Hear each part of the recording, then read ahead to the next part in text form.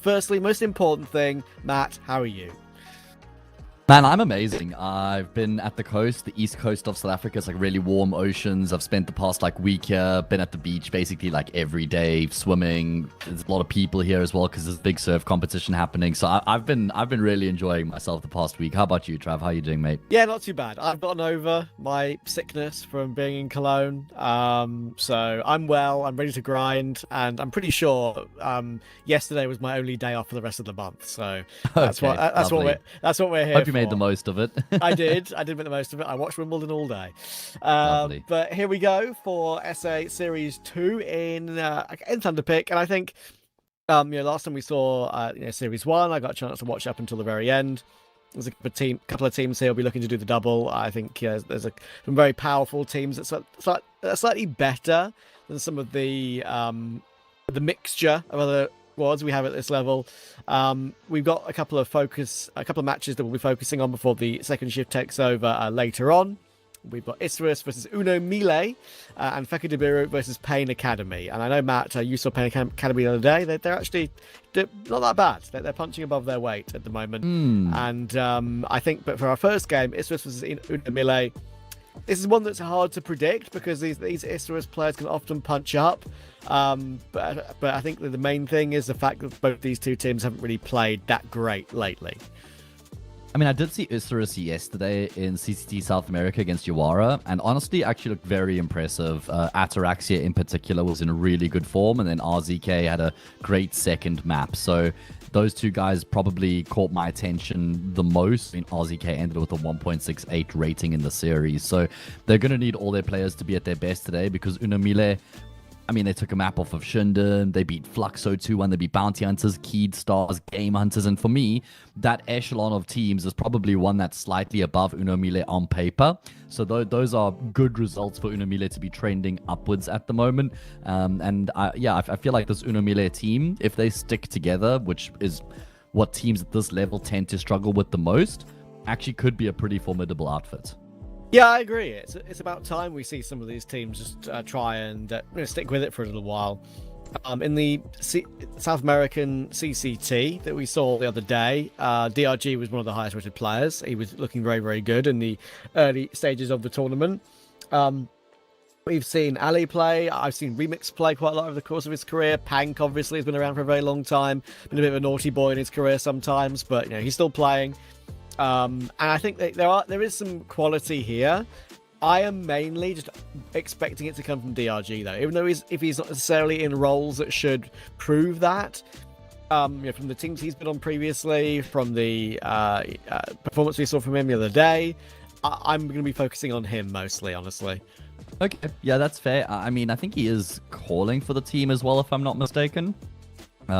But you're right that he certainly is capable of putting up strong performances. A guy who flies under the radar more often than not, but is also one to keep an eye on is actually Ale. 1.1 rating in the past 3 months, and he's looked very good.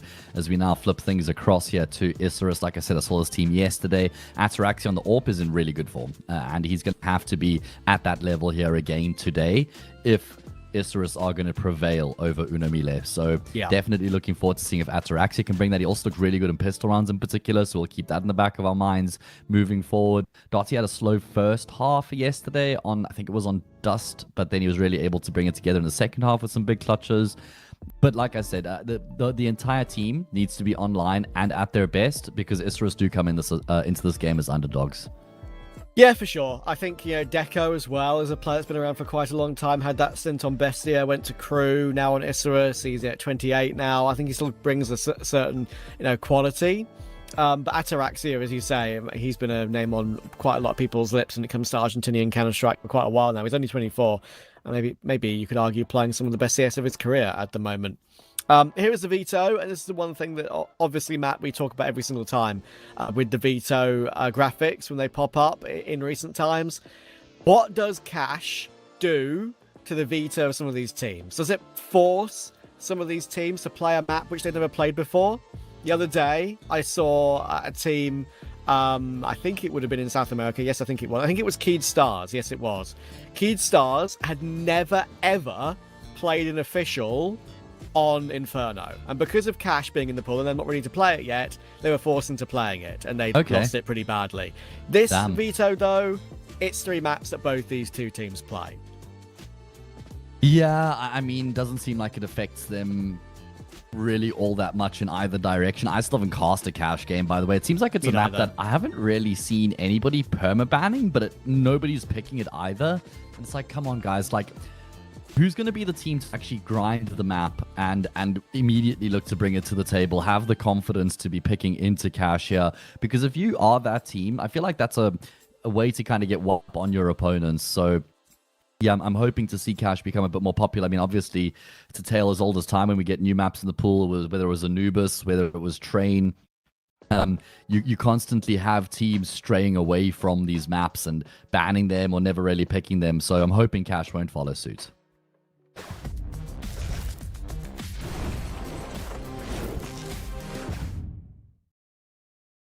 Yeah, we shall see. Cash is an interesting one. As you say, I haven't seen it being played yet. I think Eyeballers have already played it twice on LAN at the XSE event, so they're willing to give it a go and pick into it, which is, I saw a stat the other day when I was talking about it with Vincent. I was posting it in a friend's Discord of mine that, obviously JW and Crims have 350, 400 officials on Cash between them. They're 3 of their teammates, 1. Total of 1. So, yeah, there's going to be a lot of teams that will have that as we get to play Cash more and more in Tier 1. I mean, obviously the best players in the world might not have an official on Cash. So, yeah, it's going to be curious to see how that goes. Anyway, we're underway in this one. Isurus versus Uno MILLE. It's Inferno to start. Now, ZK is already quite far forward in the apartments here. Yeah, taking up some advanced positions, battling down into second middle as well. Initially, looking to try and stifle the round early on. He's going to find some contact and then use that as his cue to get the hell out of there. Falls back to the balcony. Does look like he wants to continue to actually fight here. That's a really brave second peek coming through, though. He had done really well to actually get the initial kill. Isurus is still pretty well poised to deal with what's coming their way, though. They still have 3 players in and around this A bomb site. They've now got a man advantage to work with as well. DRG will find Ataraxia, but there's just so much going on, and the extra players on this bomb site are going to make the difference for the CT side. Yeah, so many blind players there as they tried to work their way onto the site. They were running in completely oblivious on some occasions as to what was going on because of the amount of flashes that completely caught them. Yeah, Ataraxia with a good opening tap just before he got blind. And that's the kind of moment there with Hez on the site where a couple of T players were without their vision. Echo will finish it off, and let's get off to that clean start. It might not be a very clean start, though, because these rounds are always risky, always hard to deal with. Full Tech 9 Force Spy, other than the Remix P250. And Isurus hold on early game. Full spot back here for Uno MILLE, despite not having gotten the bomb down. So let's see how this is going to go for them. It's going to be a pop touch to the smoke. A really nice flashbang, but it doesn't seem to matter. Whether Deco and Dotty can see them or not, they're still going to be able to get the kills necessary to keep Uno MILLE at bay. And this Force Spy has fallen flat on its face. Again, signs of proactivity and initiative coming through here from the CT side. We saw it in the pistol, and we're seeing it here against the Force Spy as well. Ale will best Dotty, so at least they're able to get a bit of a foothold in Banana, but still going to be extremely difficult to challenge the round at large from here. Hez will deny the bomb being scooped up. Ale goes down top Banana, and Isurus looking good early on here on Inferno. Yep, now their reward is the full eco, so all good. I'm just going to quickly check that from what I was talking to you about the other day. It was Keyed Stars versus Game Hunters, that game. Inferno was map 1. And Keyed Stars as a core, when they used to be called Elevate, they did play Inferno. They did have one map on Inferno. That was an entire, almost exact calendar year ago. So because of Cash being in the pool, it can expose many teams in that scenario. Keyed Stars did eventually win the game 2-1, as you would think they would. They're always the team at the advantage there, but Yeah, it's very curious in these lower tier games how it's going to play out. There's only a couple of teams that have really adopted it. A couple of tier 3 Russian teams. I think the Psycho Face roster has played a couple of caches without Slaxages, obviously. It's easy gone over to Paravision. I think they're playing with... are they playing with Temporarily? I saw it the other day. I've forgotten. But still, my point remains. I don't know about you, but it felt like that Psycho Face roster actually fell off recently. Yeah, I think so. In like the past, even with month and a Slaxages. half. Yeah, with Slaxages as well, not just since his departure. I don't know, just a team that were always upping the ante, always exciting, always pushing squads on paper that were quite a lot better than them. And then it's almost like they regressed back to the mean, maybe. I don't know. Not sure what that was about, but what I know that this one's about is... It's a pretty good return here for MILLE in the full eco. Able to get themselves 2 kills. Certainly not going to be able to get anything more than the 2. But again, signs of initiative being taken by the CT side here, Trav. Every round we've seen, I know we haven't had a gun round yet, but still, Isurus are quite clearly looking to be playing on the front foot here on this defensive half, even against the eco. So I wonder if that'll be a sign of things to come for the rest of the half. Possibly. So I want to correct myself. I didn't actually pick it, Psycho Face. It was a team that called Enjoy in European Pro League who picked it, but Psycho Face did win the map. Unfortunately lost the series. As you say, they are falling off a little bit. They're playing with Ants from Rustek as a stand-in at the moment. So how long it'll be before they find a permanent fifth. Losing Slaxages is going to be the main thing that will really hurt that team, as we both have pointed out. RZK toward long. That nade will break the smoke slightly, but they're going to force their way through now. Look at the damage he's done onto DRG. Going to try and flash their way into long now, and that works out with a double peak. DRG with the early damage, and Ali finishes it off, and now Isurus are under a bit of pressure on A here. Yeah, big time. That early kill on RZK makes it so much more difficult for these 2 players in on the A bomb site. Hez low on health has actually done really well to find the kill on DRG, and that library smoke is going to start to fade soon. So MILLE have got to get a move on. Ale hasn't realized that he's been shot at there by Deckers. That's a free frag. Man advantage now in play for the CT side, and it's collapsing for MILLE, but maybe a bit of a revitalization off the back of the double there from CLB. He's going to have to do it all, though. It requires a quad kill in the round at large and a 1v2 to win it for the team. Possible. That's actually a low HP, but Dotty has the more advantageous angle, I think it's fair to say. And Isurus will keep their clean sheet intact. Going to take one of those rounds, it feels like, for MILLE to really break through in the clutch. Great start to the game for Ataraxia and Deco.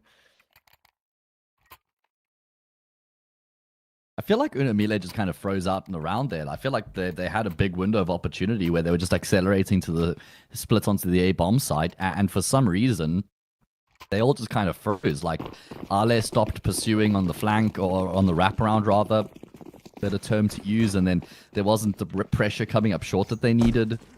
I feel like they really missed that window of opportunity after having gotten that kill on RZK outside a library. They should have just rode that wave of momentum all the way into the A bomb site.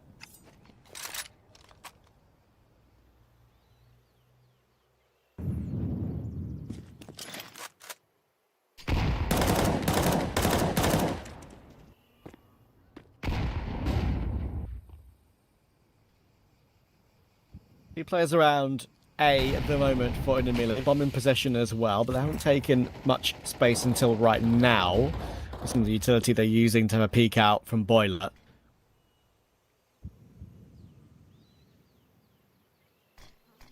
Bomb's going back banana, so does seem to be their end game plan. There's a third rotation for Isurus that's come back over toward A. They don't even have a player directly on the bomb site itself, do Isurus. So it looks like they're planning a boost CT, and there we go. They'll get it in, but they could be a bit locked out of the site once the utility comes through.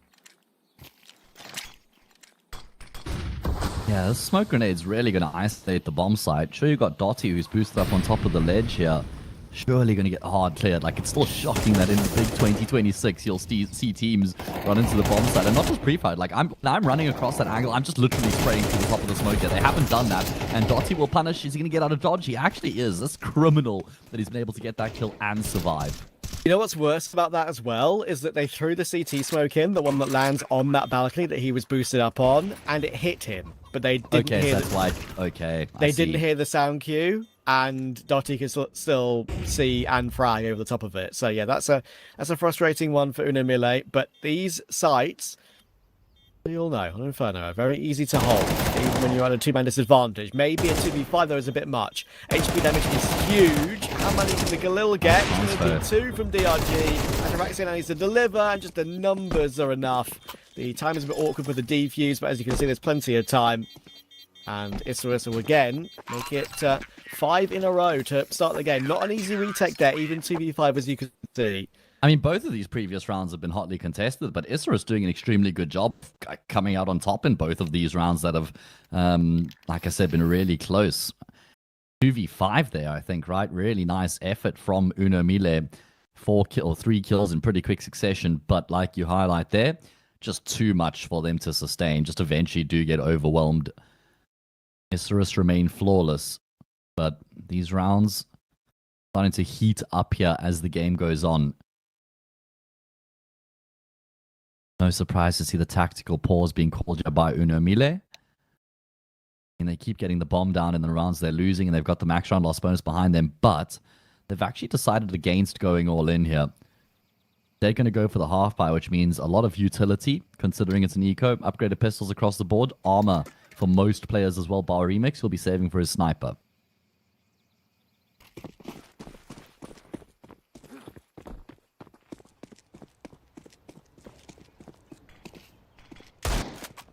I think this is the first time I'm seeing Hez and RZK play.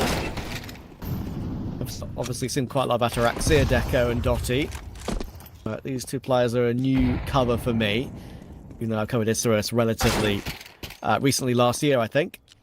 Tank will destroy Ataraxia. The Deagle's going to hit a nice shot. And as you say, pistols and utility, always dangerous. RZK needs to be careful. Thankfully, looks back toward the smoke in time, but yeah, I can't help but echo your sentiment. CLD has given up the advantage there for seemingly no reason for me. Yeah, that was a precarious one, and then RZK. I mean, I could have said the same thing about him if he had died there, to be fair, but you know what? The players worked out. What he's got his knife out, bro. Like, what? RZK? I don't know if this is bold or a bit silly. Maybe somewhere in between the two, maybe both. And actually, Uno MILLE might be able to thread the needle. The problem is that this player lagging behind, back down banana, you're never clearing ramp. Like, never in a million years. RZK will pull the trigger, doesn't get the frag at the first opportunity, and Deco's been heard. Now, Remix, good awareness from Deco, because when you're seeing that player running back down banana, you should know, okay, the A bomb site's going to be the port of call. Remix definitely going to be able to get a bomb plant here. Yet to get a kill in the map. Is he able to open up his account with a 1v3? Well, he's found the M4, but he's got no armor. Ideally, you'd want to play the headshot angles around the bomb site, which is what he's going to do when he's this squishy. But you can hear them coming in from short. They'll run in a second, you'd imagine, and the USP is the thing that finishes it off anyway. Dottie will get the kill. Gonna go and scamper away, go and look for all the extra pieces of utility before they get that defuse in. Very nicely done from Isurus so far in this game. It is the Uno MILLE map pick. It's going all the Argentinians at the moment. Remix is a player that I covered the other day, Matt, in a different tournament. I think it was the first semi-final of Thunderpick SA1, I'm pretty sure. And he dropped an insane map on Ancient. Like, he went like 25 and 15. He was flicking away like he's 20 again. But my guy is 32. And I'm afraid games like this and starts like this from him are quite common. Yeah, I mean, I didn't know he was 32. And when you started talking, when you said, you know, flicking away, I went to check his age. I was shocked to see that number and then hear you mention that as well. That's really surprising to me. And this is a very costly, not the only reason they're struggling, but they're going to need him to come online in a very important role. Oh, what, Dottie? I don't even know if he saw the player on top of the boost. Maybe he caught a glimpse through the smoke after he spams it there, but he's able to get the player boosted and the scaffolding beneath him. What a way to open up the round. Isurus just bossing this game right now, and it's everybody who's contributing. It's not like there's just one player who's popping off and having these really strong performances. That would have been a money nade on Remix, but 5 versus 2. This was the round, remember, that MILLE had saved for as well. And this shot from Ataraxia shouldn't be able to round the corner, but he actually does. Hez tries to provide the cover. All of a sudden, Ataraxia is actually the only player on this A bomb side. Okay. Breathing life back into the round here between CLD and Remix. Well, mostly just CLD. He's gotten all 3 kills. 5v2 and 2v2. Yeah, they're at the advantage now. With the money that Dotty has, he'll definitely be giving this one a look, even though Hez doesn't have a whole lot. We want to try and keep this run going. This is for the molly on short now. Not sure I love the timing on that. They can still maybe sneak past it. Echo hasn't activated yet, though, toward Moto, and Dotty won't sneak past that molly. He's got time to play with both players having diffuse kits available. Remix needs to hit a shot. Hopefully he will. The Deco's being given a chance. Just about. Remix will reface to get the instant trade. Nod doesn't play scared there. Remix doesn't hide, which also could have been a fair option, to be honest with you. But he sticks with it. Goes for the classic reface trade, and it works out for the MILLE first round.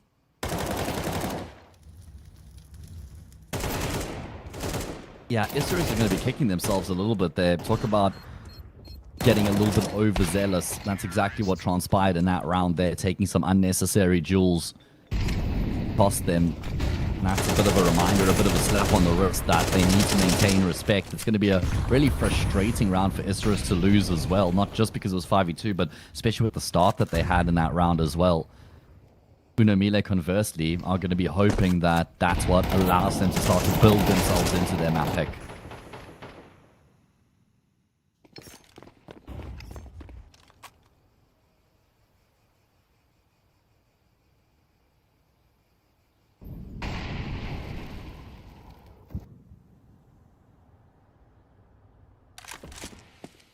Yeah, they've started the following round with an opening pick as well, which is very important. Not to let Isurus just hit straight back. They're about to reface top banana. It's going to be a problem for DRG. They're not ready for that at all, and Pank also gets caught. I really love that from Isurus. That is the perfect move to make when you're a man down and you still have 2 players over toward B.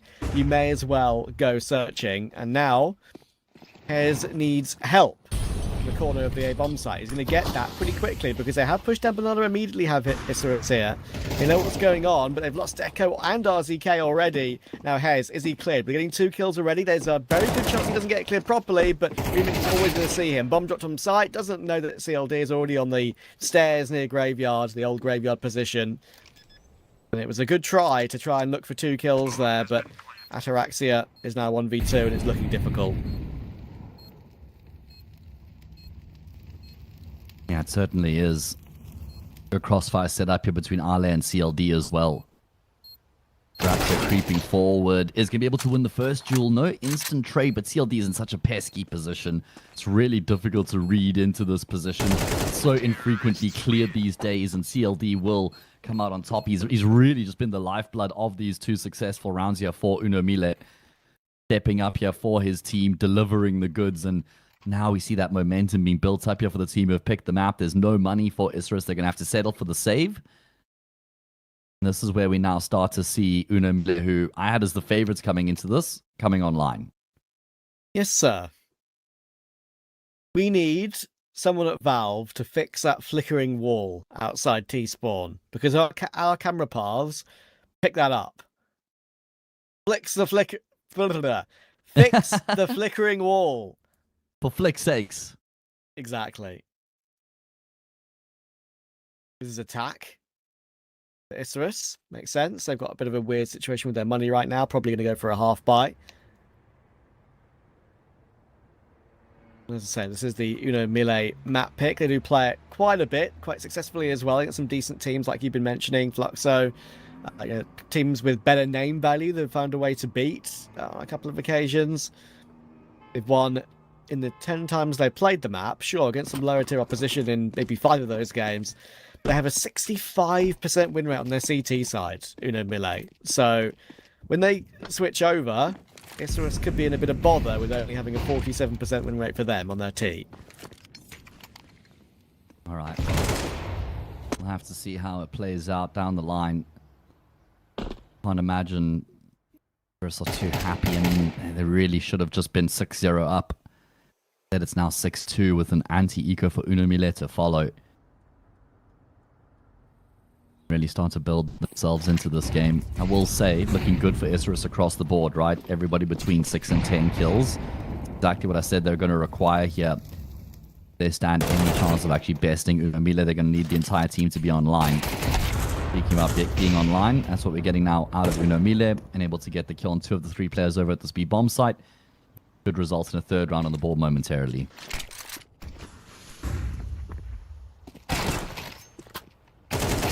Okay. The kills come flying in.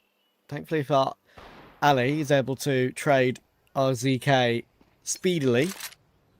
He's got control of the site as well. He'll find Hez, and that will put an end to any risk for the Brazilians here.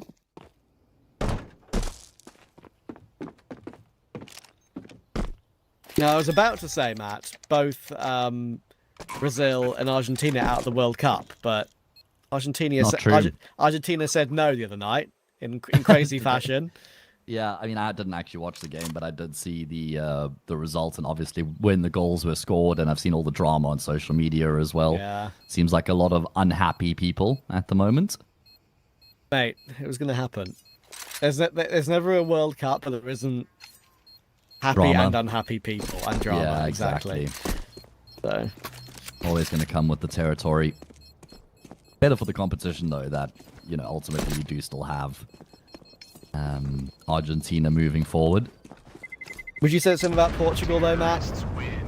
Well, the problem is then it would have been at the expense of Spain, right? And I'm saying I'd rather have Argentina than Egypt moving forward. So that's kind of like the angle I'm coming from, not necessarily because it's Argentina in particular. Fair enough. Yeah, I stayed up till in the end 5 a.m. because or 4:30 because they delayed the England game by an hour due to the weather. So it started really? at 2 a.m. my time. Okay. Started at 2 a.m. my time, and thankfully it was the biggest banger of the tournament. So. And it ended with a good result. I'll tell you what, those last 25 minutes were the highlights for that one. Yeah. I'm not surprised. If they're drawn in the quarters, then Norway, I think. Oh yeah, okay, that'll be a game. Ireland. Always, yeah. Seem like they're pretty dangerous. MILLE looking dangerous here as well as they start to trudge their way forward, but 3 kills in extremely quick succession. Another 5 versus 2. We've actually seen Isurus struggle to convert their 5v2s, right? They've had 2 of them so far. One of them did get away from them. DLD, the common denominator. Can he make something happen here again? You are my common denominator. Cheers, mate. Happy to be there. I'll always be below you, supporting you. That's not what I meant by that. Oh. I just meant that you're always there with me. That's what I meant. You know, in like a fraction, the denominator's the part that's underneath. That's where I was going with. You said it as if that I was saying that you're below me or something. No, I mean like more as your scaffolding. You know, okay, your good. support structure. That's what I was coming from. That's what I like to hear. We're equals. Dotty will push forward and deny the bomb plant. So Isurus, they do convert that round in the end. There was a chance with MILLE making the right choice by going on toward B and maybe getting into an after plant, but Isurus do the right thing. Don't allow them to set up at all. They're going to be guaranteed a lead now. They're going to be wanting more, though, after how good this half has been. And the money for MILLE actually isn't good.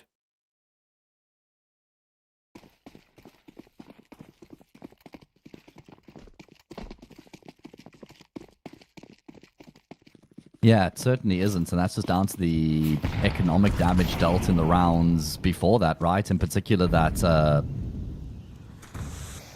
anti-eco, where they actually lost more than they should have. That's now come back to haunt them.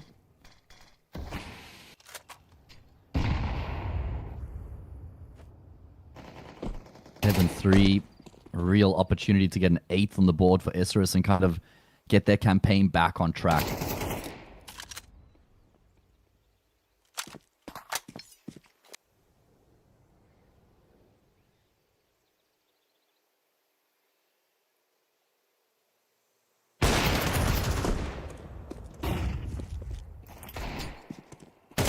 Dotty, nice crosshair placement. Hello down. He sees an AK coming his way and he tries to hold his ground. Not sure I love that when you're the only man actually on the site, and Ataraxia will miss his shot. He could get run down by some pistols here. Needs to be a quick scope close range, but he only finds the one. The tech dome will run him down. DRG does the right thing, and that allows that AWP to be available in the afterplan. All of a sudden, this is incredibly doable. Because CLD's alive too. Yeah, giving themselves a chance. What looked like was almost a guaranteed 8 is now no longer a certainty, especially with DRG rooted in the back of the bomb site with the sniper rifle. Gonna miss a shot though, barely any room to work with, and he's now trapped in the corner. He will be able to connect on the first, but no opportunity for him to reset and make something happen after he gets that kill. 8-3, at least a bomb plant for MILLE to give them a bit of extra money to work with coming into this next round. But I think Isurus have done the job now in this first half by having gotten themselves at least 8 going into that next half. Yeah, I think this is decent. I mentioned how good the MILLE CT side is on average in this lap of Inferno, and yeah, they need to keep it close as possible, really, with a pistol round maybe, to get a comeback happening, I think. Isurus are in a good position. One thing Isurus do have, funnily enough, is a very good pistol round record on this map, which is strange, right? You don't have a more than 47% win rate on either side on this map, but you do win 8 out of your 12 pistol rounds. So it's sometimes those two things don't go together. And we'll have to see how it's all going to go down in the second half, and based on what you've said about how good Isurus tend to be here. MILLE tend to be on the CT side of this map. Feels like MILLE need... Rather Isurus... No, I guess they don't need to get a 9th here, but it certainly will help to deal with what's eventually going to come their way. Lovely flash support there for Ataraxia to peek off of. Able to find himself a kill. 5v3, 5v2. Again, MILLE really struggling in these early stages of the round. LD will find RZK. It feels like it's only a consolation kill in this one. End of the half coming through. Mix needs a pretty lucky timing, I think. Ataraxia is not going to be caught as he jumps up on the site. Good reaction to find Hez, but he's now so very low. I say that, I mean, with Ataraxia's position, it's not a good position. So, really, it's a rifle that you need in this area. And there you go, there's the information. Can he somehow find a kill? He can. Very, very well done, Ataraxia. That could have so easily gotten out of hand if he went down a bit quicker on that awkward position on the site with the AWP, and they set up in the 2v2. He didn't. He reacted. And it's 9. All right, well, it felt like maybe they had somewhat been derailed at one point. You could see at the top there, 6-0, and then lost a 5v2. Then there were 3 rounds on the bounce for MILLE. However, Isurus able to cap the first half off with 3 consecutive rounds of their own. That means they only need 4 from the second half here to get this across the line.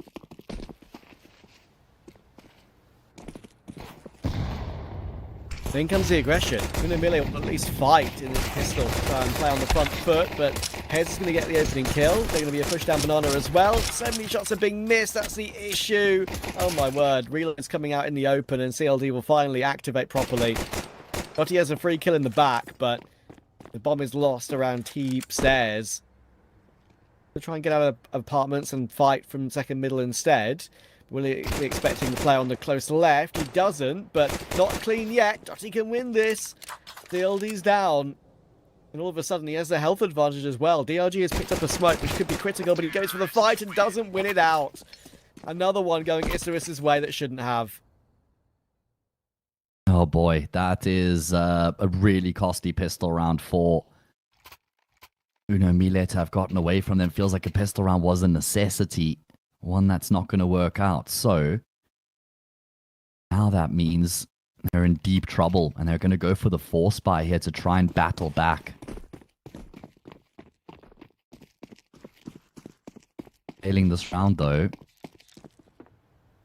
11-3. Probably just have to persist with the force buys at that point. I like this from Isurus here. They're not holding back. They're going to know they have the advantage with the Born and the SMGs. They're going to try and get up to Wabana immediately. There are 3 players behind the smoke. Always risky going through a smoke, but it comes with utility. Now Pank needs probably one more kill. Not going to happen. Ataraxi with the MP7 finds his, and they just pounce over the site perfectly. They had a MAC-10, an MP7, and they had an MP5, and all of them do damage. Yeah, as simple and as direct as it could possibly get there coming through from Isurus. Very good stuff.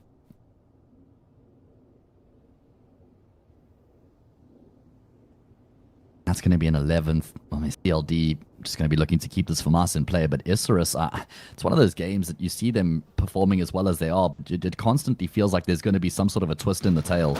And that's not just going to keep trending in this direction all the way up to the finish line. But now they're just 2 rounds away from having dominated Uno MILLE on Uno MILLE's map pick.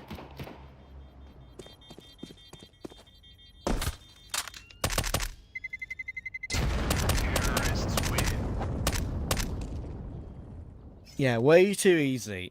Really has been for the Argentinians.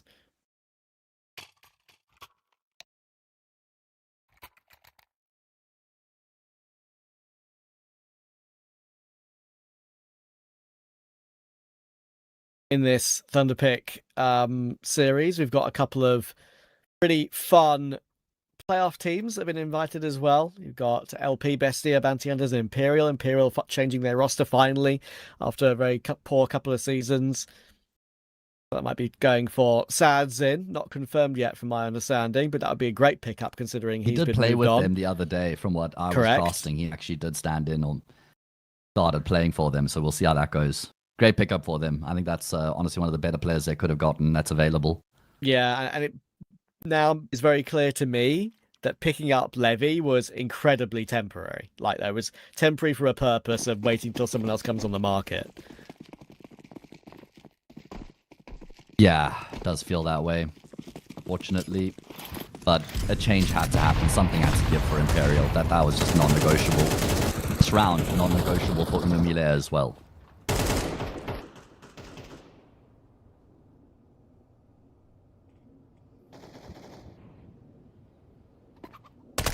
Can't be affording to lose to a round like this. CLD's going to catch a good timing in Boiler though, and they can't push past that smoke yet.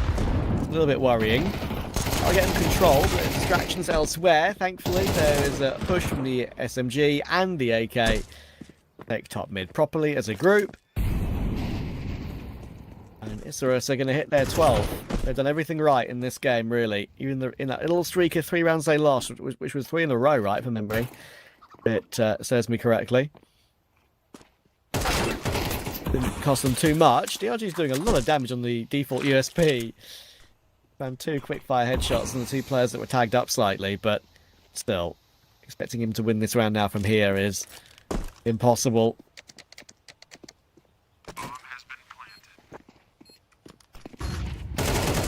Good flash. Good protocols there, not to just peek him dry for no reason. Use your util.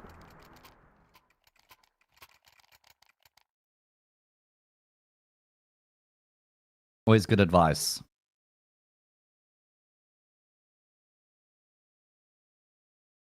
12-3.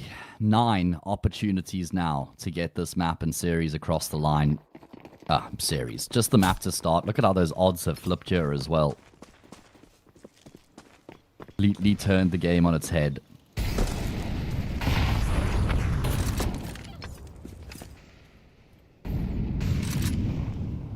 MILLE just haven't really pitched up whatsoever here on their map.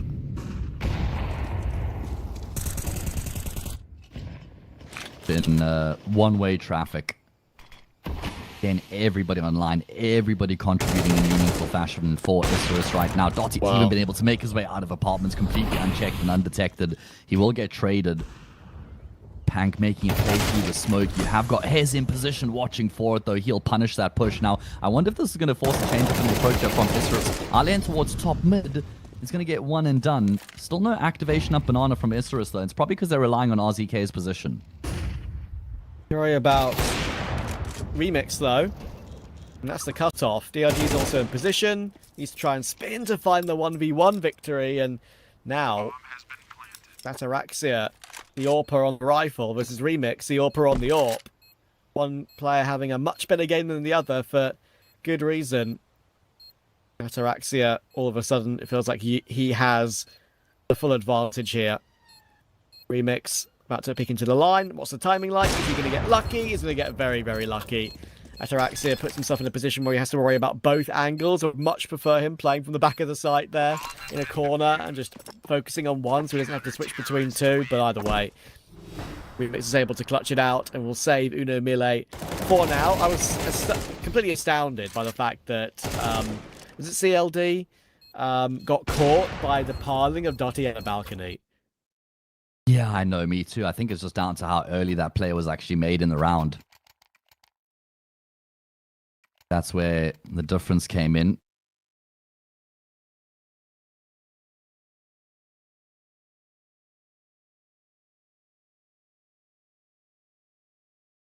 Well, for MILLE finally able to open up their account here in the second half. There has to be a hell of a lot more.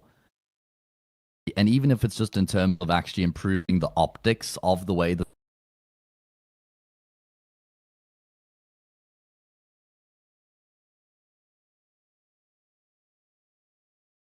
Travis Law was so strong, it forced Ataraxia to look the wrong way at the wrong time.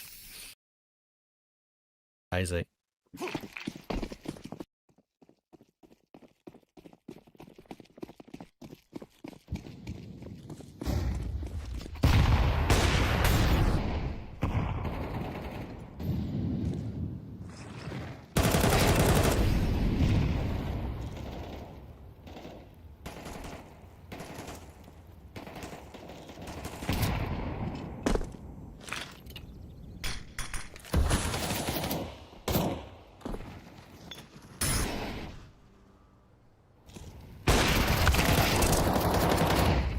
DRG's going to hold on for two. Tank will at least reactivate for one more. Means that it's very unlikely RZK's going to get anything done here. The freest of free kills for CLD. Goes over as well. But he's lucky to be alive with the tank spam.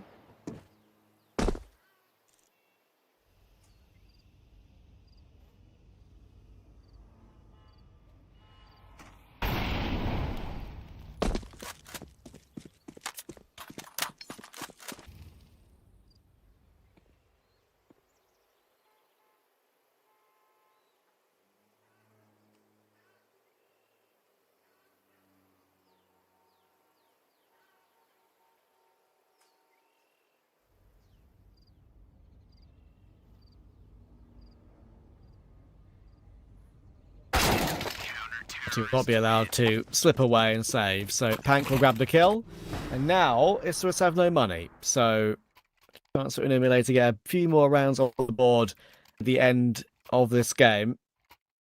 Never know, maybe build some kind of comeback.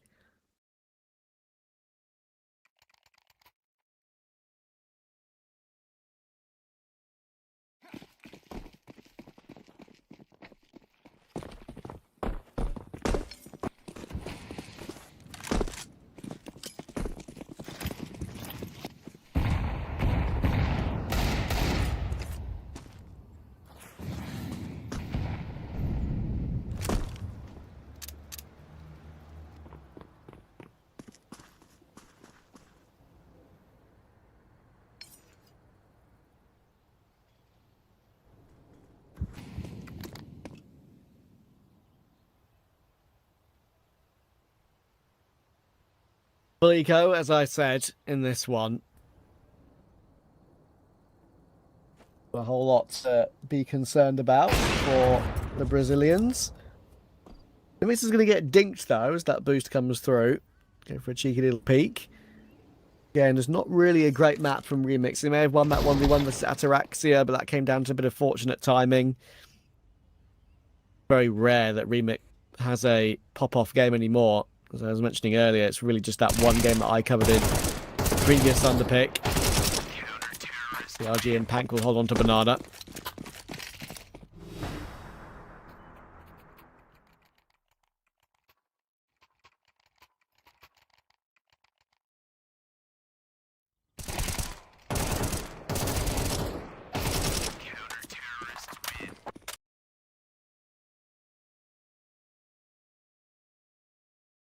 Invariably, a normal remix map is going like 10 and 14 or something like that. So just looking back through his numbers right now, and a little bit of a streak for MILLE a month or two ago. We had 5 or 6 games in a row where he was playing pretty well in the green, but it wasn't against that great opposition. It is pretty significant weak link for this squad, unfortunately, in my opinion.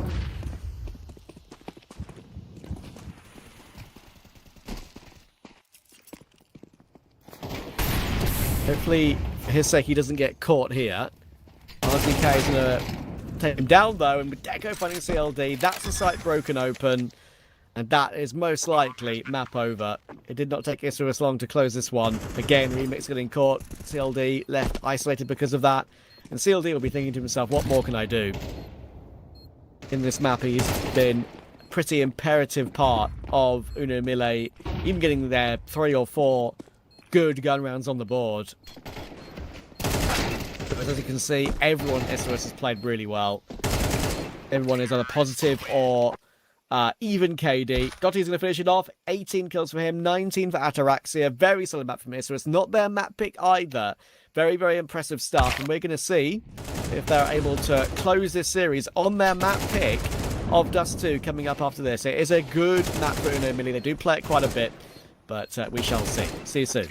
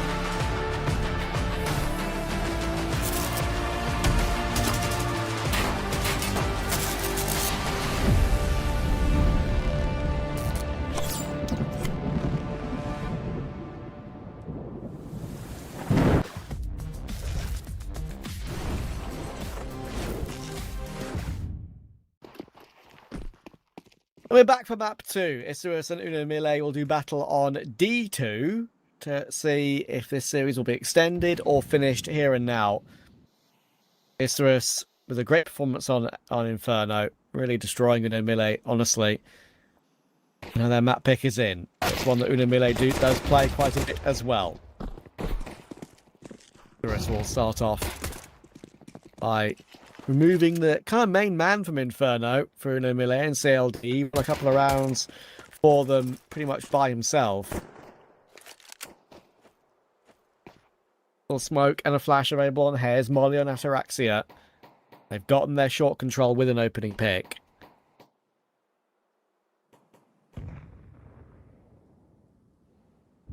Hank is going searching for good reason. He's trying to find the information and find what's going on.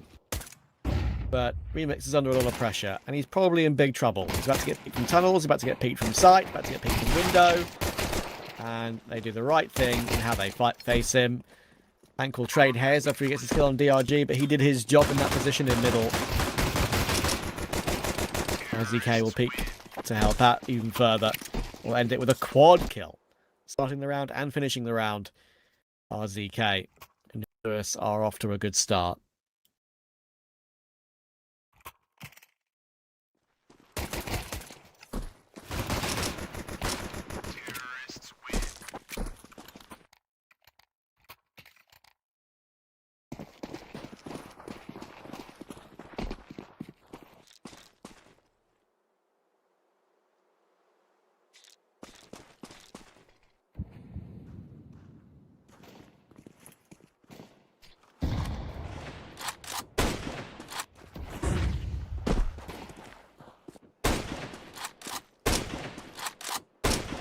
Is a force from MILLE. Wanting to not allow Isurus to streak clear early after how they've played the game so far today.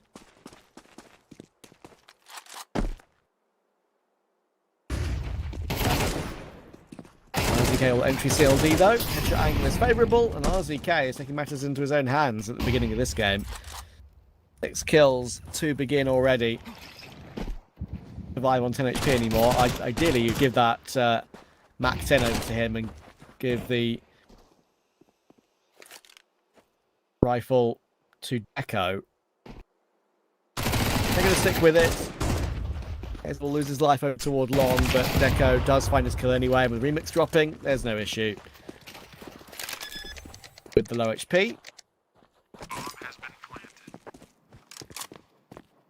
He is already well ahead on the hunt as well. Hank might be surprised that he's already here. Clean headshot. Clean game so far for Isurus.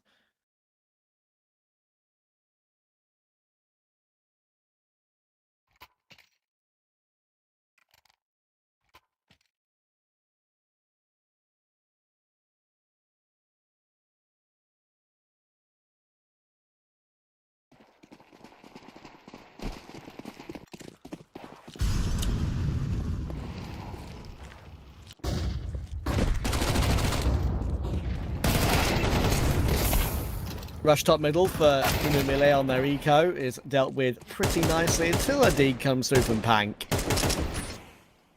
Be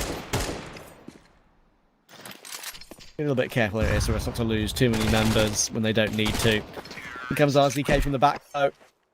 Going all the way up. It's a 9-0 start for him.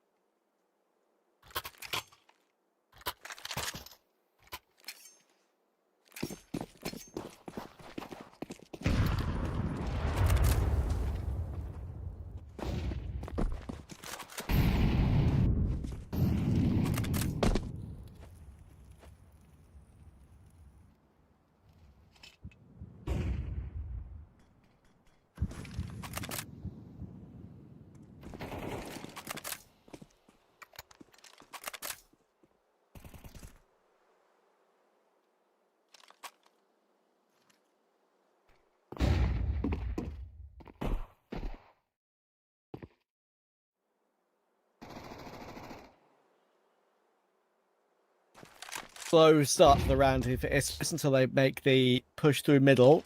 And they're being given it for free by MILLE. Quite a defensive opening gun round for them. And this could catch them off, expose them.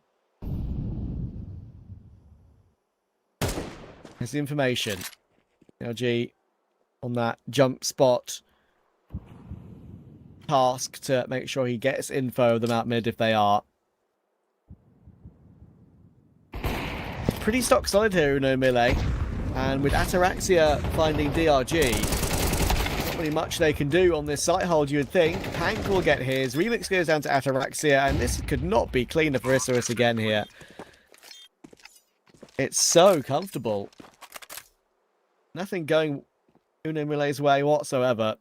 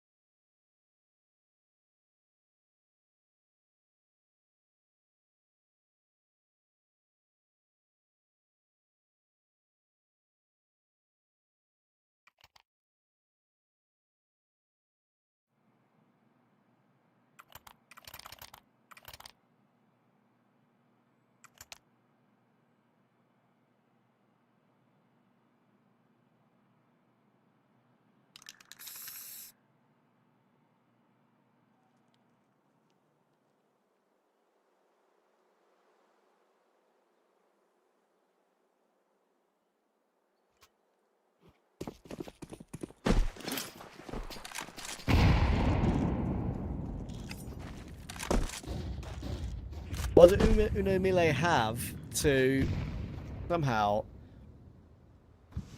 get some presence back in this BO3? Might have to be some individual moves, and there we go. A double push towards short, sets up LA for 2 kills with the M4. Gotti should be stuck lower because there's utility coming his way, and Ataraxia's missed his shot. So here we go. Finally something to work with here for the Brazilians. An absolute critical, clean gun round as well.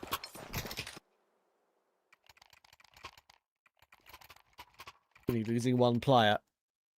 Purely from the mid push as well.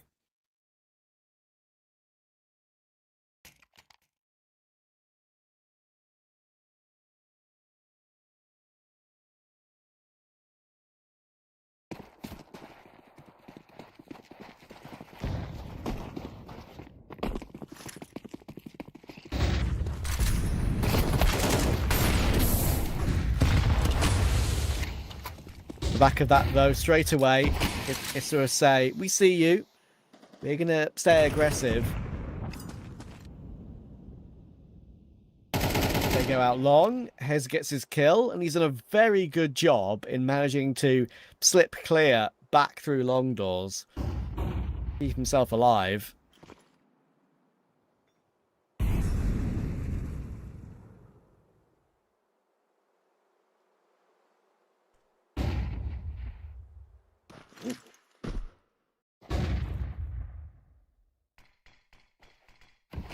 DRG on the box. We're going through a smoke though, and that doesn't tend to work out too well.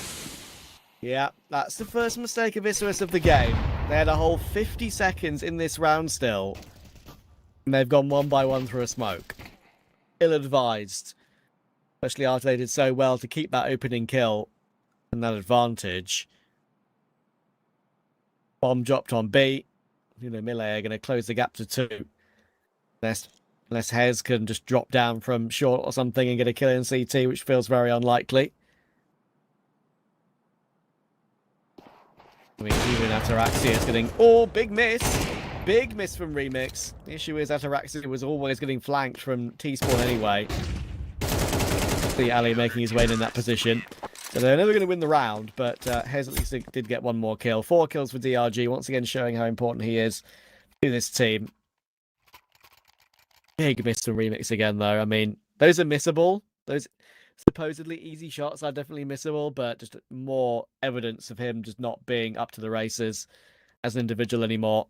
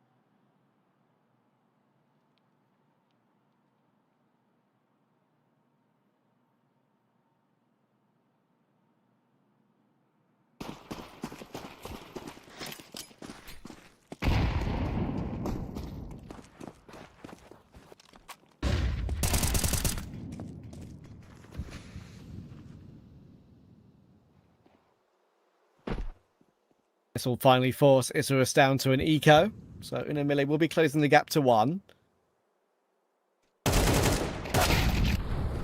Nice shot from RCK. Don't even mind that position from Pank in a round like this, but he just got destroyed. Remix will get some confidence with some ecos here. Another kill from a Deagle. Being pass the parcel with that thing. It's worked out for a couple of kills.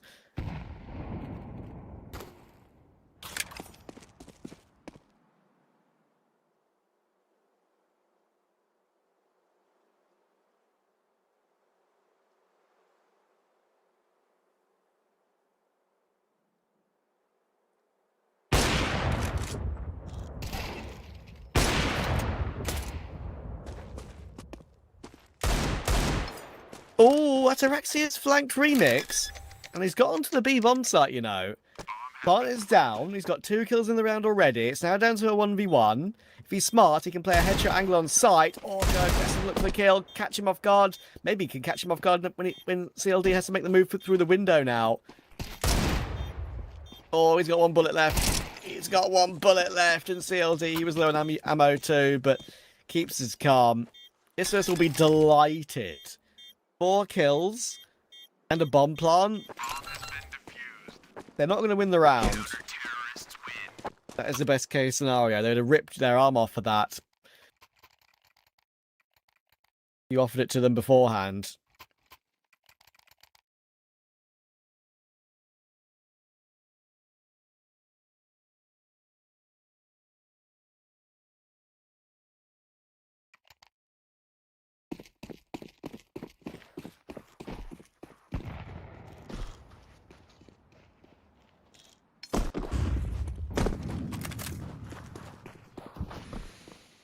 Again, more MILLE aggression. Flash top middle, they're taking control here straight away. Deco knows it's coming. There was a secondary flash that Ataraxia wasn't ready for. And Deco's uses his entire clip pretty much to even fight this one. And yeah, he's seemingly not self-aware of how many bullets he used in that fight, because he swings that as if he's got a full magazine and he doesn't. So, messy from Deco.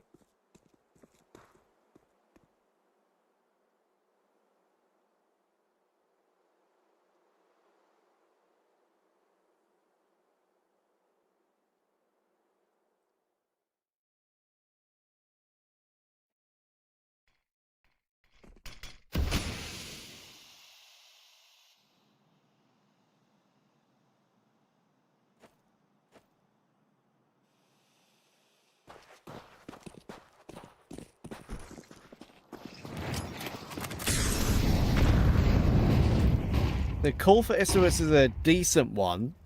They are up short, but Remix is on the line and can still stop them before they get onto the A bomb site. I think fair to Remix does the right thing by not trying to hold that. Or play the after plant and retake with his teammates instead. Pank is already up, and there is quite a lot of presence here.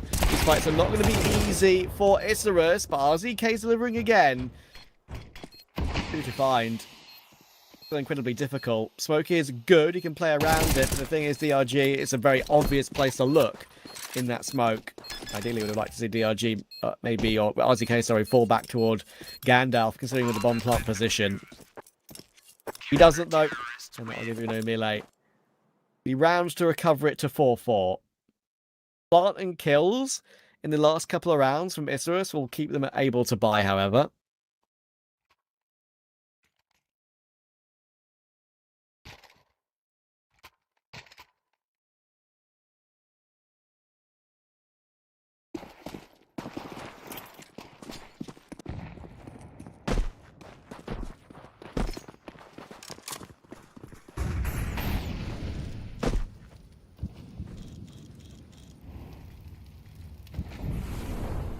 And that damage they've done means that they can get pretty much everything they want. Ataraxia has got what he needs with the AK. Only thing lacking is a helmet. Is pretty much the only thing we need to worry about in this round. And then Millie grinding this one back to 4 apiece. Dash forward for a remix. Won't be able to connect. We'll get a bit of info.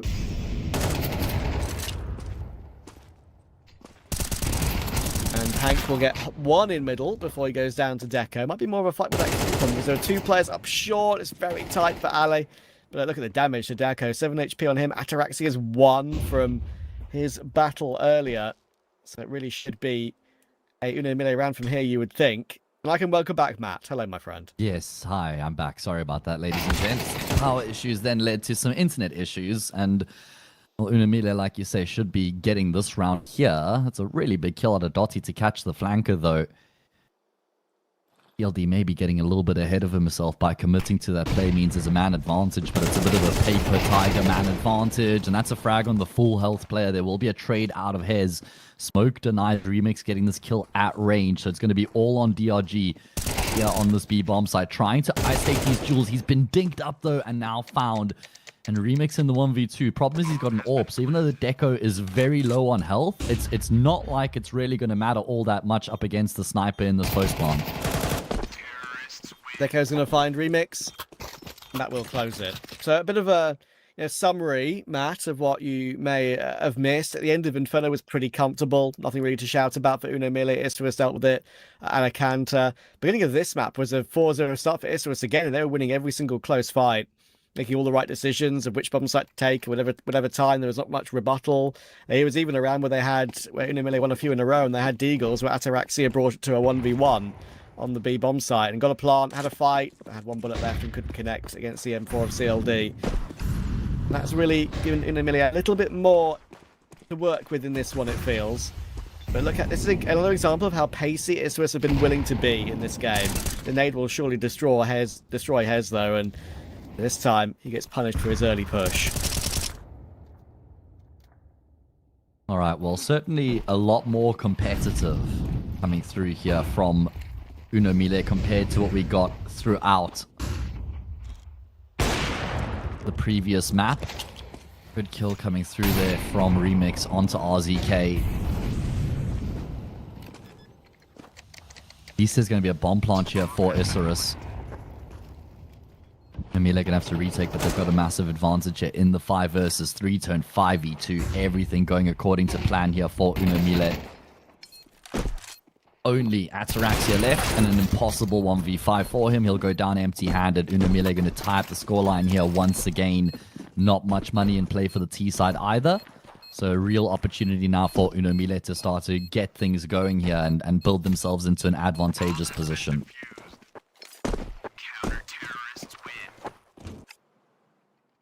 Yeah, I was worried it might be a bit of a nothing game. And with a similar first half that we saw in Inferno. But I battled back here a lot nicer. Have Uno Melee. I kind of did refuse to believe that they would go down in this game without much rebuttal whatsoever. They were always going to show something, it felt like, and they are now.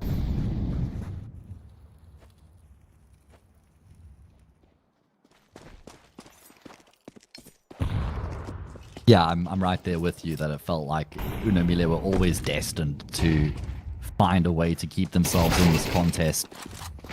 Oh, RZK going to catch Pank off guard there. Nice timing on the peak to bring it back into a 4v4. This is just the light investment share from Isurus, by the way. But it's certainly a lot more than what you would traditionally call an eco or a save. ZK goes down the middle, going to just force the handoff. It's in towards this B bomb site. Lovely little jiggle tap coming through from DRG, and you would imagine that should be enough to secure the round. Be all right now. Ali playing bottom comes in that lower position. Should be able to spray down both, and yes, is comfortable for him. Is this the first lead that MILLE have had the entire series? I think it is, you know. Well, if they haven't had one throughout the map so far here before I joined, then it definitely is, yeah. I believe that is the case.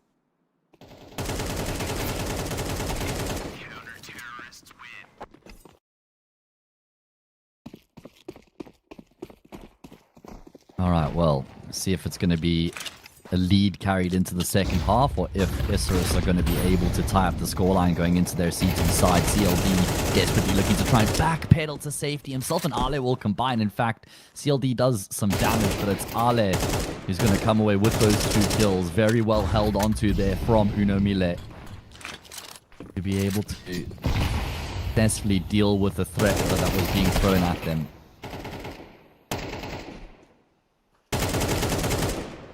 DRG will grab RZK as well.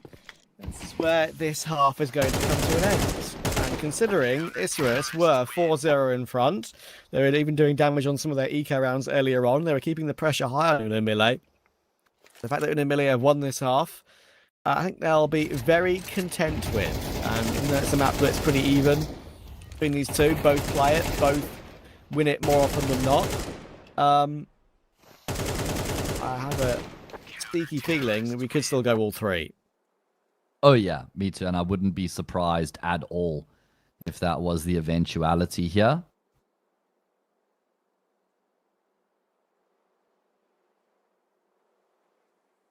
Good work from MILLE. Finally got some momentum behind them here. And they carry it across to the finish line.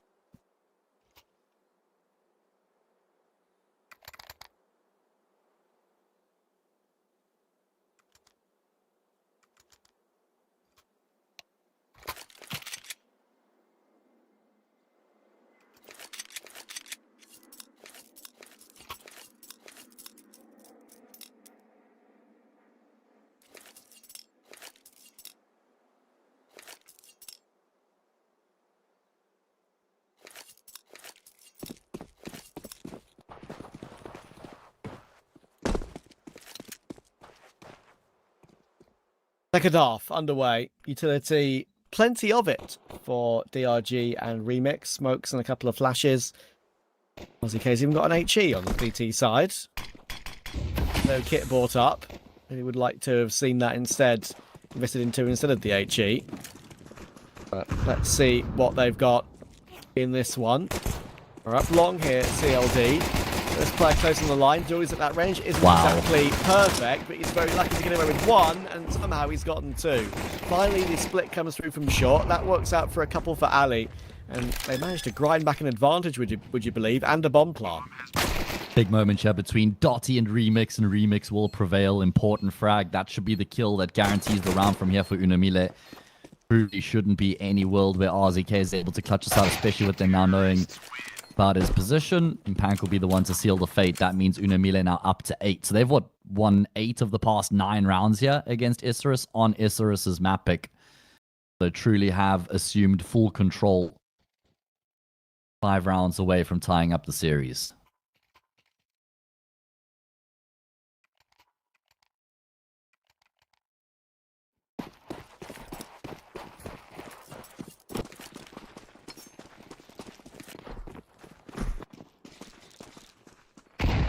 be a fast move into B as well. Prenade on the angle. Dotty, if he gets his gun out, he might have a chance. They're not really ready for this take. Oh, maybe they are now. Maybe they are now. Ataraxia is up with the scout. He's got a tag and a frag there. And I don't mind MILLE being as aggressive as that, but it just so happened there were 3 players around this bomb site. You can see how unprepared Isurus were for them to be in, looking for a push through the tunnels that quickly. Mid player wasn't looking. They have got the site, sort of.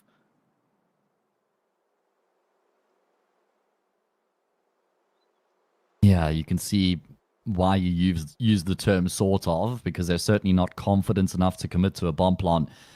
They're just posted on angles waiting to see if there's going to be a response here from MILLE. Excuse me, from Isurus. See if they look to try and fight back in. And they're also just thinking that the longer they hold here, the more Isurus are going to start to maybe think that this might actually be a move away from B. It's the fake plants come through from Pank. Will draw these players out. Great shot from Hez indeed.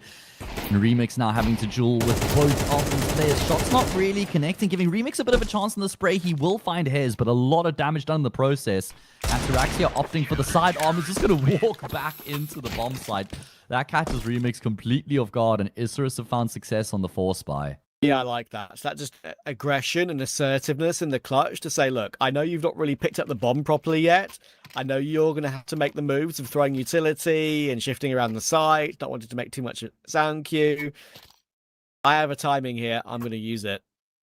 And Ataraxia lost his clutch with the Deagle earlier when he was on the T side in the 1v1 on that eco. He's pulled out the Deagle to make up for it here. If they can get control on CT early, economy-wise, then you never know. They could still be in with a recovery. Like MILLE again are prepping B, and again they're going fast on it, but the angles being held are very good to avoid getting too blinded up. Ataraxia is now in position as well. Primus has done so much damage, and there's not a single kill until right then that comes through from Remix. It's comfortable. Yeah, and that means Isurus have now drawn back within 1. So that puts them very contentious position. Have to be the full eco now from MILLE, so prime opportunity for Isurus to tie up the scoreline. We look at the history for both of these teams on Dust 2. It's been a really good map for Isurus as of late. 16 times played in the past 3 months. They've won it on 10 of those occasions. They have a superior win rate on their CT side at 59%. Probably largely down to how good Ataraxia tends to be on this map with the sniper. You've got RZK online in the big way as well. 19 kills for him. Farming frags here in the anti-eco. MP7 at range will seal the fate. Isurus close the gap entirely.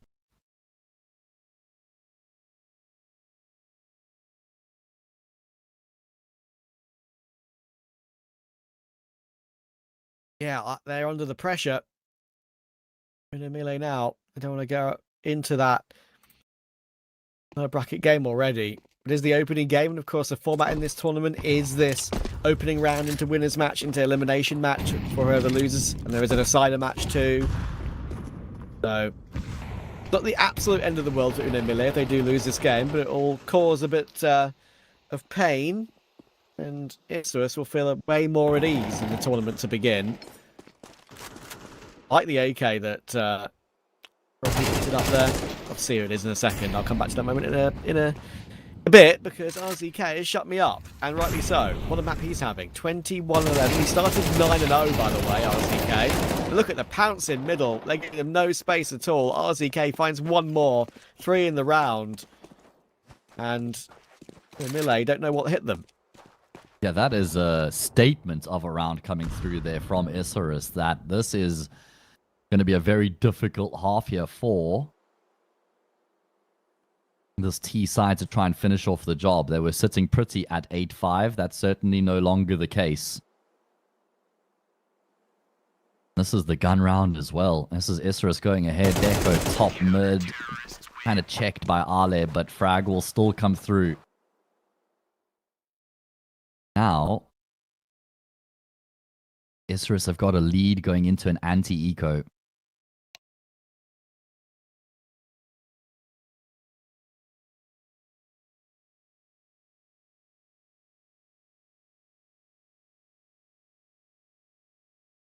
Yeah, RZK got 4 kills in the T pistol round.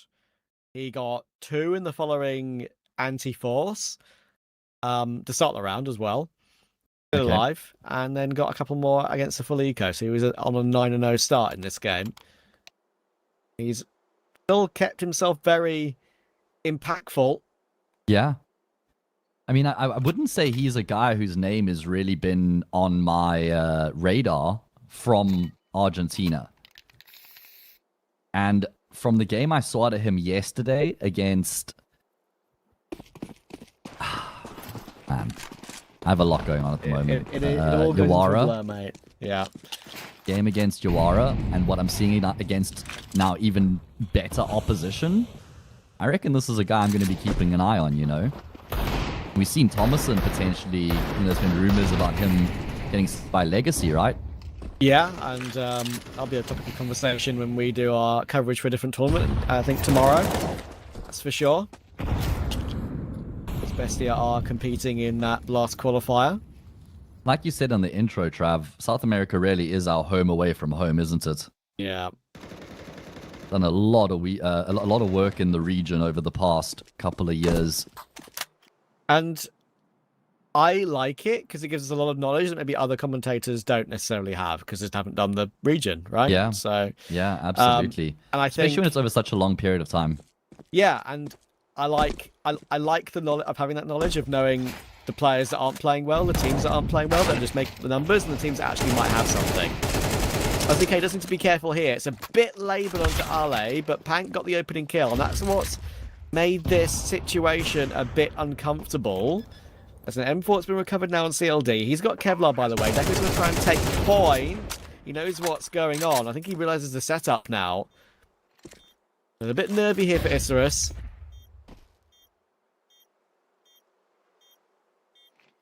Was always supposed to be there around. Like you say, I love the smoke into the corner there. If you don't have a molly, the smoke is a great way to go about it, but DRG has found another, and Remix has been able to creep out of the smoke. That frag might actually re-motivate the commitment here. It seemed like they were going to go for the save. DRG will get 3. That's a huge let-off here for Uno Mille, Trav. It really is. That's the first big error from them on the second half. The rest of it has been Uno Mille outplaying them, but it all comes down to Pank getting the opening, really. With his dig, the fact he gets 1 means that RZK needs to get a multi, and the multi is only 2. Brings it back even. When the rifles are picked up, you'd always favour the T side on the B bomb site and an afterplant on D2. So, painful one for the Argentinians. They lose this map now, they'll be thinking back to that round. Oh, definitely. That'll be the tipping point, right? They did have a moment like that on Inferno as well in the 5v2, and they were able to put that behind them and come back and still get, not say come back, but like not let that completely break them mentally. They'll be hoping for something similar here as well. Maybe they just need a bit of a rude awakening.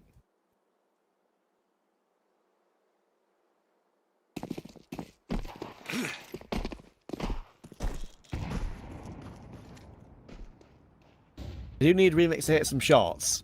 He's only going 11 and 13. That's not that bad, considering some of his recent games, I can't lie.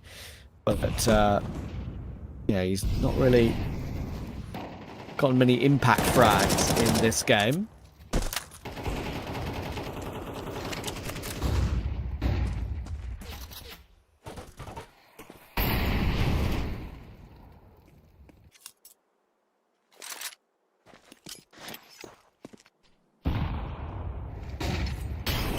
Ataraxia flashed off the angle on short.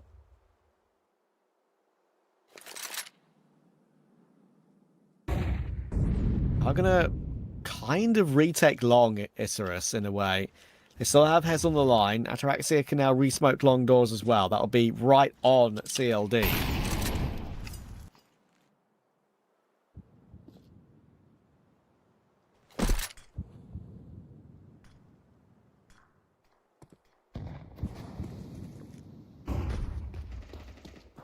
Ataraxia will be continuing to maneuver around, and as soon as Hez falls back to go and try and help on site, that is when he gets caught. That puts Ataraxia under a lot of pressure. Now he's a dead man walking. Especially with Deco going down as well. There's no way out. The nade will be the thing that finishes him off, and this is a pretty patient round from Uno MILLE that has worked to perfection. LA looks through and gets both the 2 finishing kills.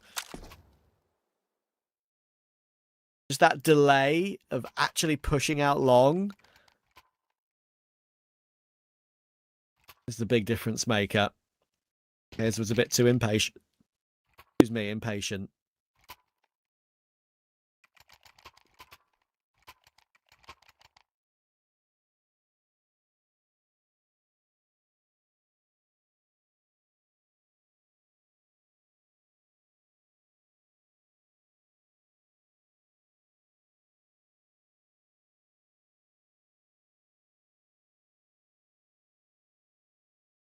Isurus rightly using their attack pause now.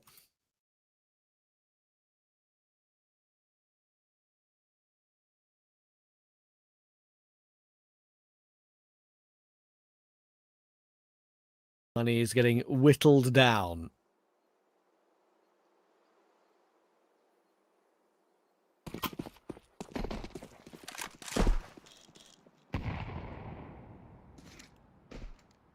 Only just repurchase with majority of what they want, is everything but a rifle on Hez, and Remix, that's an important kill. That's by far the most important kill of the game. Not just an opening pick in this round that could break the Isurus money and get them up to map point. It's the kill on RZK who's been the main talking point for Isurus, the main man. This is going to walk into long again, though. And that means CLD will get the frag. Ali's got B. They can bring this bomb back if they want to. Or even flank A if they want to. They got all the decisions in the world available to them at the moment. Ali can put himself close left near the truck here.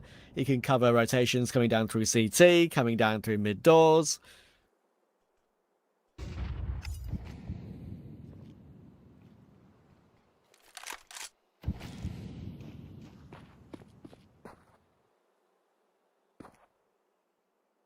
Round will be over.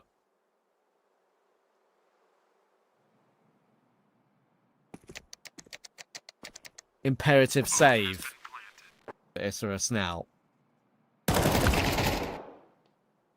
With Ali so far forward, they might not be allowed to keep everything they want. All right, well, game on and a decider imminent by the look of things.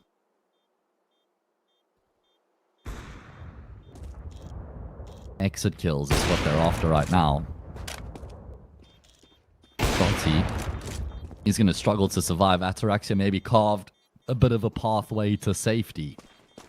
11-9, and that round they lost on the B-bomb site, that anti-eco is looking more and more troublesome and more costly.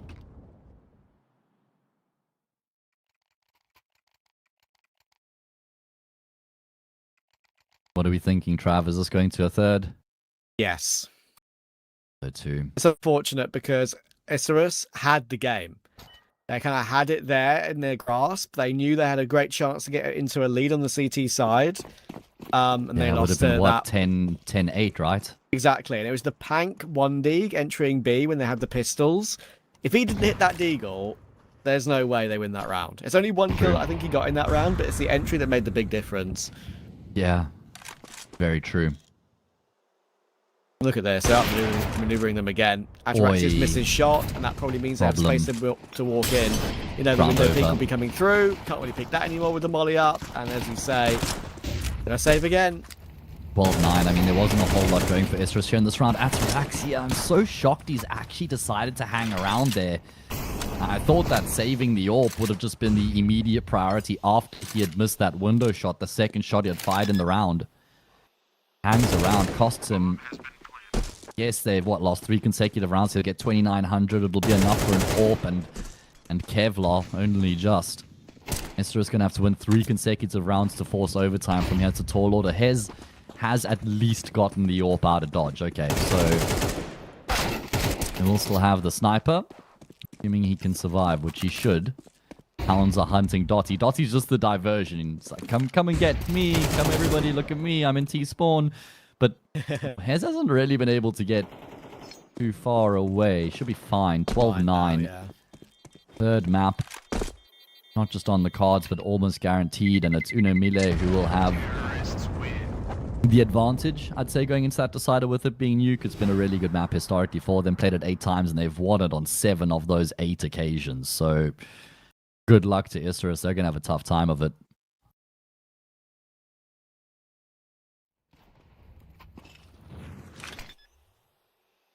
It's been a grind for MILLE to get any sort of control in the series at all. None on Inferno, only really back into the game at half time. On Dust 2.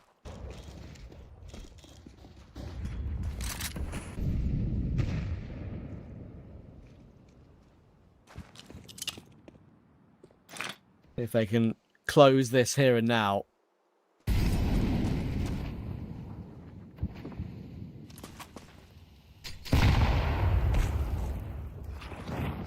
More important kill for Remix again. As I said, not had the best of games recently, and his form isn't good, but in the second half, he's gotten 2 openers that have made the difference. That could be another one. His will get caught on short, and caught short, plainly, by Pank. Okay, 5v3. Remix is still delivering some important kills. That one extra just settles things down. It probably means they don't need to worry at all in what is a 4v2. Yeah, impossible for Isurus. I spoke about how they suffered a round loss on Inferno that they probably shouldn't have, but they were able to bounce back from it on that occasion. They're not going to be able to do the same sort of thing here on Dust after having lost to that eco. That was really the crux of this map, and where they'd lost it almost entirely. They were 9-8 up against Pistols, fell short on the B-bomb site. Never able to win a round after that point. In fact, MILLE just looked sublime with the momentum behind them, and they'll be hoping to carry that now into Nuke as well.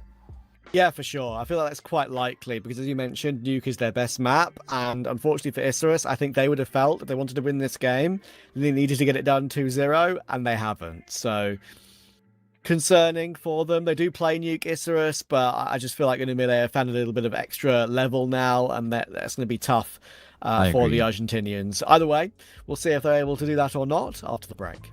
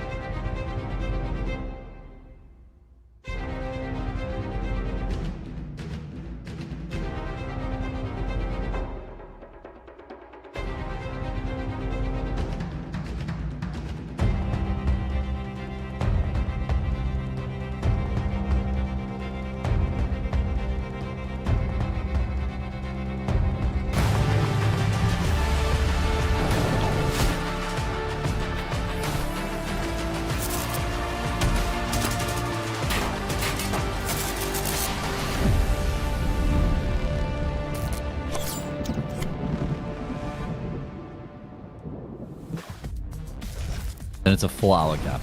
Yeah, so like 5. It's 5. I'm pretty sure it's 5. Okay, here we go. Decider required. Third and final map. Nuke is the battleground where it's all going to go down. Opening match for both of these teams in the tournament. And it will be all determined here on this third and final map. And it's going to be the Julie to rattle off Dottie running out of ammo, but he'll still be able to control it enough there to inflict plenty damage on a fourth player. Nobody goes down for Isurus. What a way to open up on this third and final. Yeah, and RZK wants to let them hear it. That is a clean start for the CTs. And every single map so far has been a 4 or 5-0 start for Isurus, if memory serves me correctly. So for MILLE, I want to try and avoid that. Yeah, they've started slow. You're right. In the previous couple of maps, they had a lot of momentum at the tail end of Dust 2, and they'd love to try and carry that momentum into the start of Nuke, but that's a dominant pistol round coming through from Isurus.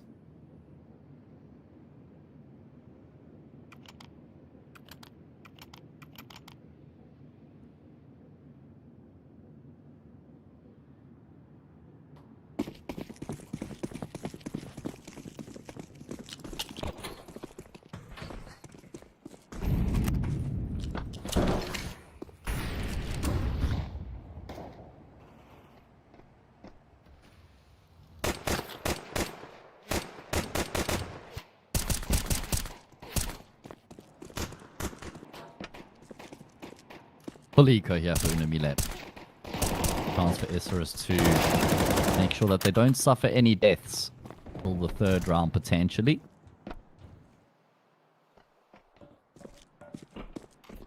Doesn't look like they're going to have any issues here in terms of making sure they keep all 5 players alive. Really no investment at all. Oh, okay. As I say, that Remix actually will get one, and Pank does as well. How the hell have they managed to get 2 kills?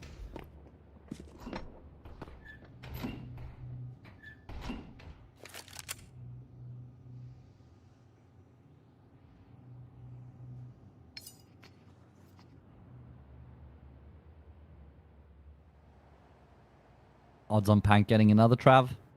0.0000001%. I like that you add that in there because nothing's impossible, but it was even saying extremely unlikely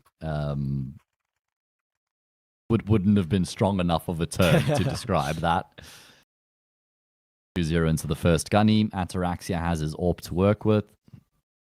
Well, Remix is mauling it over. Yeah, he had 4750, so he was considering the glass cannon, but instead we'll get AK, armor, and utility. MILLE looking to inflict a bit of a dent.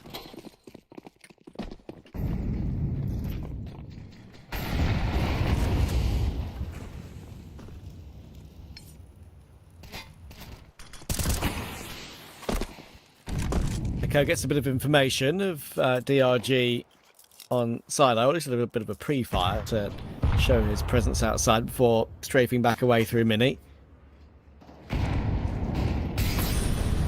There's going to be lots of utility flying into Ford A. Goes to find his one, but he's very much in the open up there, is Hez. And getting one from there is not going to be easy. Did not get anything at all. And Dottie is checked by Remix. Ataraxia missing his one shot from heaven already. They know where he was, and they probably know where he is. They know he's going to try and exit the situation and keep the AWP. Surely, right? Yeah. That was a big moment there from Remix sweeping back, by the way, because he was the one who had the bomb in hut. So if he had died, that would have been certainly a spanner thrown into the mix. But Remix was in such an unusual position that the CT coming back through lobby into hut was never expecting a fight to come through from there, so his crosshair wasn't prepared or placed correctly whatsoever. And with that, MILLE will get themselves on the board.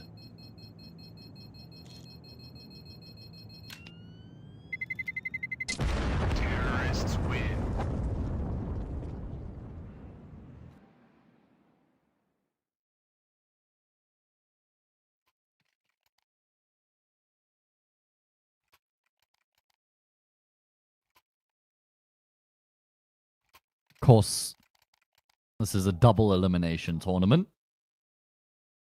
Group A, we've opened up Thunderpick World Championship South America Series 2 with this game. So not the end of the road for the loser.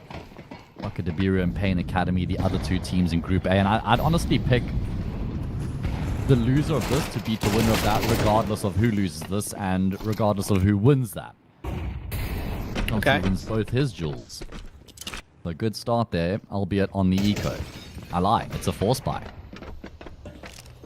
It kind of is, yeah. I mean, Ataraxia has kept most of his money, but they've invested with everyone around him.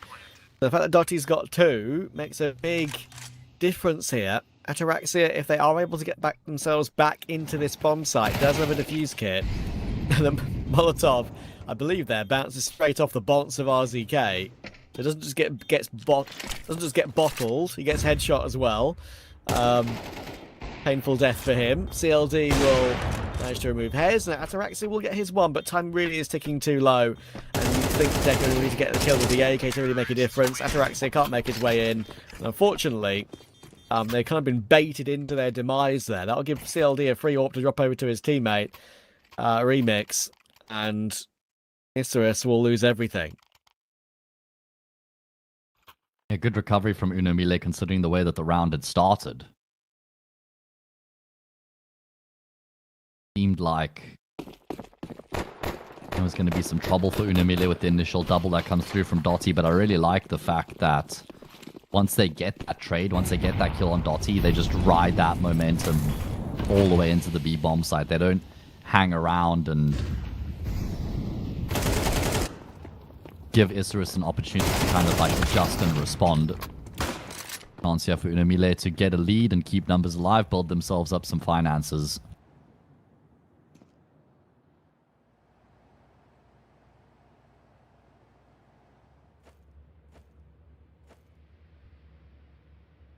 His will even be boosted back up onto the rafters. I like that. Works for a kill on Pank as well. One of those sort of moves that you don't see made every day on Nuke, but one that is going to give Hez a route for Isurus in this round.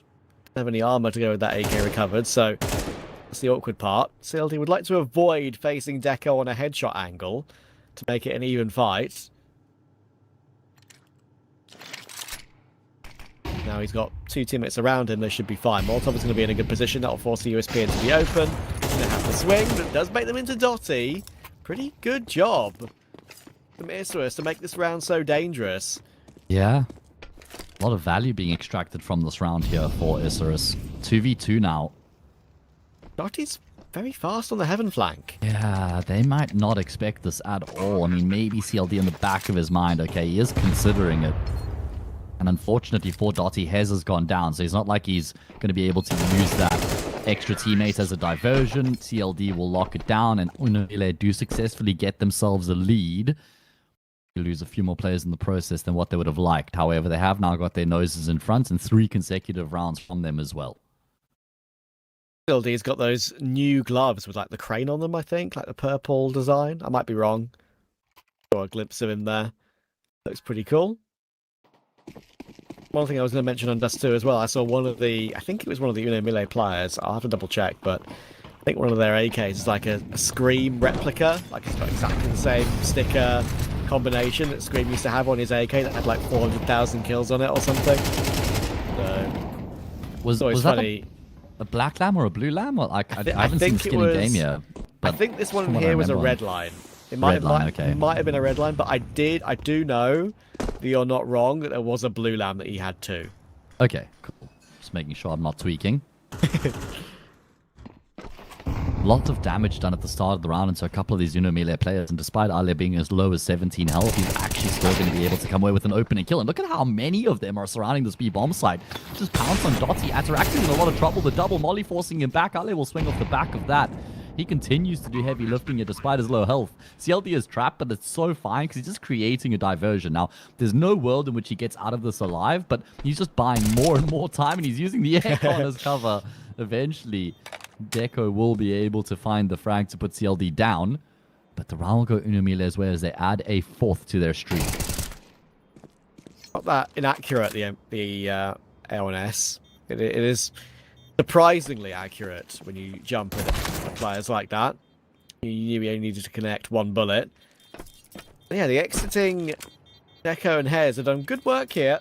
Only Remix is going to survive. MILLE have not built up any money really at all. Sure, DRG's got a bit extra, but he has to buy up again.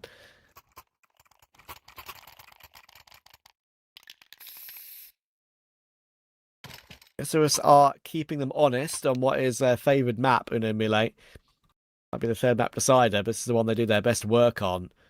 They have a very, very good CT random percent on the map. As you mentioned, they've only lost 1 in 8. I'm sure there were some lower tier opponents there. Alka, MIBR Academy, Procyon. Kind of on the level of Isurus, those names, though, don't you think? Yeah, I mean, I think they are on the level. I think Isurus is slightly better than a few of them. Slightly better, probably the same like tier kind of thing. Yeah. Like, listen to the results. 13-7, 13-4, 13-10, 13-6, 13-2, 13-9, 13-6. Yeah, that's even more concerning because they've been so dominant against teams that are probably in that same sort of like echelon or tier as Isurus. And we've now seen them really look the part in the gun rounds in particular, which is a very good sign for MILLE, that is, obviously. Yes, sir.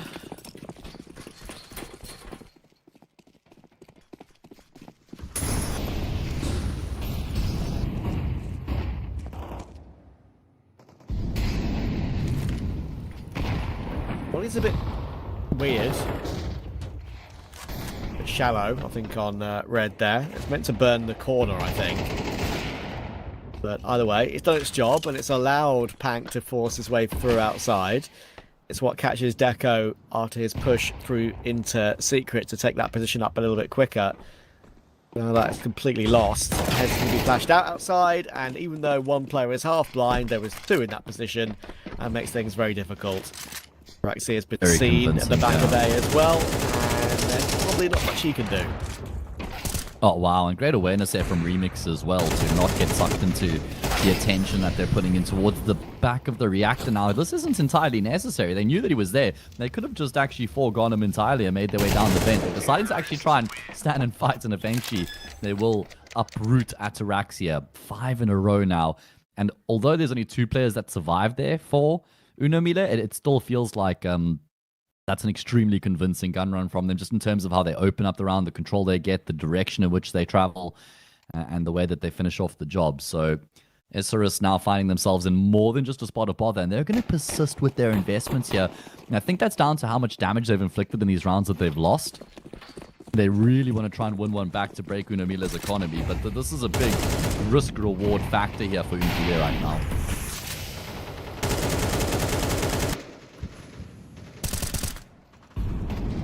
Deco will find his 1. You can imagine he will reface for another, and he's done a very good job to get that second. Dotty, he's going to hear the reload. That probably instigates his push to smoke, or does it? It doesn't. The reason why it doesn't is because Hez is already in a very good position. Just not taking the extra gamble of pushing a player through for what could have been a free death. They make sure that with Hez where he was, he gets his free upgrade. Finally, something is working out for Isurus. Yeah, and this is the reward. This is the reward of the persistence with the investments. Why DRG's already committed to just bunkering down, trying to save the AK. He can drop a gun, Remix can afford one, still have at least 3 AKs to work with going into the next round.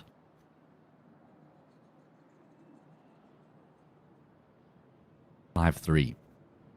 Now the imminent scoreline. A long road back here for Isurus on the CT side. We've already highlighted how good MILLE are on this map. Only lost it once in the 8 times that they've played it.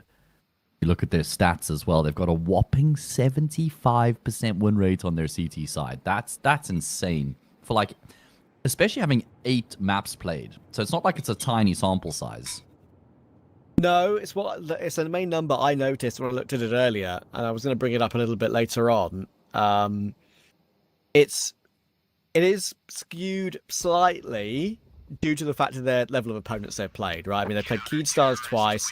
It's probably the best team they've played on the map, I think it's fair to say. So, yeah, I think it's a very good, important number to mention still, but And when you win, invariably your numbers are good. That's also the main thing.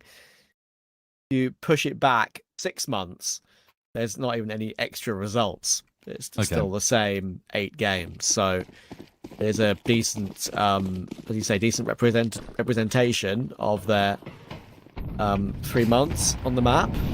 That is the thing with this UNO-MELLE roster, though, right? Is that you're very rarely going to get an UNO-MELLE with the same 5 players for more than a 3-month period. And that's what I was kind of calling for in the pre-game. And something I'd like to see more of from them is them sticking together.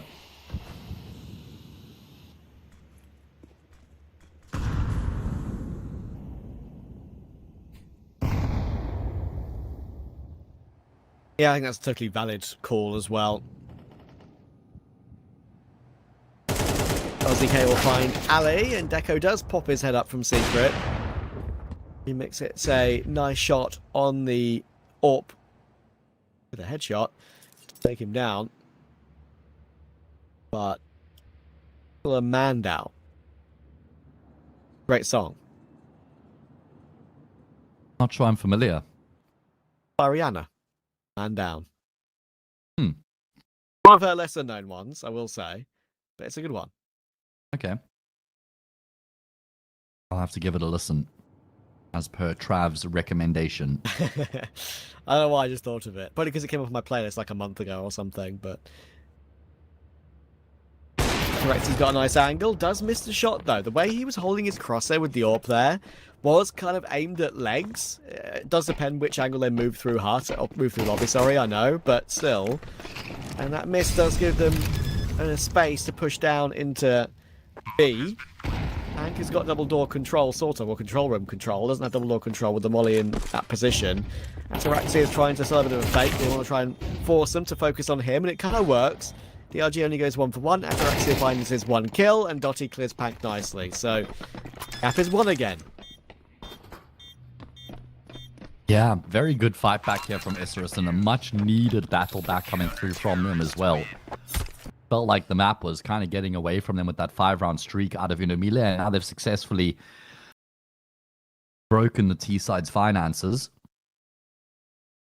A very realistic opportunity for them to now tie up the scoreline.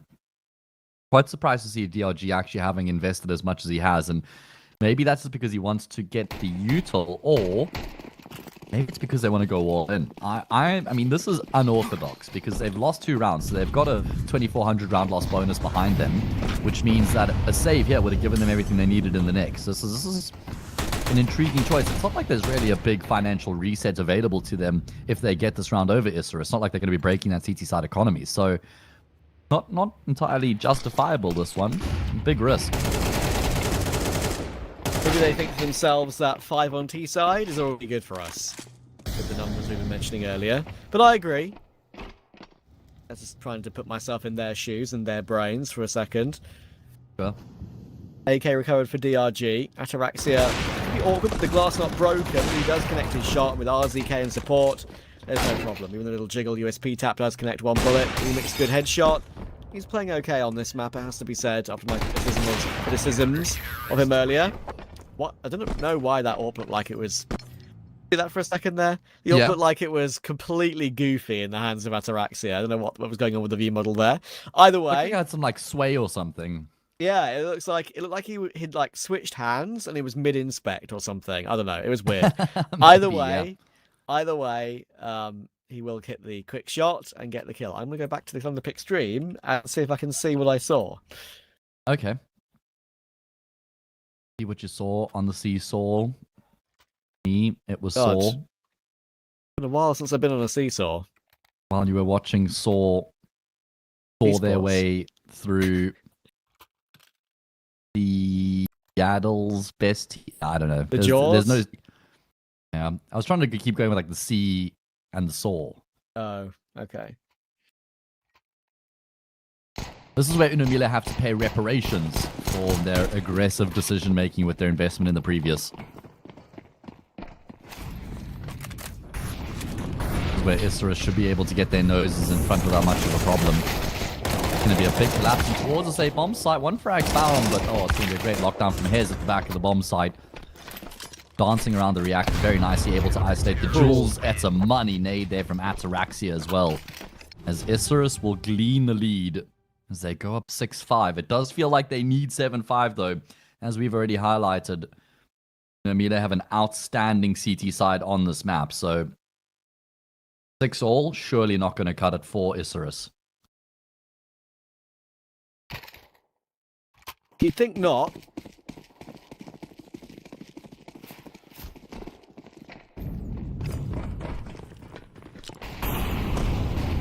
Just waiting out the Thunderpick stream right now to see if I can see the goofy Ataraxia or view. Happen in about 20 seconds or so, I think. So the gun round will start on the live with Pank close outside and dead.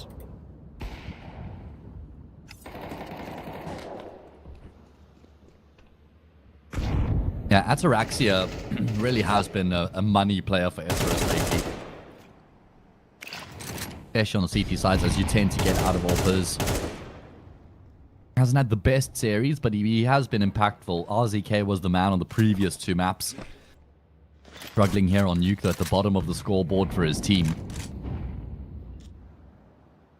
An advantage for this Argentinian squad to try and carry this lead into the second half.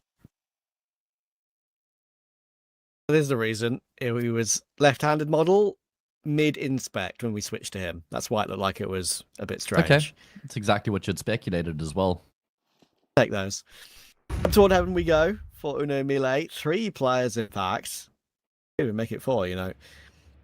Ataraxia's got the line, but it's not an incredibly favourable position to AWP from. I would not feel comfortable here, because you can get peeked from different angles on the headshot position.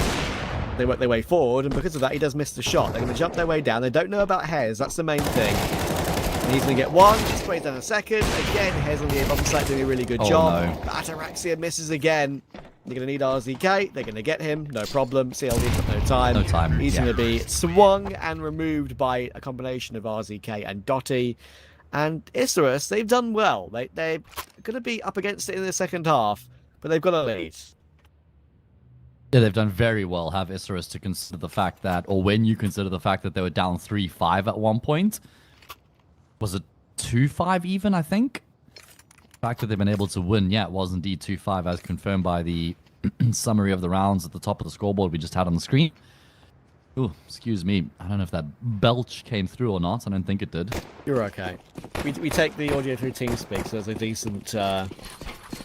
decent noise gate, I think. Okay, yeah, because I've had to eat a spring roll while we've been casting, just because I could feel my blood sugar was low. And so that's helped. No joke, honestly.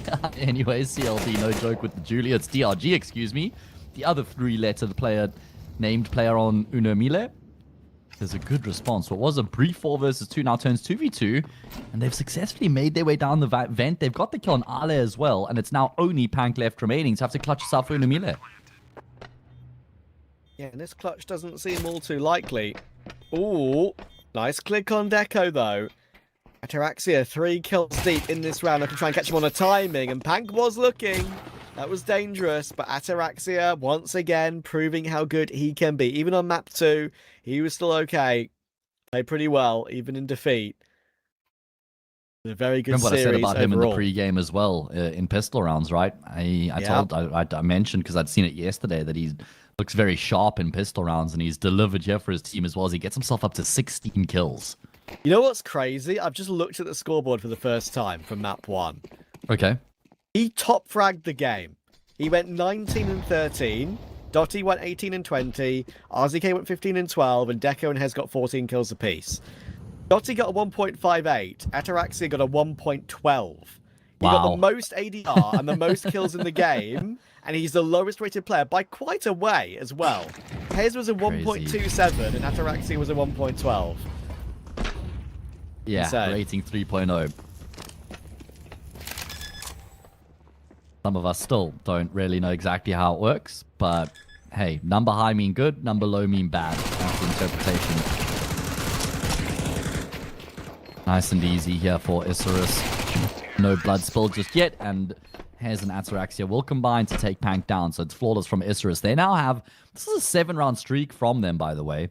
They've got themselves a 4-round lead. They've won both pistols here on Nuke. If they can add the first gun round to that mix as well, MILLE are in deep water. I think that might be the first time with that sort of kill discrepancy and distribution, and the fact he had the most ADR, that I've ever seen a top fragger be the lowest rated. Also by some distance. Like I know. A 0.46 discrepancy between him and the top rated player. Pretty peculiar. Oh, look at this. 2 players have already been able to get themselves into secret. Remix is just holding this pixel angle, and he will spot them as they cross and then drop the smoke. That was by design, and they're desperately trying to chase him down, but he will successfully fall back to the stairs. But Isurus, as a result, have got quite a lot of space to work with, and they've denied MILLE quite a lot of information as well.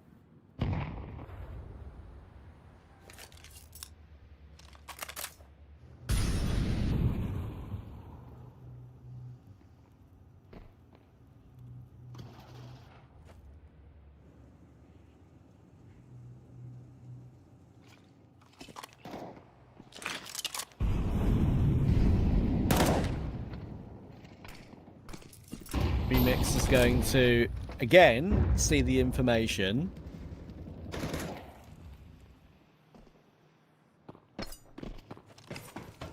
They will now rotate back up through heaven, but they know there's a lot of space that's been left. With RZK now making his way toward heaven, they're going to try and pinch this bomb site from many different angles. Deco taking Ali is good, but TLD's got the information on his flank round towards Squeaky. Dodgy's looking for it though, and what a read. Once they knew they had the bomb site, Dotty then realised, look, I don't need to hold Mini, I don't need to hold, don't need to look around the bomb site or go in and help out. I can hold back and wait for the flank.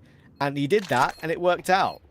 Yeah, brilliant awareness, because I actually really like the move made there by CLD, because there's nothing you could really do about defending the bomb site itself. So the next best option available was actually trying to make a play. But like you've described perfectly, Dotty reads the situation and sets himself up brilliantly to actually deny that play by CLD. RZK got a kill there over in heaven as well with his Mac 10. And Isurus are now up to 10, Trav. They're within touching distance of winning this decider and picking up the series in the process. That's something for some of you more casual players at home, that sometimes you may feel the need to push onto a site to assist or help in some way, but that gives space to flankers to destroy your day. I understand, like in some scenarios you don't want to be seen to be baiting, and maybe sitting back and holding the flank like that is seen to be baiting, but once you've seen the site is actually taken, you've got teammates holding certain lines, taking that call just to hold an angle that you see as being unchecked is the right move to make in the moment. So, yeah, it wasn't something they would have planned beforehand there for Dotty. It's just, as you say, game sense in the moment that makes the difference. Ataraxia will find the opening on Ali here in this gun round as well, so Isurus are looking really solid. Yeah, very dangerous. And this is an all-in round here from MILLE as well. If they lose this, 11-5. Oh, RZK, is he going to get timed? Does it even matter? Is Pank going to be the one on the receiving end of the really rough timing again? Oh, they've just posted, man. They've just posted and they're just holding angles because they've gotten those 2 opening kills in rounds. So they're just now waiting for a response. Oh, that's criminal. How on earth has Ataraxia gotten the kill on Pank? Pank was bursting because he's almost certain that he would have had the time to actually just be calmly bursting his way to get that kill. But Ataraxia adjusts. He's now got 20 frags. He's just punching them in the face saying, hello, I'm here. Isurus up to 11. 2 rounds away from winning the series. And MILLE? Well, sure, max round loss bonus, but not enough on any one player to get a full buy. What's the saying you brought up a couple of times as well, Matt? Famous one, like all know what you're doing until you get punched in the face. Is that the exact wording? That's the Mike Tyson quote. Yeah. Everybody has a plan until they get punched in the face. That's the one. Everyone has a plan. There you go. I wanted. And then that changes the entire game. Once you're punched in the face, everything starts to spiral, starts to lose focus, lose control. Start to panic. Game over at that point.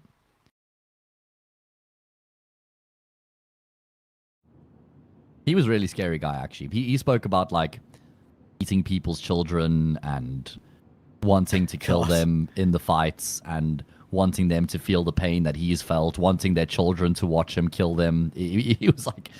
he was hardcore. And then the thing that hardcore. And funnily enough, the last thing or any piece of content that I saw Mike Tyson in was a How I Met Your Mother TikTok reel from a week ago where he was playing a guy who...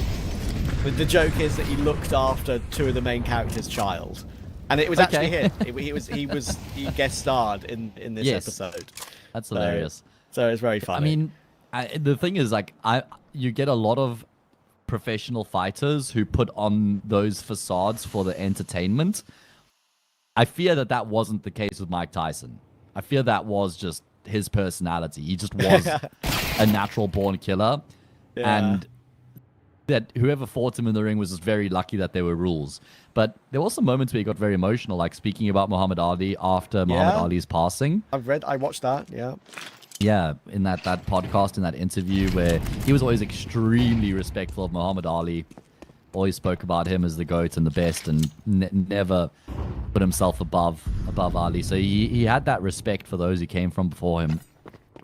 The best part about that cameo he made in How I Met Your Mother was like the lines that they gave him, because he had to say like, don't worry, sugar baby, don't worry, honey baby, like everything's gonna be fine. They're talking in like a baby voice, right, to the kid.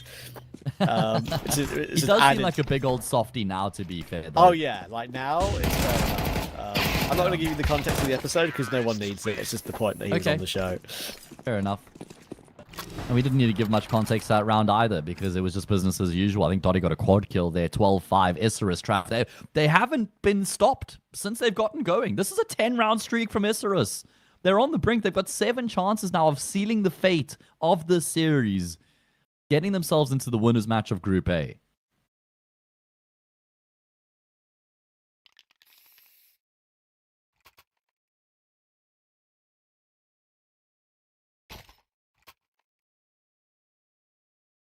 Yes, it's kind of gotten away from MILLE very, very quickly. And their CT side percentage in their last 3 months is about to take a hit. I'd be actually kind of curious seeing how much it does take a hit from like 75. I assume to maybe like 70 or 68 or something.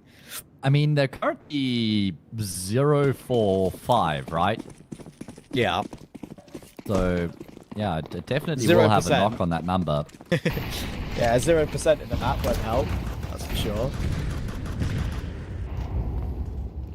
Well, let's see. How long can they delay what feels like the inevitable? And again, much like was the case on Inferno, Trav, it's a very well-rounded performance where everybody's chipping in and contributing for Isurus right now. Sure, Ataraxia is popping off, but it's not like there's any player on the server who isn't carrying their own weight.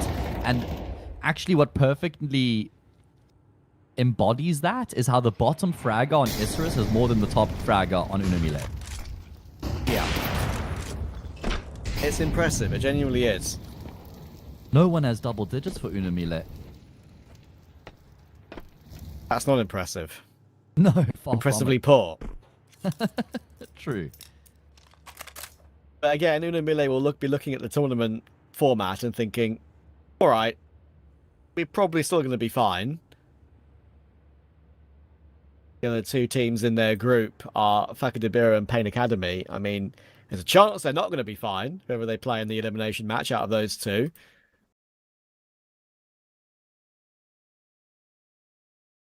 But still. Let's see if Isurus can close here and now. 12-5 the score. 25 seconds on the clock, and Pank, you've got to be ready. He's got a favourable angle. Approach. And the nades are good. They'll do some damage. And the thing is, they're really being snookered behind this utility.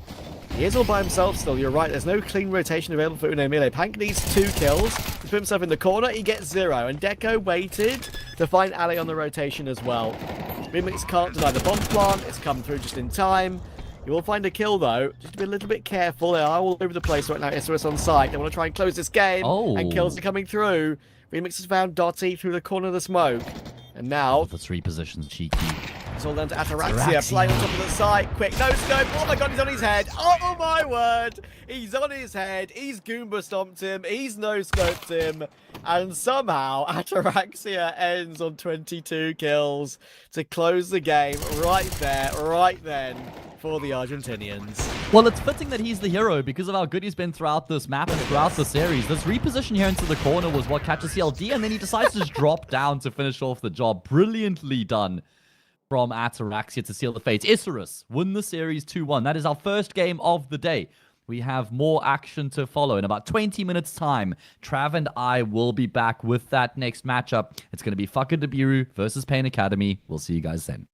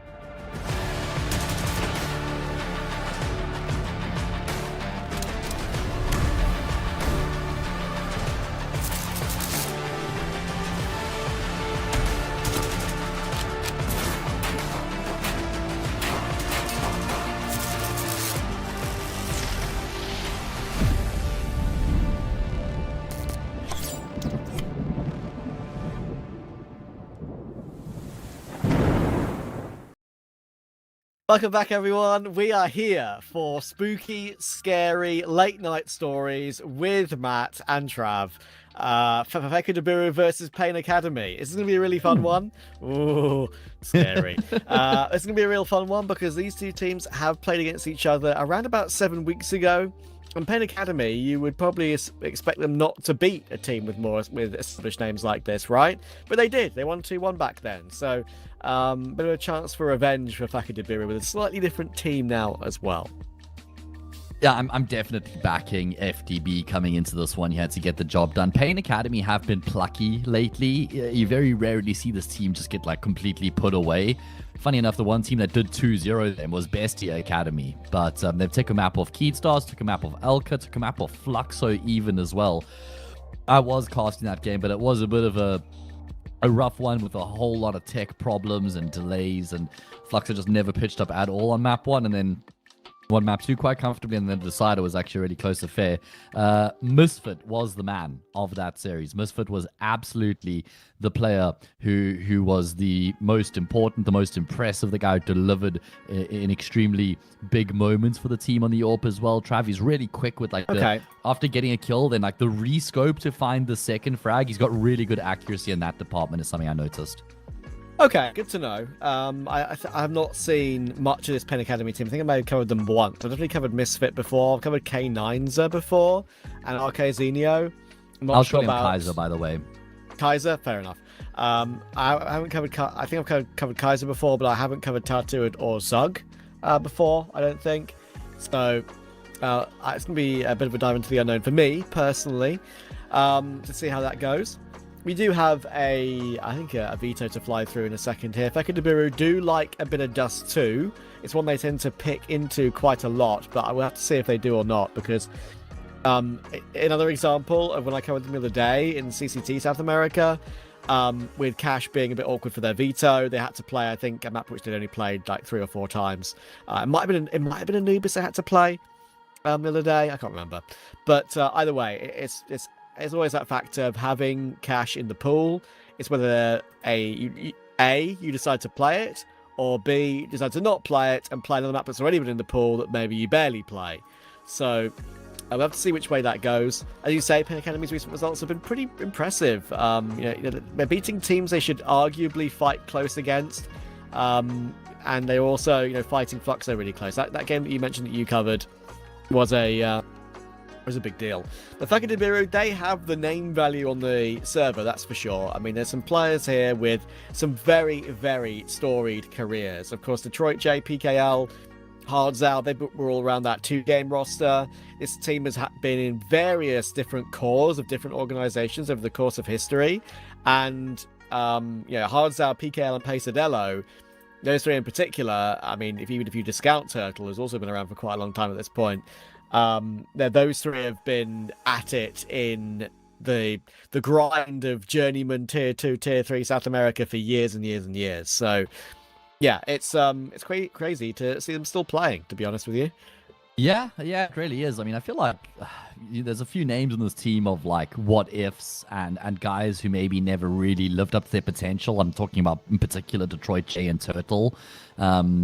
And then Hardzal, I guess you could even throw his name into the mix as well. So maybe some unrealized potential in a lot of the players that form this roster. Pesadeo and then PKL. I remember I used to call him Pickle. I thought that was I literally said that the other day as well during the broadcast. Yeah. Like, wait, did you say I used to say it, or did you call him that by yourself? I said affectionately known by some of us as Pickle. Okay, I see. I even baited Brandon into saying it for an entire broadcast, and then I cast with Vincent the next day. He's like, it's definitely not Pickle. Anyway. You were speculating about the veto earlier, Trav, and now we've got it. We do, and we do get dust too, but it's as a decider in this one if we need it. Biru will go for Nuke. It's not one of their most played, but they've had some decent results on it lately, albeit a map they haven't played for 2 months. And that's the thing, right, with this Biru team. They played against LP in Thunderpick South America #1. They lost that 0-2.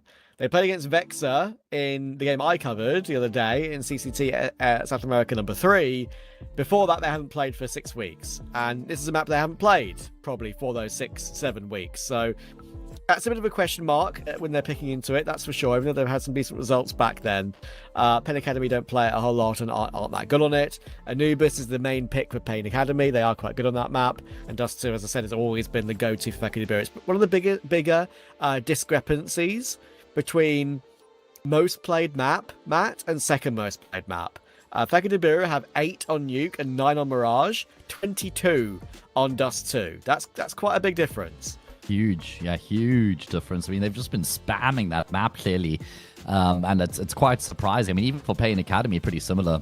Yeah, with Mirage being at 18 and then 17 for Dust. Outside of that, it's like at least double any of the other maps that they've been playing. So makes sense that neither team maybe wanted to pick into Dust 2 because then they'd be maybe picking into an opponent's strength, but almost like inevitable to win the decider. And yeah, quite intriguing that Faku Biru have gone for something different here with the Nuke pick. 95% of the time they pick Dust 2 is insane though. That's a crazy stat line. So yeah, I feel like Anubis was a really good map for Pain Academy when I saw them against Fluxo on that map the other day. And I wonder how it's going to go down this time. Last time they played against each other, it was 13-10 for Pain Academy. The time before that, 13-9. So Faku Biru are 0-2 on Anubis against this Pain Academy roster.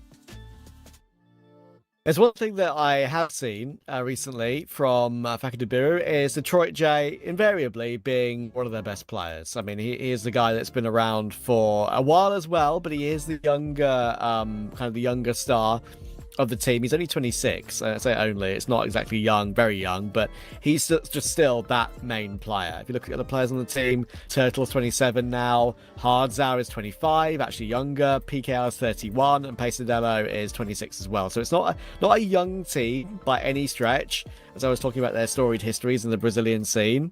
I feel like Detroit J is still the guy that I'd look to put in a lot of the numbers. And in talking about previous matchups as well, something that I brought up earlier, that Pain Academy beat them last time out in CCT. They have played in a couple of these, pickup lands as well, in these smaller online South American tournaments. Faku Biru played Dust 2 against them at the Odyssey Cup Brazil back in April. That was an online game. They won that 13-4 in a Swiss BO1.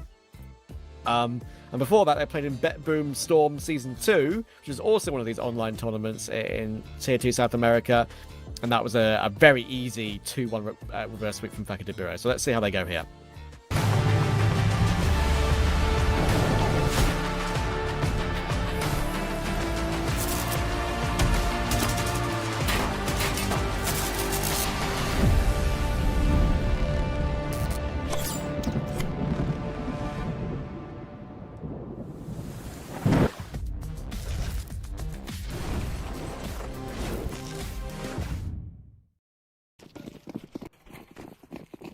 All right, here we go. Second game of the day. We ended on Nuke in the previous series. We will begin proceedings here on Nuke in the next. And my goodness, FDB not wasting any time. And we've got a bit of a roster change here. We've got Barton in the game, and we do not have Turtle. So that's quite interesting. I mean, Barton has been known for being a bit of a beast, right? I think most recently was he on Legacy? I do know this because I covered him yesterday, and that is a factor I was going to mention as soon as we got into the game. Yesterday, Faku Biru did not play with Turtle either. They did play with Barton. Okay. And it's not a surprise that they're playing with him again here. He did play a little bit around these teams in the past. He most recently was on Keyed Stars. He has been on Legacy for a couple of years, like you said as well, or a year and a half. Had a very, very short-standing stint for Red Cannon. He's played for Godsent. He's played for Team 1. He's one of those players, alongside Pesadillo, that I associate with that sort of Team 1, 2020, playing in North America and South America team. And yesterday, he was okay. The day before, he was all right. He played pretty well. I mean, against Pain Academy, though, like this has got to be a level where Barton could potentially just step up and completely farm. I mean, he played like 10 maps for Keyed Stars. He played about 40 odd maps for Game and Gladiators. He was in XW7M as well for like a month and a half. So his most recent notable team is definitely Legacy. Of course, they've changed quite a lot since then. In fact, I reckon the only surviving members of that team obviously got to be the two big boys in Dumao and Lato. The rumor that Thadzen's going to get replaced. Obviously, Nissan has been benched as well. Arts This come is into actually the team. asked to be benched, which is interesting. Yeah, I mean, that's like when your girlfriend wants to break up with you and you're like, oh, yeah, no, you know what? I don't think it's working either. I also think that we should break up. This is totally mutual. Oh, dear. Tell me I'm wrong with the straight face. Yeah, Barton, I covered him against Vexer, and Vexer are by no means a good team at all. They have like maybe one player that I feel like is notable in Neozix. And yeah, map 1 of Anubis, he went 7-5. Barton, he just did not have to do anything. Hardzao put on a 2.07 masterclass with 113 ADR, going 17-5. Map 2, they kind of got farmed a little bit. Vexer played well across the board. Map 3, Inferno, Biru worked back up again. So, as you say, Pen Academy have some players you want to keep an eye on. Misfit in particular.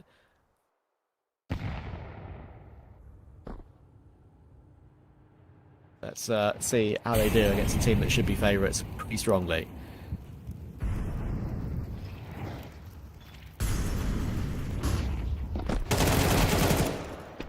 Shouldn't really be much of a contest here in this round. FTV have been looking to play on the front foot in both the pistol and the anti-force buy.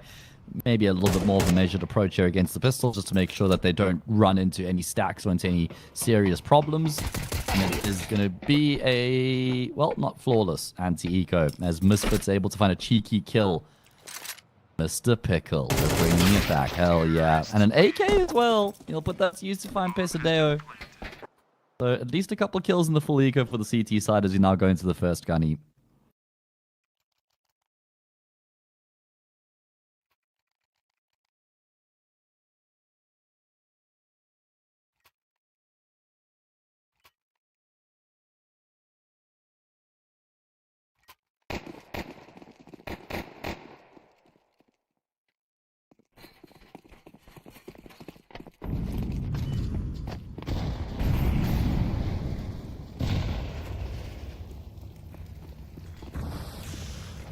First gun round, as you said, or first gunny, as effectively it's being called now, and I like that one a lot. I think it works perfectly with your accent, and you should keep using it. I've also been using Glassy, the one you came up with for the glass cannon AWP. Oh Good boy. Kill from Hardzao. They're in, and Pen Academy are out. The steamrolling then. This is the way that, like, I would expect this type of series to go. If it wasn't for the results that I've seen between these two teams in the past, or if I hadn't like covered a Pain Academy game like I did against Fluxo and seen what they were capable of there, I would expect them to just get blown out of the water by these sorts of journeymen that are on the FDB roster. But I know better than now, and I certainly won't just be assuming that's what's going to transpire here in this particular series. Yeah, that's fair enough. I think that, unfortunately, for Biru, like, this squad with these players, I associate PKL with, like, Luminosity back in 2016 and 2017. They're playing in those old, like, North American pro leagues. Basically, will try and keep his AWP, and I think he's going to manage it, you know. Oh, I tell a lie. Good shot from Barton. They put a lot of effort into to remove him because they knew they had money, and they did the right thing to remove that. But yeah, PK, a long time ago since I really covered... long time since I first saw PKL playing in a team. And you look at the other players like Hardzao, who was a factor for Red Cannons for so long. He also played for Pain for many years when Pain weren't as good, put simply. These players, I feel like, are the epitome of players who've had their slight chance in occasional Tier 2 tournaments and occasional push-ups in some lands that they may have qualified to through South America. But ever since then, and now... they've reached the journeyman stage of their career, but doesn't mean they're not good at this level. Sure. Yeah, I'm right there with you. I think it's a good way to describe it. I've looked at it through the same lens as well. And like I said in the pregame, I feel like there's a few what-if names. Obviously, Hardzao was a part of Pain. Not sure if you just mentioned that. Would have gone over my head if you did. But yes. Hardzao, was a part of Pain. Against the academy team of one of his former orgs. A bit of a light investment from Pain Academy here with MP9s across the board. However, Pesadeo has been able to get himself in a dangerous position up the ladder into heaven. spots a player in hut. They deal with the threat over at Squeaky Door. That's going to carve a safe passage for them to actually get into the safe bomb site. Hardzo goes down, but that's the first player to lose his life in the round for FDB, as they're about to assume a 5-0 scoreline in very convincing fashion.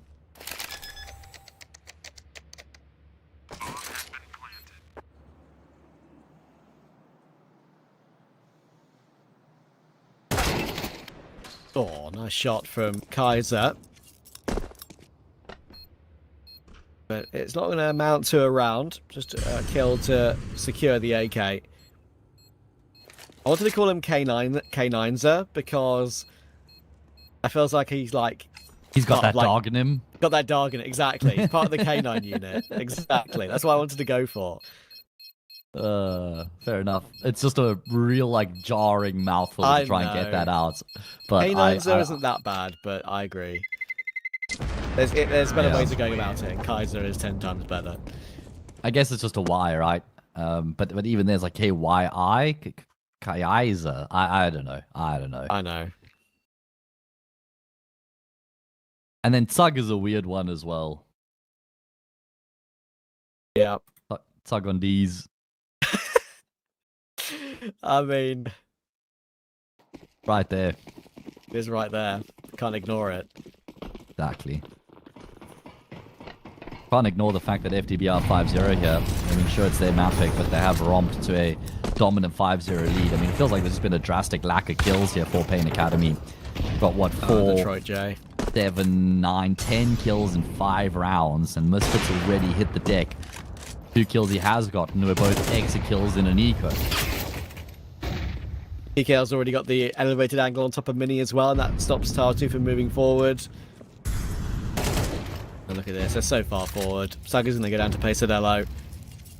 And the saying goes, you don't go tit for tat, but at the moment there's no tit for Tartu's tats.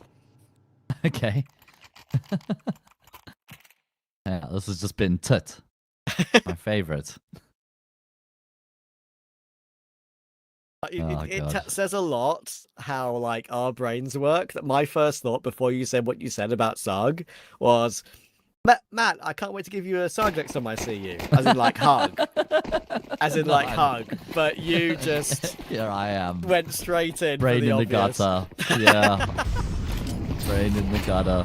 Yeah, that's why we're the yin and yang to each other, fam. And it brings order and balance to the broadcast, man. Detroit J will stop the K9 from barking any further in this round. Detroit J looking great to start this game. So if I could Biru, this is kind of how we thought it would happen as well. 6-0 start on T side already is what you'd expect from players of this experience and name value. I could still go awry. Need to be careful. There's an M4 still in play on Sug, but it's been removed now by Barton. Hard's out, now Field's out, Misfit on the back of the site. That Misfit now is going to be in the grave. R2 going to be in tatters. Yeah, this is it's just a non-starter, like genuinely boys against men, which is fitting because it's an established squad of journeyman player like you and I have been both saying against an academy team, right? PKL now 31, Hard's out 25, total 27, Troy J 26, Arden's 25, so all 25 plus on the side of FDB. Average age just 20 for Pain Academy. Don't you think Turtle looks a little bit like Atro, Trav? I do see it. I do see it.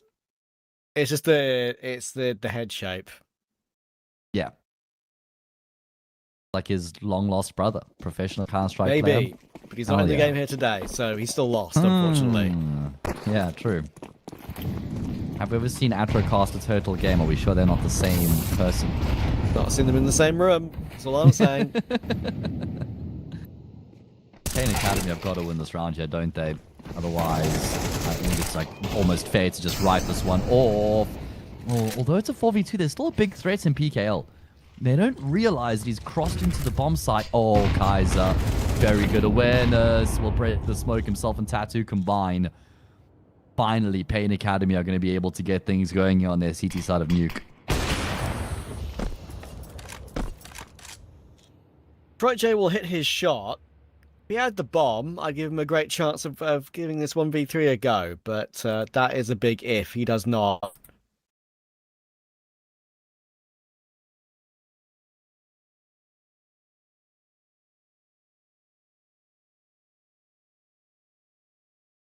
He's giving it a look. He's gone all the way through ramp. Going to be going up to heaven in a second, you'd imagine. But having to clear out all these angles with the AWP is not easy. There's the Queen's Gambit AWP, I believe. Good movie. Those of you who haven't seen it. No? Series, I should say. You're absolutely right. Good point. Yeah, I love it as well. Big fan. Actually crazy how much that did to bring chess back into society as a popular sport. I agree. Yeah, it's crazy. He's got 15 seconds, unfortunately, though, and he's going to be seen by Arcade Zenio. So that Queen's Gambit will be put to the floor of the board this time. They'll drop the. Is it like you push the rook to the side on the board when you concede the game? Is that right? What it is, or push one of your pieces to the side? I can't remember how it works. Like what when you throw in the towel in the game of chess? When you concede the game, when you know you can't. Yeah, you knock your king over. Knock the king over. That's it. Yes. Okay. Yeah. That's the one. Knock your king over. That's what they do. That means I'm done. Tell you wave the white flag. Help that movie included Anya Taylor-Joy, I will say. That series. There was a lot of shooting when you spoke there, so I actually didn't hear what you said. Never mind. I just said it helped that series contained and included Anya Taylor-Joy. Oh yeah. Oh sure. That definitely. I'm guessing that's Beth Harmon. Yes. In the show itself. Yeah, power series. It's kind of like what Drive to Survive did for Formula One, actually. Feels like it, I've got so many eyeballs or attention back on the sport. Whereas Drive to Survive is obviously like trying to cover the actual sport. Yeah, it's like a documentary. Yeah, sort of. Yeah, but whereas Queen's Gambit is a story being played out. So. And fun fact is that a lot of the chess games that get played in that series are actually real chess games. Yeah. Like move for move, they've replicated games that have been played in the past. So cool. I've never been a chess player myself, but just very, very good series to watch. Yeah, I am. I enjoy it a lot. I try to play every day, actually. You have like the app you play on? Yes, exactly. Do one game before bed. I play the shorter games when I don't have the time, but just try and get one in at least one a day. Lovely. Anyway, here we go. Man advantage for Pain Academy, as it looks like they're now starting to come online here on the defensive half. FDB set their sights in on B, and have a look at PKL. He is the snake that lurks in the grass. He's the really dangerous factor right now that could unravel the round. RK Zenio is in towards the shadow cubby though. He's going to underarm the smoke, but there's PKL activating. RK Zenio would have been licking his lips thinking, well, they're going to try and get in the smoke to plant the bomb, and I'm going to deny. But he's the one who goes down 3v3. Detroit J had a great chance on that flip. Not an easy one to hit, but one he would have expected more of himself. And he's being baited out bit by bit, push by push, and he'll go down to Kaiser. PKL hards out on the line. PKL does hold both those two players coming out of control, but the thing is, he's let them both go. That puts a lot of pressure onto Hardzell. There's nowhere else he could be, and PKL has no chance, you'd think. They are fumbling a little bit to find a player to put on that defuser. They didn't know when that bomb was planted. They completely miscommunicate that, and PKL could have easily have won that one, but not this time.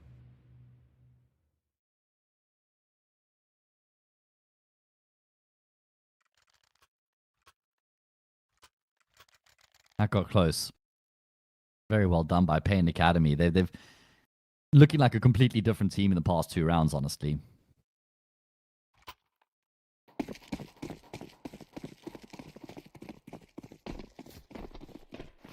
If they can keep this up.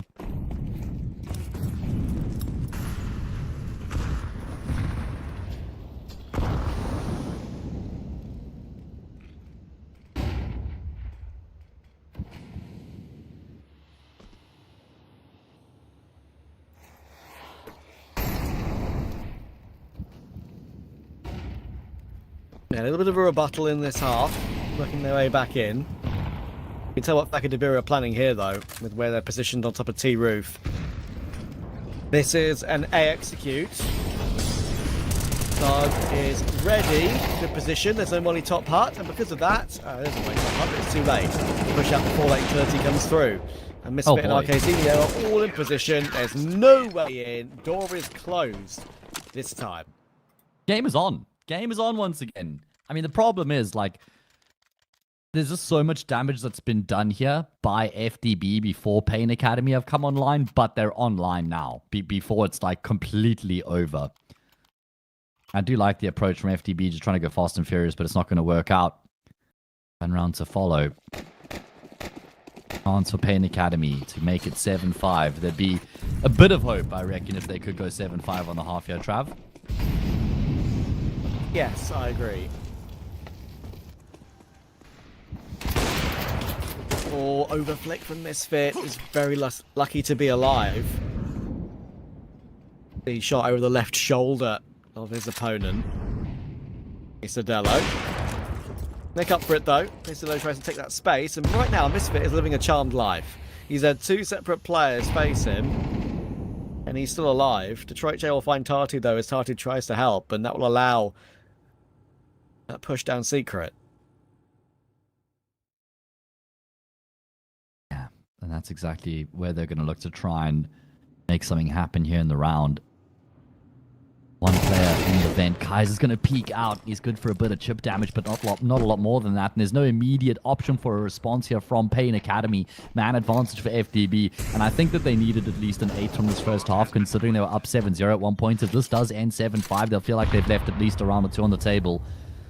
Frag found back in return to bring it into an even numbers game. The problem is that the bomb's going to take pretty far here before Pain Academy can even start to get themselves onto the bomb side. Barton looking to reposition, interestingly enough. He's not going to position himself in the shadow cut corner itself, and maybe for good reason. I think there's going to be a whole lot of utility dunked in that position. So good awareness from Barton to avoid that. Wait, not spotted? Tug? What is going on there? Well, the other one has got bells on it, mate. I don't know how he's fluffed that one. And this defuse just has to be straight up stuck here. Not going to happen. Arcazinho will go down. And FDB get an 8th.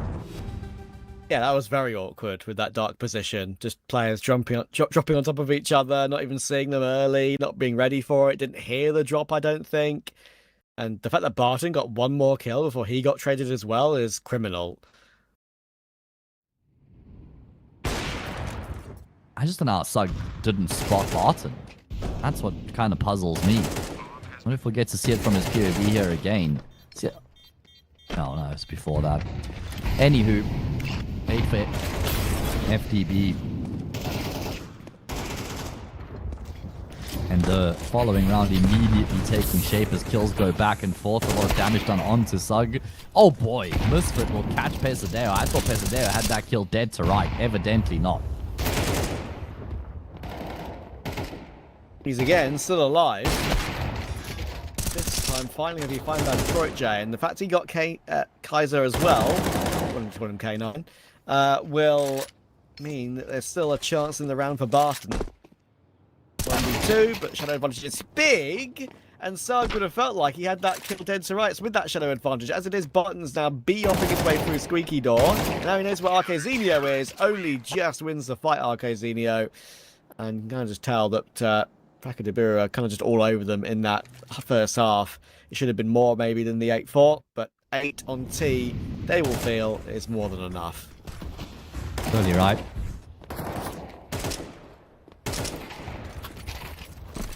Going into the CT side, it's their map pick. They need 5 of the next 12 to finish off the job. If they can win the pistol, I reckon it's as good as done.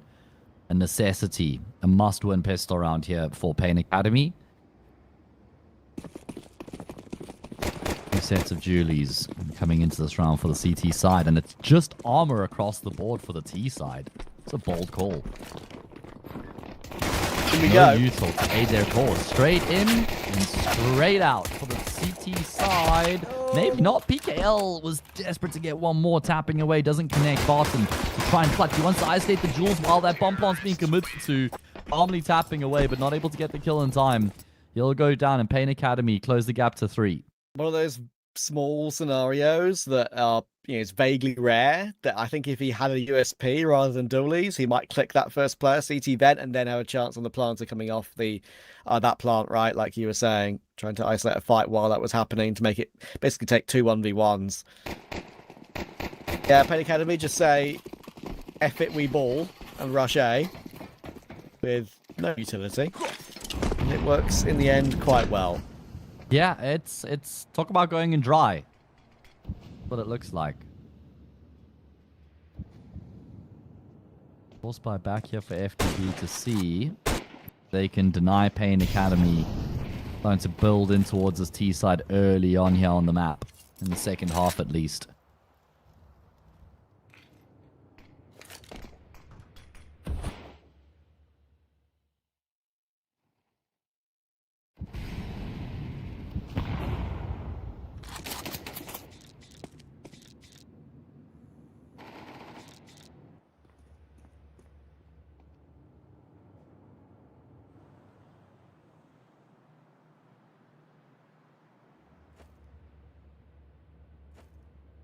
Going to be a difficult force to beat, though.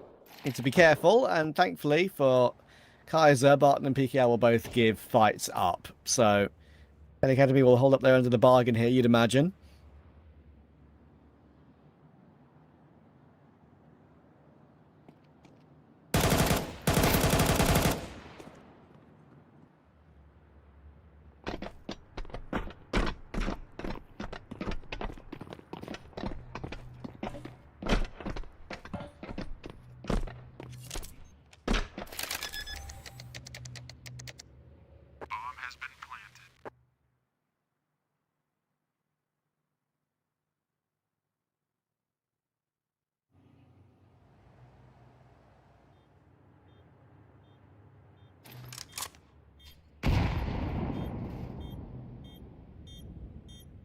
(8-6), the imminent scoreline.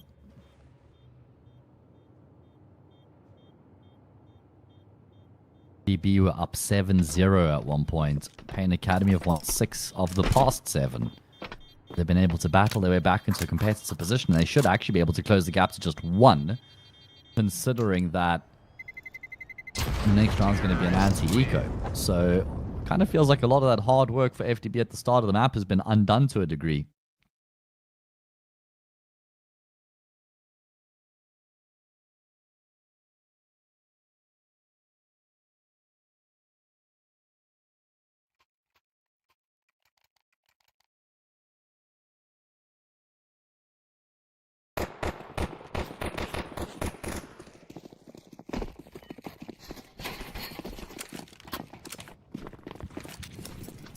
Looks like there's going to be a boost up on ramp for FDB. I agree with that abbreviation. It's been too long since we've called them their full name. FDB a bit quicker and easier in quick moments. A bit more polite as well. It does. Does sound like we're just saying them to, F off. We say it quickly. I remember when I was casting on the first one, I was saying fake to Biru. Fake to Biru. And then worked with somebody who was a bit more in the know.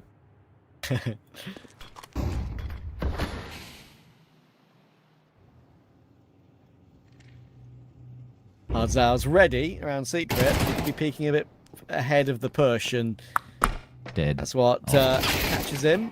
Dead. And there you go. When he swings into the angle, it's a pre-fire kill from Tatu.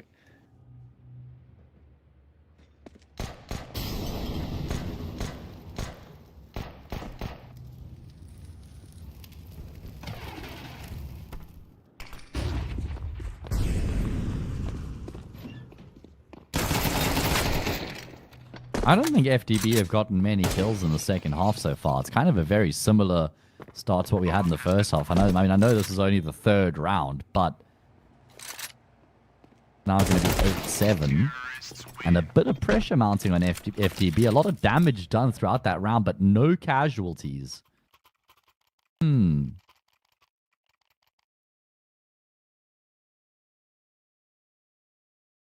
Can Pain Academy keep up this momentum to actually tie up the scoreline? I would be surprised now the guns are drawn for Biru on this CT side, but I don't know. You do never know.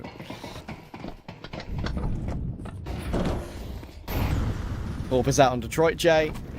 What do Penn Academy have on the AKs and Galils?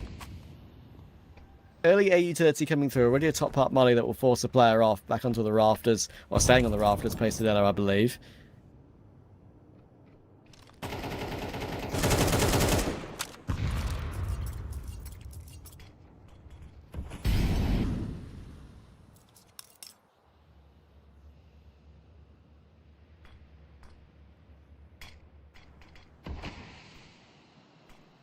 Academy taking their time, a bit of a measured approach coming through from them right now.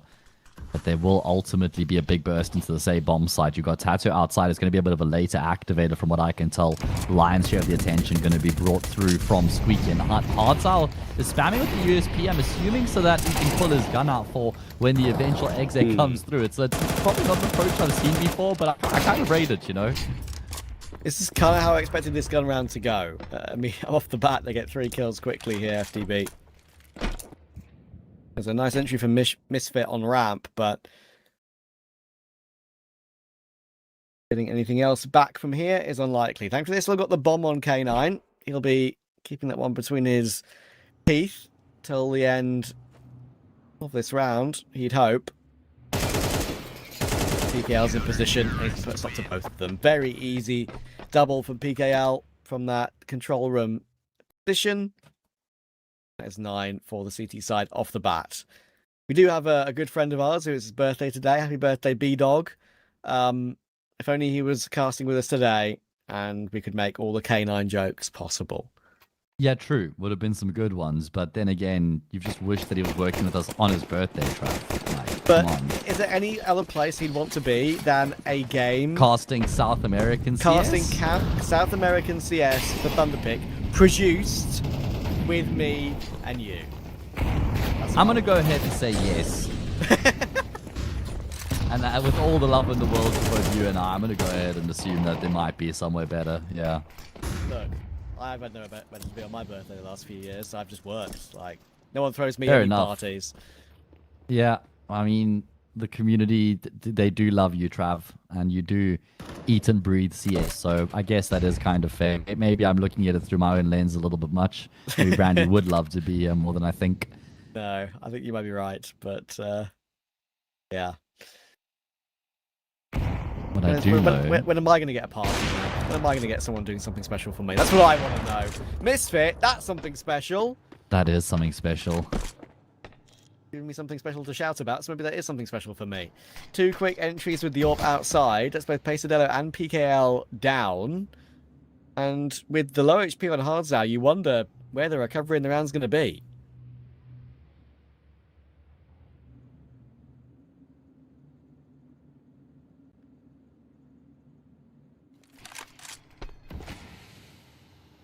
Yeah, this round has really been turned on its head from that double out of Misfit. Biru still seem to have a very good idea as to where this round is going to end. There's a chance they could make something happen. 15 seconds on the clock, both Barton and the AWP in position. AWP unimpeded by the initial molly. Going to be stuck in the smoke. Barton desperate to deny, he's not going to be able to. That would have been their way to probably have a chance of making something happen. Now in the 4v2, I think both their positions have been compromised. This round is Penn Academy all over it. Misfit will get his 3rd. Very nice round from him.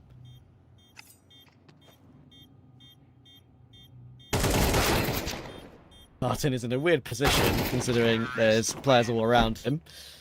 Let's see, he gives it a look. There's not really any way out for him, so that is why he was there.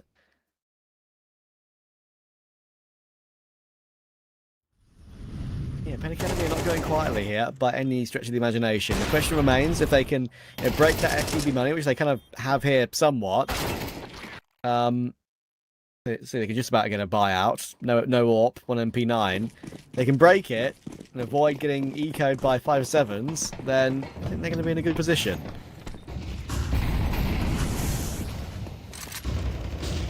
Yeah, this is a dangerous moments in the game, kind of a bit of a tipping point here for FTB. It's really fast. PKL could be in some trouble. There's going to be a lot of jewels coming his way.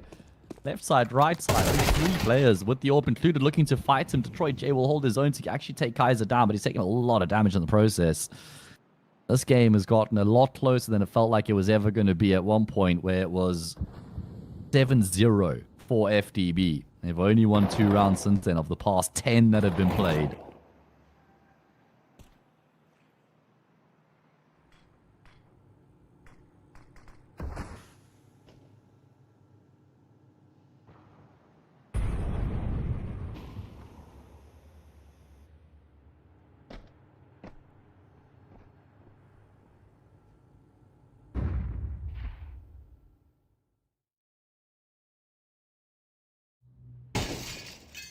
V4, Detroit J, one of 2 defenders over on this B bomb site.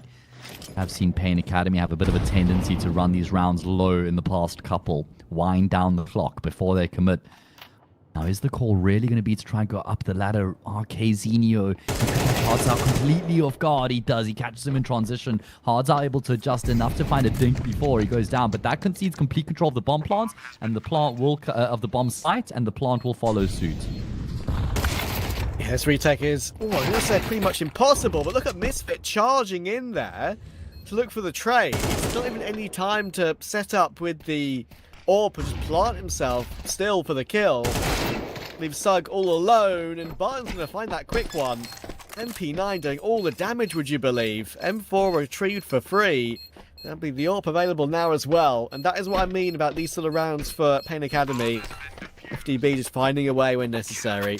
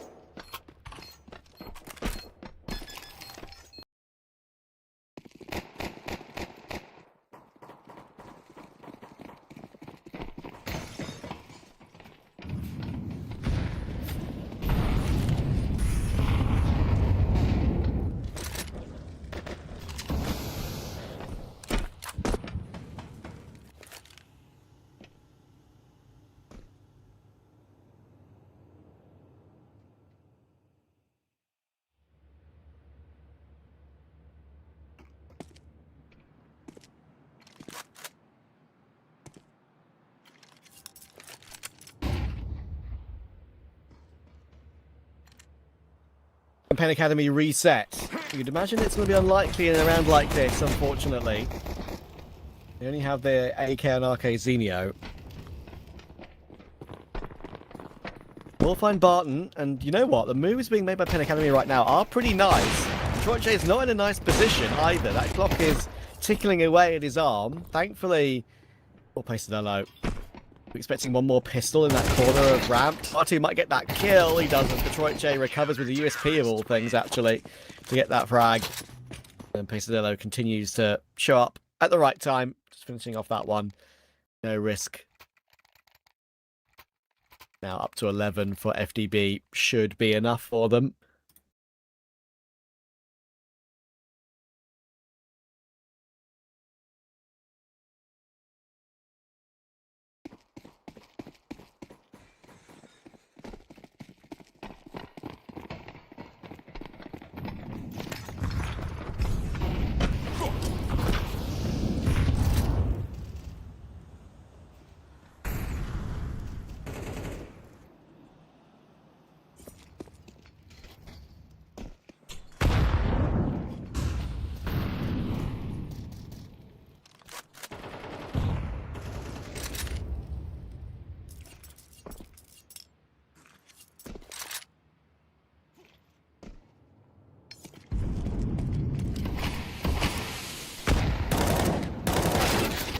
Or PKL.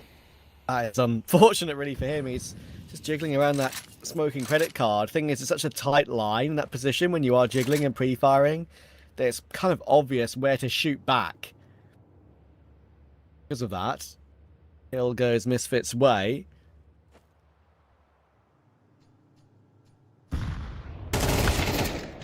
Pistolo does peek further forward. Party, I'm not sure if we would have seen any more information on the death cam there. I doubt it. If they creep out hut, they've got to hope they timing hards out.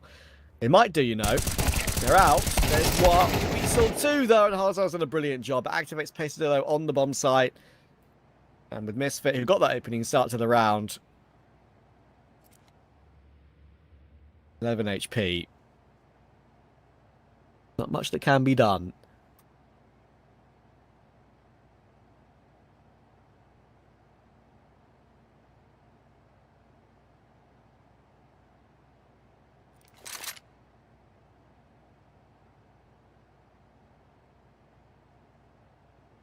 Counter-terrorists win.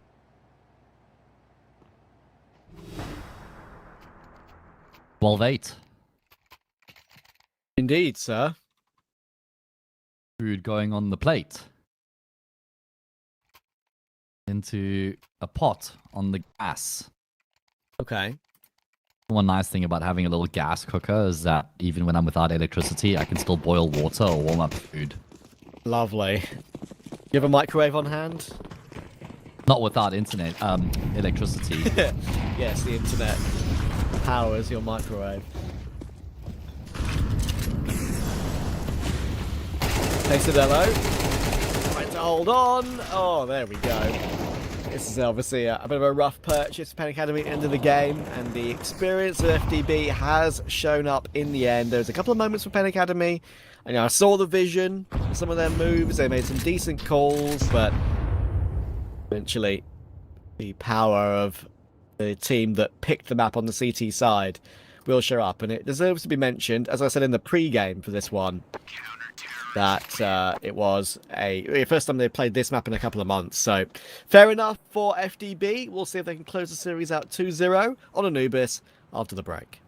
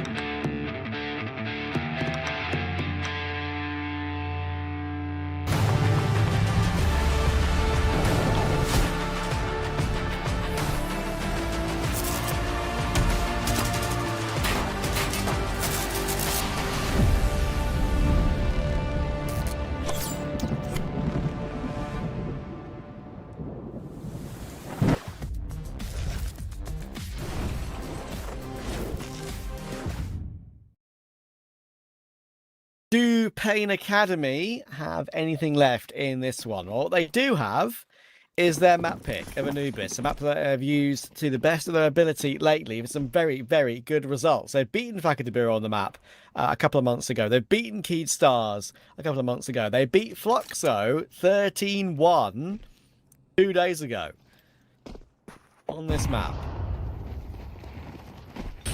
That's a Fluxo with incredibly well-known players as well, with Zevi, Davideus, Exit. Their new roster, sure, but they weren't ready for what Pain Academy had on Anubis. Arzal already run his way through, and a pretty insane round-the-world pistol here for FDB.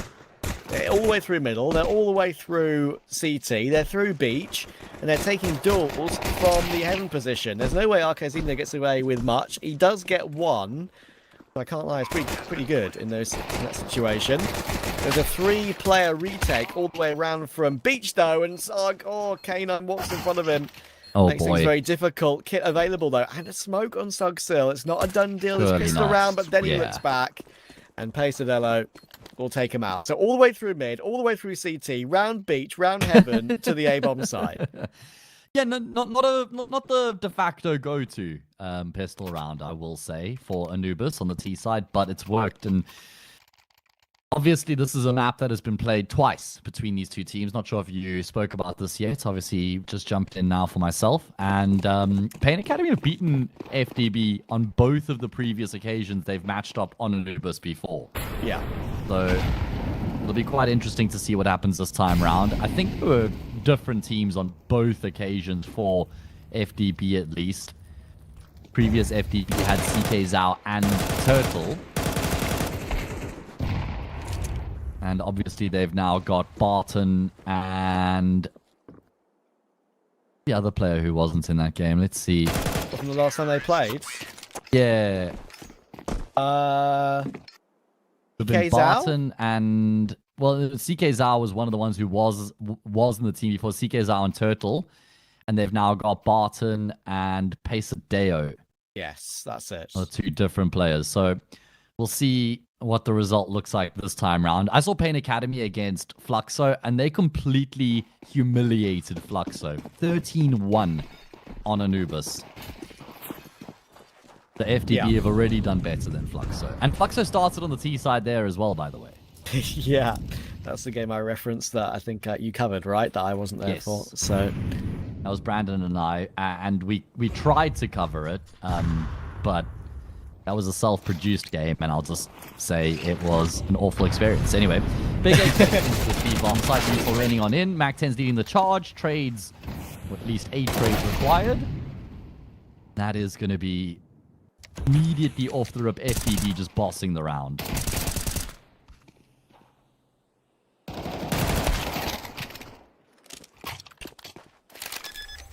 That would be a 1v1 though. Okay, Zinio has got no kit, but he's here very quickly. The thing is, he's so quickly that PKL probably hears him, but the availability of that kit on site meant that Zinio wasn't really feeling too upset about just charging his way in there. PKL caught on pillar and removed pretty unceremoniously.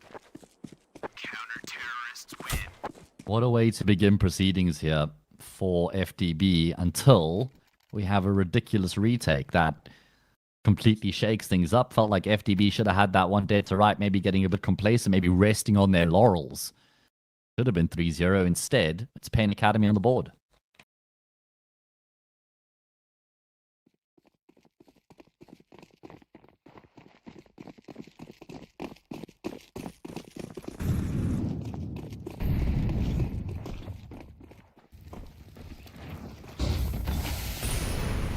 Quicker move for FDB through into a main. Pretty much guarantees a trade there. Basically, being that close to Barton. But Tattoo found Detroit J. And they're through. But need to use a utility to hold players at bay. And that CT grenade that comes through toward the stairs from camera. Some big damage on Hards now. He's 45. Pesadillo is 38. Tattoo's coming on the flank. He's got a bit of help from Misfit coming in too. In the same position. Pulling this one at bay is not going to be easy. PKL is trying to keep them at bay. Pesadillo does find one, but in comes the MP7. utility thrown. Awkward thing is, it means it activates Hard's out to peek when he knows his gun's not drawn. 2v2, kits available, smoke available on target. That can go onto the corner of the bomb, but PKL is still behind the side, behind the cake, and that cake is tasty. He finds one more. Pull down to Hard's out. Time is very, very low. If he defuses now, he might just have it. But Hard's out was always going to find him, and of course, that bullet catches the head on the way down on the spray. So FDB hit straight back.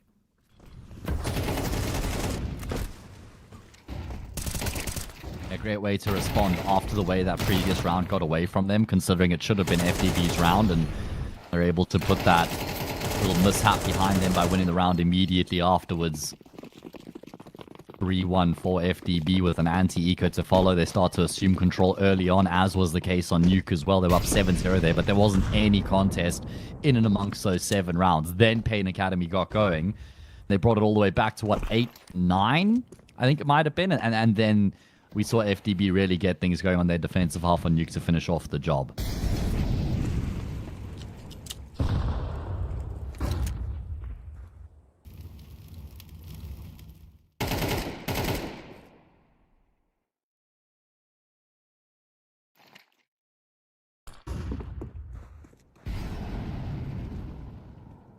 Pain Academy's numbers on Anubis.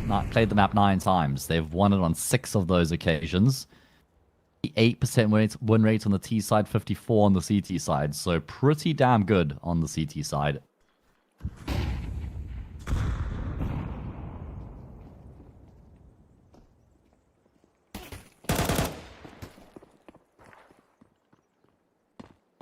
Yeah, not bad. For an academy team, not that bad either.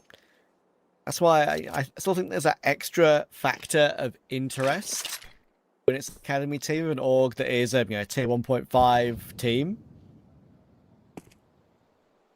An academy produced a couple of good players over the course of time. Look back through the roster's history of every single player that's ever played. Oh my goodness. Nice shot from Misfit. Won't make any difference there for the round. Round's over. All the players that have ever played for Pain Academy, there are some fun names in there. I mean, there's a few that, of course, have gone on to do absolutely nothing. I can't lie.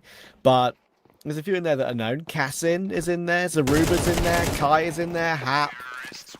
Dating back to 2023. So there's a few of unknown names. Alumni? Yes, alumni. That's a good word.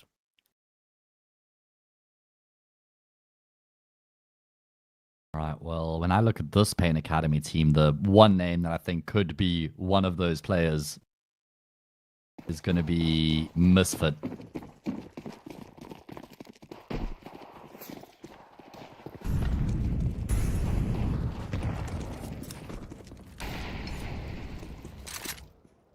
I do agree with you.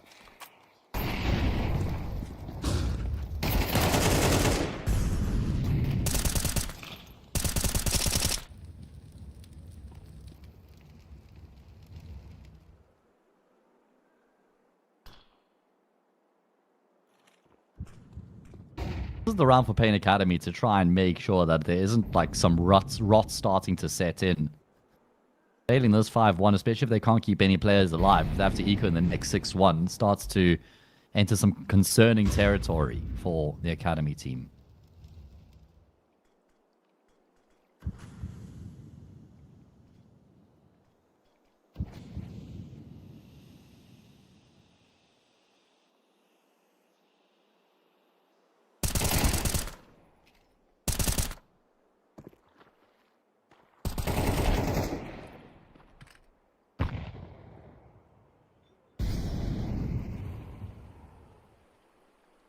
Misfit is now holding from the corner of the pillar on the fountain toward camera. He knows that many positions are exposed and he doesn't have to worry about main because Tatu is there.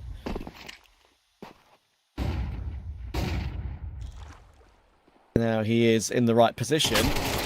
It's played properly though, and just so happens that one player swings into heaven from above and one player swings from below. Even if he clicked one, never gonna get away with it. R2 has not been checked, and he does get looked at by PKL, but look where Barton is. He's still kind of holding him at bay as well. Bug will find Hards out. Pace below 20 HP after his heroics, and Barton kind of disconnected. He's made some noise in the water now as well.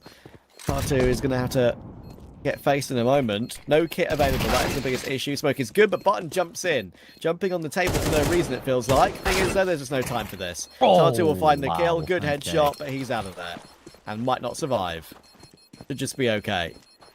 Yeah, he'll get far away enough to survive the explosion here, but Pain Academy round gets away from them. That's going to be a costly round for them to lose as well. So things start to get quite worrying now. Only one player surviving. Enough to kind of half buy here, but not a whole lot more than that.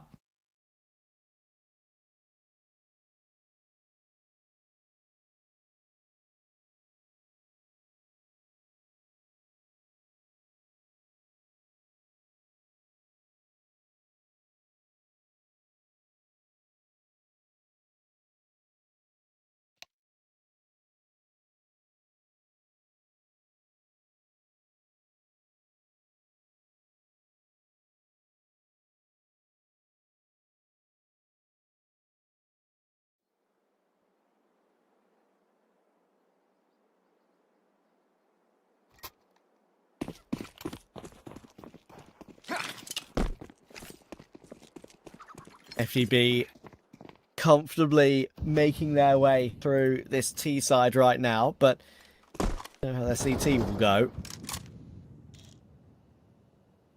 Already PKL finding an opening against Tatu.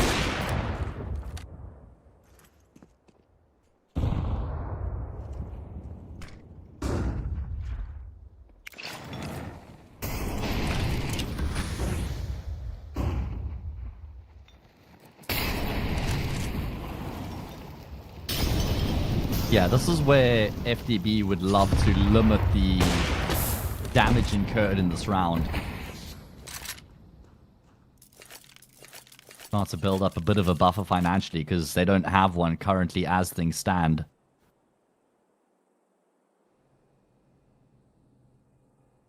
So 4 players surviving would be a great boost to their money. Avoiding this threat of the Desert Eagle will help in that regard, and they will limit Kaiser's damage to just 1 for now.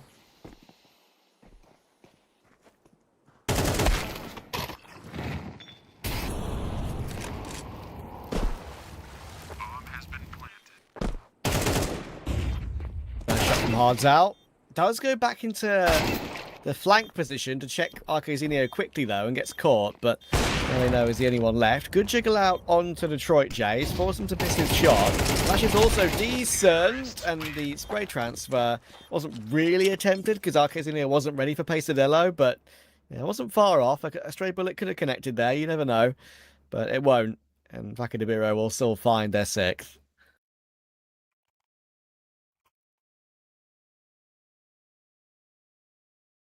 Okay. Currently in a very good position are FDB. Pain Academy yet to really get going. That's the theme and the story of what we've seen so far. Last time they played on Anubis, FDB started on the CT side, Trav. They got 2 rounds. And before that, they started on the T side. They made it 8-4 in the half and then lost 13-9. So historically, they've really struggled on the CT side of this map against Pain Academy. They've played a total of 22 rounds on the CT side against Pain Academy, and they've won 3 of those 22 rounds. Damn. I was going to say, like, we were talking about how those games went for Pain Academy when these 2 teams last played. Sure, there's different players involved now, which is what we were describing earlier and discussing and what the differences here are for FDB. But, yeah, that still doesn't instill you with much faith, but a different day is a different day. And Barton's found another kill on the AWP. They've got a 4v3. And still pushing forward to the possibility of a 7-1. Look at PKL. He's not been seen by Tatu either. No. I don't think so. Wait, maybe? They have no idea. Oh my god. Both teams have no idea. No, no way. Hardzao is going to be distraught. That should have been the freest of frags. PKL will go down. Everybody here, at least 2 of the 3 now for Pain Academy. Oh, if Hardzao just had his gun out. completely different round would have played out. And they may still be able to make it work, but it's very unlikely with Barton being as low as he is. At least he's got an AWP. Oh, Sug's going to go straight through the smoke here. This is going to catch Detroit J off guard. Sug knows he's got him locked in, dead to right. Possible for Barton to win this, at least it should be. And Sug is just going to pre-fire as he steps into the angle. Yeah, that's a real upsetting one, isn't it, for FTB? Because very, very seldom are you that far into a site when it is occupied by a CT and you don't see them. Just every single little move went the way of Penn Academy to get the drop. PKL almost found his way through to make it happen. That timing was missed. Hardzao was all the way through, and because where PKL was, he was just pretty convinced the site was clear. Not the case.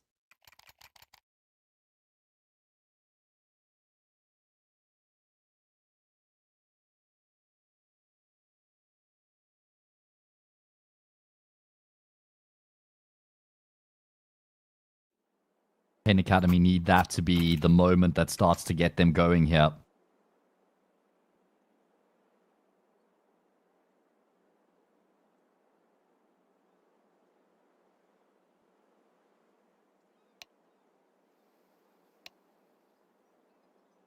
Got to build on that previous success. They absolutely can't afford for that to be a round in isolation.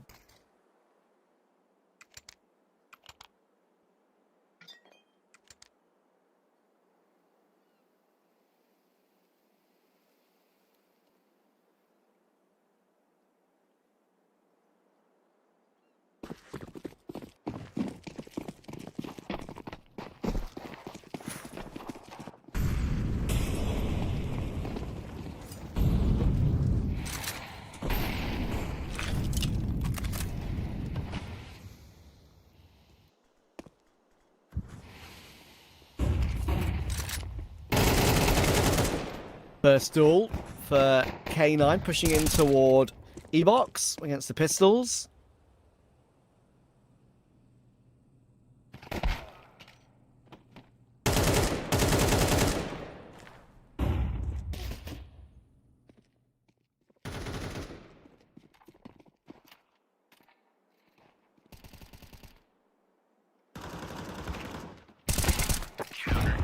Finally, some reprieve.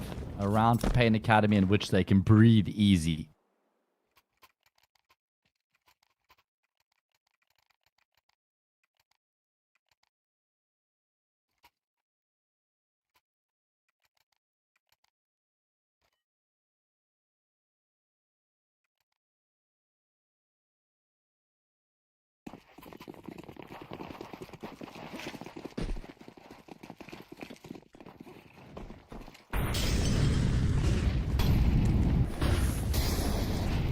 Martins to push his way through. But will hold on. He'd love a second, but Hardzao been able to find both.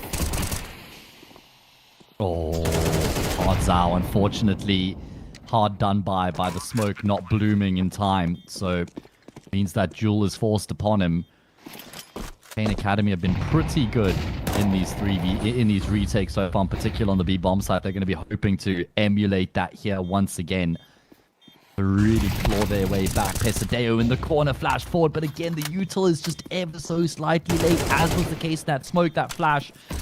Not in time. There's going to be a smoke to block off B main now as well, and then a smoke thrown on the bomb. So it's going to require a bit of a miracle if there's any chance for FDB to deny that defuse. And I tell you what, PKL cross is not far away, spamming through. What? Oh my god, the crosshair is on him, but the shots are not. It's one of those moments where he'll look back at that and say, oh, God, how have I just got lucky? How have I gotten lucky and gotten one more bullet connected? It's mainly because he probably isn't pulling down enough. Obviously, like his cross is on him, but he's not controlling the spray. He doesn't know where the diffuser is, of course. He doesn't know that that's the case. But still, yeah, that is very unfortunate. Penn Academy are in a good position now. 4 on CT. You kind of feel like they're in prime position after how those previous games, like you've been talking about, have gone. This is not live.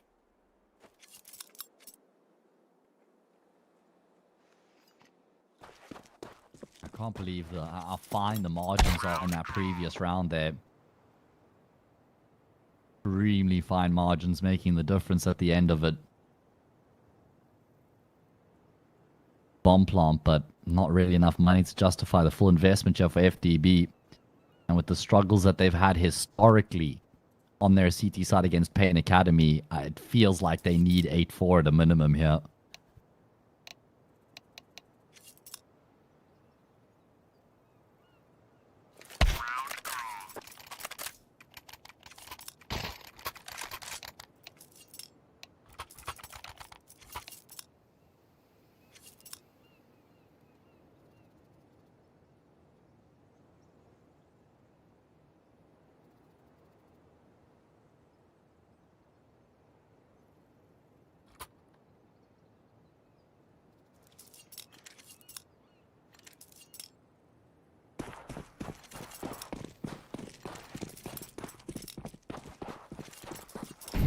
Well, here we go. We're back underway once again, and it is going to be the eco round.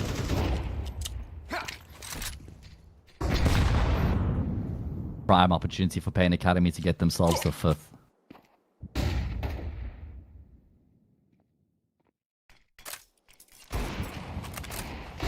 Let's see what we'll find hard now. They are going to close that gap to 1.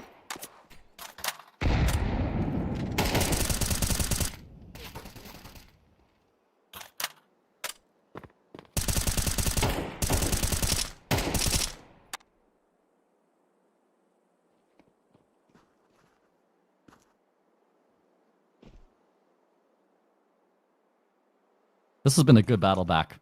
And it's something Pain Academy had been able to do here that they weren't really able to do on Nuke. They've done it in more timely fashion here before they had suffered a similar sort of deficit. 6-5, looking a lot more convincing. Tattoo's had a great map, 13 and 7. Cast a couple Pain Academy maps recently in the past few weeks, and I haven't actually seen Tattoo put up this sort of a performance. So it's very good to see him delivering in this fashion.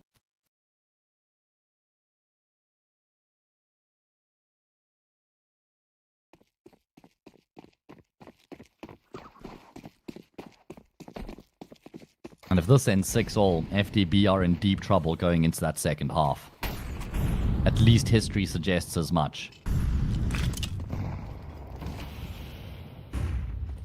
Indeed. Concerning end to this first half for them. Third map seems most inevitable. You would favour them pretty heavily on Dust 2. FDB. As we said, it's the map they pick. What is it? 95% of the times. Yeah. Their bread and butter go-to, right?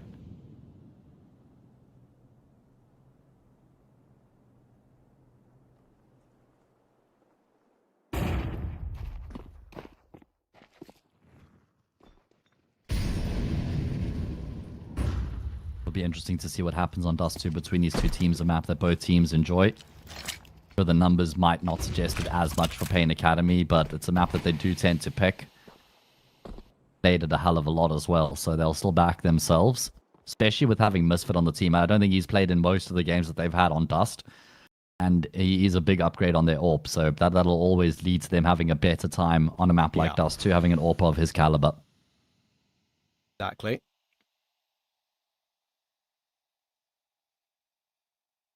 Pairing outside B here, FDB. 24 seconds left in this one.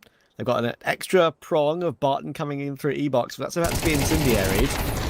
K9 holds on for 2, and 2 is really good considering how quickly that kill came through. BKL's the man to get both those 2 kills before Tatu catches a glimpse of him before that smoke pops up. 2v3 after plant. Look where Arcazinho is.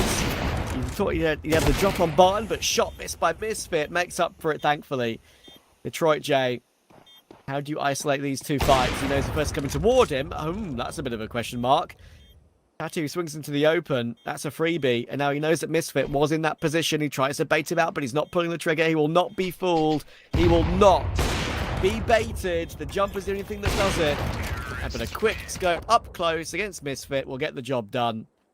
Detroit J will grind out 7 on T side for FDB. Probably not enough, though. That's what we feel. Yeah, but at least it does give them like a bit of a glimmer of hope. I feel like there's a slight fighting chance here for FDB now. if they can make it happen. A pistol round would go a long way here to bolster their cause. In fact, I'm going to stick my neck out there.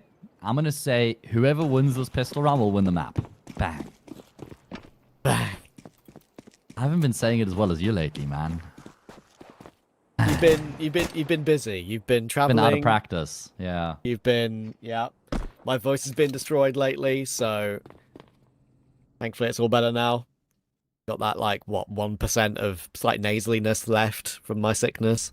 You're definitely a lot better than what you were the last time we cast together. Oh, yeah. Oh, yeah. Bang. There it is. Sick voice almost adds like a nice effect to it, you know? Honestly, some of those long days I did for XSE, my voice at the end of that day, I sounded like I was, you know, smoked a pack and was like a deep soul singer or something. I don't know. Love that. MIBR Academy are going to love this opportunity that currently presents itself. Because there's nobody really home on the A bomb site. Find a plant for free, retake required. There's still a player on this B bomb side as well. FTB don't have any utility to aid their cause. PKL will get a head offered up for free on a silver platter. He'll happily oblige. Oh boy, PKL in turn has had his bell run. 1 health. Kills back and forth. Gunfights break out. USPs connecting, but do not count the Glocks out of making this 2v4 work in their favor. Pesadeo desperate to get in on the act with his Julie, but he hasn't actually been able to find the kill on the side player. Ties aloft, left alive. That bomb's ticking. Someone's gonna have to stick the defuse in time. I don't know if he's got on it. I'm inclined to say he hasn't got this, you know. No, it's quite way off, actually. We obviously, for the Thunderpick hunt, we have that extra timer that gives us an idea, but not if we're not, like, watching it. So if it's that situation there, we're watching another duel come through while the other player's trying to stick the bomb. We don't know exactly when they get on it. Yeah, and the timer was just a little bit too slow in catching up, wasn't it? Yeah, you could tell which one was winning the race in that instance. I don't even think that there was a whole lot more FDB could have done in that situation to have gotten it across the line. Instead, it will be a 1-round gap. My prediction was winner of the pistol wins the map. Let's see if that'll go on to be the case.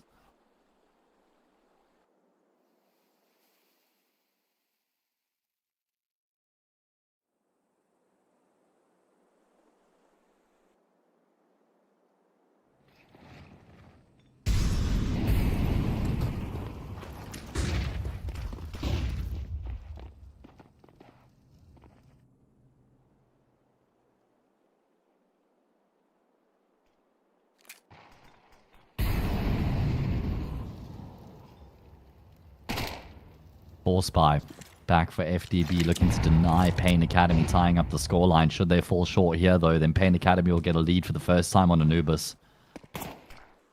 They're split onto the A bomb site. FDB somewhat well poised to deal with what's coming their way because they have got 3 players over towards the A bomb site. However, this Mac 10 is just chewing them up until Detroit J is able to shut one down, but it's a short-lived success. A flurry of frags in the opposite direction. A lot of damage done onto Tattoo as well, though. So Kaiser's going to have to do the lion's share of the work. He was the one who was able to, I guess, survive long enough to, quote-unquote, clutch the previous round out for his team. Got to do it here again, because Tattoo is leaking blood from multiple orifices at the moment. Only 8 health, and they're both stuck on the site, but the nade will get the kill on PKL, and then Kaiser, I spoke about how he had to do it all, and he absolutely does. Yeah, Pesadelo gets caught. With Barton being 6 HP, he already realizes that it's pointless trying to fight it any longer. He's going to save the Galil. God damn. Academy are finding a way.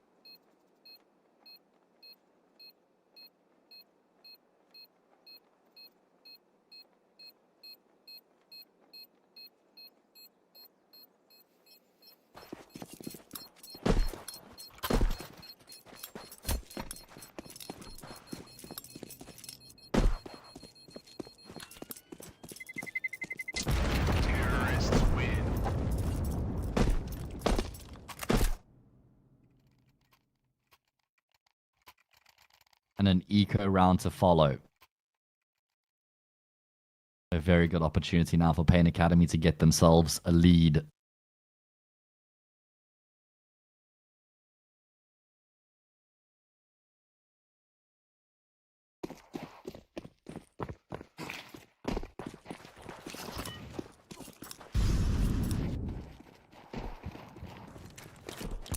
Yeah, it feels like Dust 2 is Destiny. Not the Brazilian player, Destiny.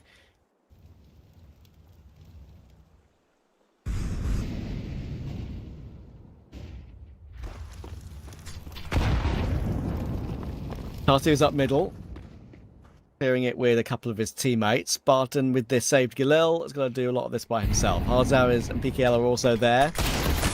You imagine they're going to have to peek ahead of the utility, and while Harzau tries that, it's not going to be possible. Barton does hold up his end of the bargain, to be fair. 2 kills on the Galil from that position is not too bad. It's not an easy spray to control. And the fact that Detroit J is around the position too means that Galil can be retrieved. So, not a done deal yet. Yeah, it's funny because the early rounds have been kind of like hotly contested so far in both of the rounds we've had in the second half so far. It's actually the late round where Pain Academy have been able to air ahead.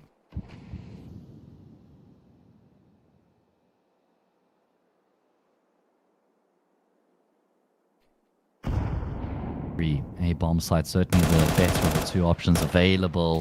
Detroit J's position compromised, though, without armors. It's just impossible for him. He's going to get overwhelmed. He's actually able to dink up Kaiser before he inevitably goes down, but at this point, it's really just about any extra damage that would absolutely be welcomed. I mean, that dink would have been calmed through, and there's an HE grenade in play.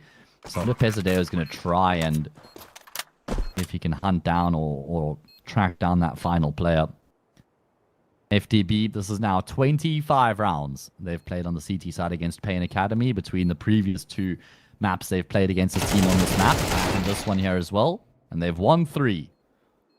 They're almost at a 10% win rate on their CT side of this map against Pain Academy. And we're going to keep counting that look. as the game goes on. Why not?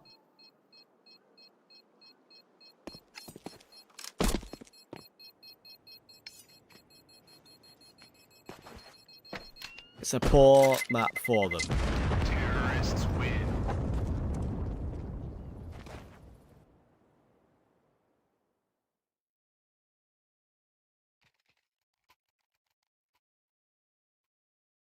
Right now, it's proving to be the case all over again. Now, they'll know. They'll know and remember. I'm sure they won't be oblivious to the fact it's that poor a record.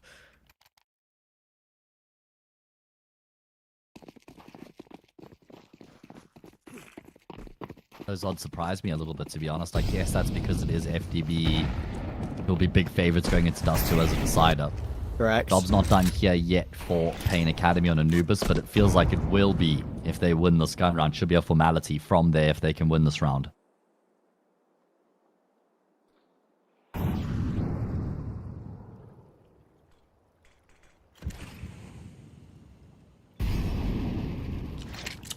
Comes the flash toward A main.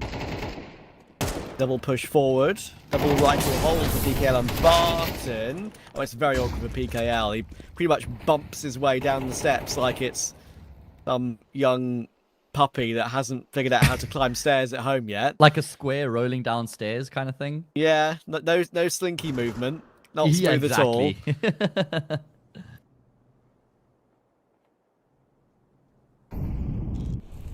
4v4. Again, like I said, the early rounds have been fine for FDB. It's the late rounds where they've been outplayed.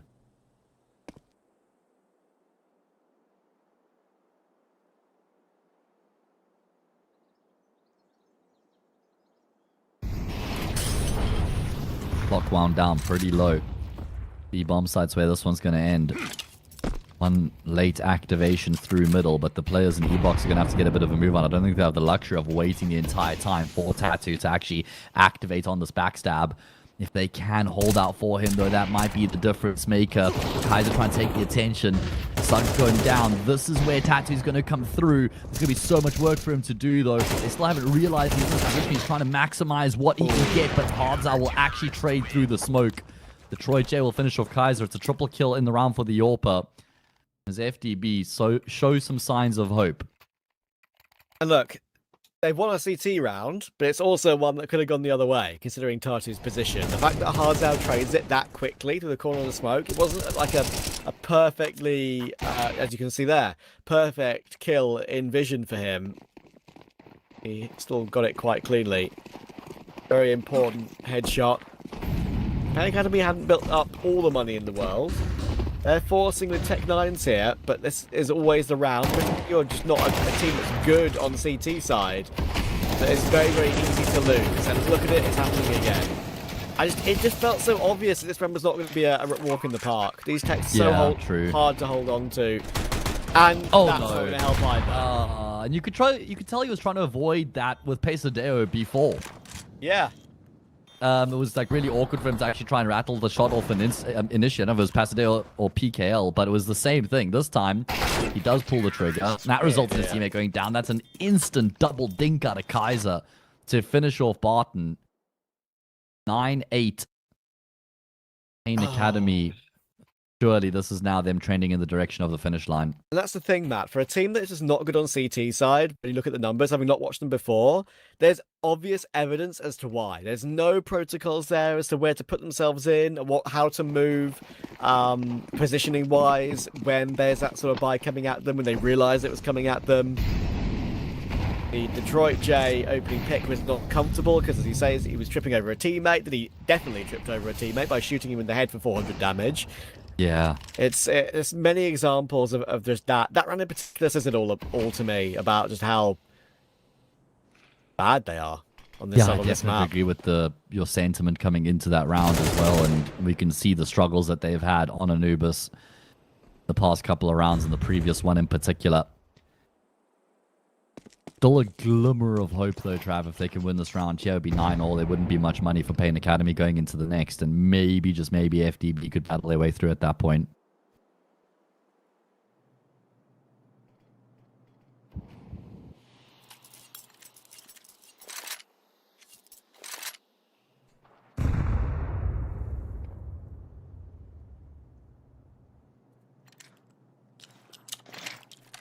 Passion for PKL. Doesn't really go deep enough. I think it got caught on the brickwork there. You can kind of hear it bounce on the floor. K9 will take him down. Detroit now sees Tartu close left. Ashen's going to be awkward. Going to have to dodge that, but he gets gifted a fight. Moves it back into a 4v3. Misfits 3 HP as well. They're at the advantage here pretty comfortably. Bart needs to be a little bit concerned, and that's a very annoying for Detroit J. Barton's in a position that you would think would 100% cover Detroit J, but K9's able to click him in the head before he rounds the corner. No issue. Barton makes up for it. He will click Arcazenio. And now Misfit has to leave. Will he be allowed to leave? No, he will not, because look at Pesadelo. Kidman walking, he's thinking Misfit, and there we go. Free AWP. 9-all. And that's 9-all. And I now need to ask if you can hear my inverter beeping in the background or not. I can. Okay. Let me see if I can find a way to muffle this thing. Because this must be it's not loud. Extremely annoying for me, so I can't imagine what it must be like for you. It's not loud. It's just like my diabetes beeping at me. That could just could be that. It's no big deal. I just want to try grab a blanket to cover it, man. This is going to drive me crazy. 1 second. Okay. My good man Matt trying absolutely everything to stay alive on this broadcast.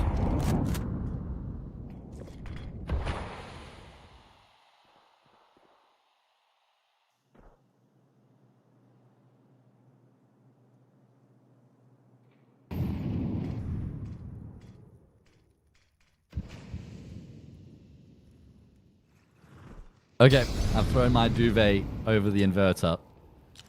When does it beep? 10%?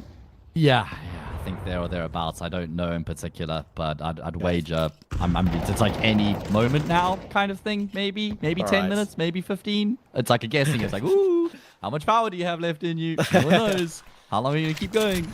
Anyway, what we do know is if you win this round, there's a big chance. Surely they're not going to fall foul to the Tech 9s again. This is a huge opportunity for FDB, but the AK was dropped and Suckers put it to use. They try to flood their way forward through the smokes, and it's not going to happen. That was the chance. Again, another opportunity for FDB to really tear ahead and put scoreboard pressure. Would have been 10-9 anti-eco, but Pain Academy say no. I think it's so obvious for Pain Academy as well. Like, they know what they can do to cause FDB problems. They know the sort of plays like that, not just from this map, from already having won a round like that, but from previous times they've played them as well. This FDB side... It's so elementary, man. It really is. And look, the Tech9s are difficult to face. I get it. PKL was always stuck at the end there, but it's like, it was almost felt like it was a guarantee that round would not be clean for FDB. I know. And again, same as the one on B earlier on. It's now 2 out of the 5 rounds that FDB have lost on the CT side have been anti-Tech9 rounds that just rushed. That is the bomb. But that nade is going to do a lot with the follow-up spam. A lot of attention on PKL as a result, but it's all okay. Pain Academy will pour cold water all over the round as they go up 11-9. They're now just 2 away from winning their pick and taking a decider.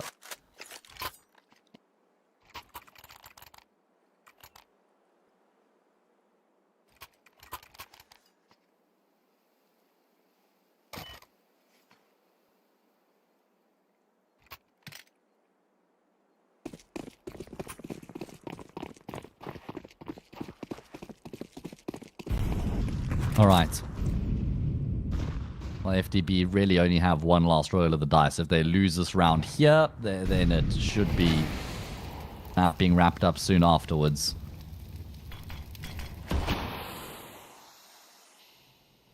Oh, Pesadeo. That's an interesting angle being held. Hanzar can get one of his own trades, the name of the game. There's still 2 more players in on the speed bomb side, so FDB have read the situation correctly and have set their players up appropriately. It actually seems like Pain Academy have kind of caught wind of it as they shift themselves in the opposite direction. Yeah, double plat was good there for FDB if Pain Academy still went B, which it looks like a good chance they're not going to, because look where Mr. Misfit is. He's taken A all by himself with the AWP. You realise the rotations came through and just so many gaps that FDB cannot plug. They need to plug the size of their continent, maybe, to stop Pain Academy in this map, I think. Both 2 CTs are on the big flank very speedily. I say very speedily. Speedily-ish. It's going to be Arcazini already far enough forward to hold them at bay, you would think. Smoking toward camera. There is no kit on any of these 3 CTs. It all depends on PKL and Barton getting it a 1-for-1 at the very least, and they get none at all. Very nice double spray down from Arcazino. That's just genuinely really good. PKL and Barton went on the right timing together. But Arcazino has gotten 4 kills in this round. Misfit took the space. Arcazino took the names. Yeah, great work. 12-9. Pain Academy, undeniable here on their T side of Anubis. Fairly slow to start, but they've been able to battle their way through. At least Detroit J is able to battle his way to the end of the round, finding 3 frags in the process. Means he's going to keep his AWP here. Let's pay close attention to that sniper rifle and see what sort of impact it's able to find in the round. There's one thing that is very obvious for me from watching Detroit J, is that he's very good at not pulling the trigger when he doesn't need to, and doesn't really get baited out all too much. Funnily enough, one of the big rounds that would have gotten FDB really up and running on the CT side was him shooting his teammate in the head. He didn't mean to. So, yeah, a bit funny like that. And look at this as an example again. Pain Academy just know there's barely any, I say barely, just not enough utility for FDB in this round, and they know they can just expose them with one quick foul push. And here we go again. B site taken.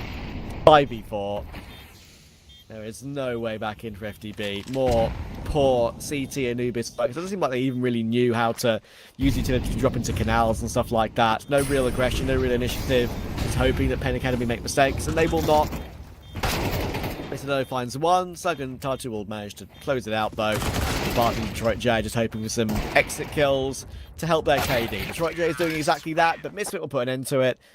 Pain Academy will hold up their end of the bargain. We'll be going to a map 3 decider of Dust 2, which is a bit more favoured for FDB, but we'll see who wins it very shortly.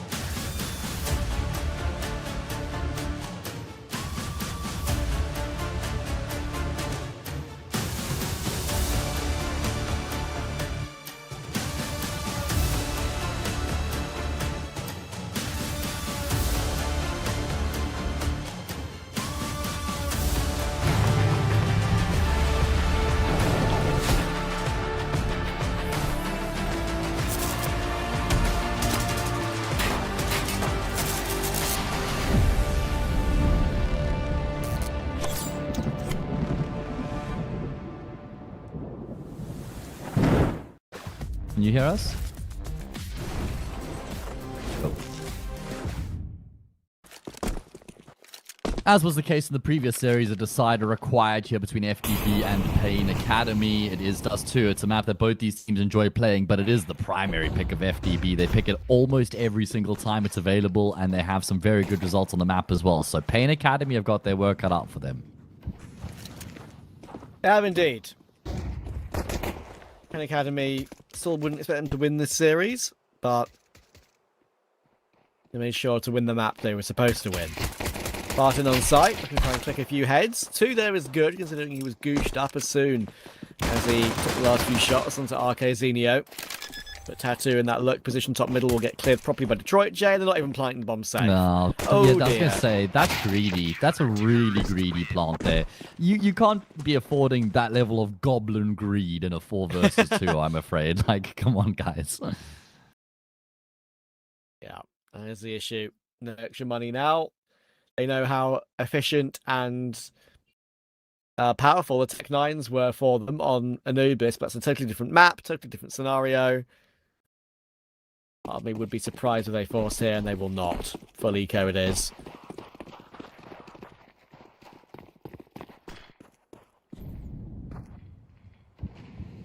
Yeah, unsurprising that they're saving all their money.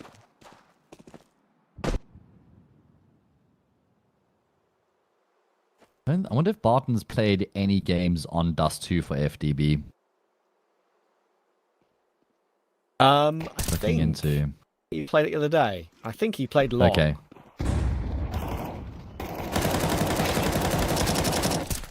Oh boy, Detroit J. That is one way to farm up money. Against the Eco 4 frags, found sure it is with the M4, but it's just enough to afford him an AWP here if he wants one. He could drop the M4 to hard zone and bring the sniper to the server as early as the first gun round. Barton played on LAN with Keyed Stars at BetBim Circuit X in January. That was his last Dust 2 before yesterday, when I covered the game against Vexer and CCT. That Dust 2 on map 2 against Vexer, he went 11 and 17. It wasn't a good map really for them. Hardzo went 24 and 18. He dropped to 1.54. Barton was the closest player on a 0.87. So he's only played it once in the past 6 months. The thing that I do know is this is a Detroit J specialty. Like, if you go through... I remember I did this a few months ago when I was casting his game. If you go through his stats on each of the different maps, his Dust 2 stats are, like, in a different stratosphere. I think he's got, like, a 1.25 rating. Let me go back and check it, but I know that this is Detroit J's best map by some distance.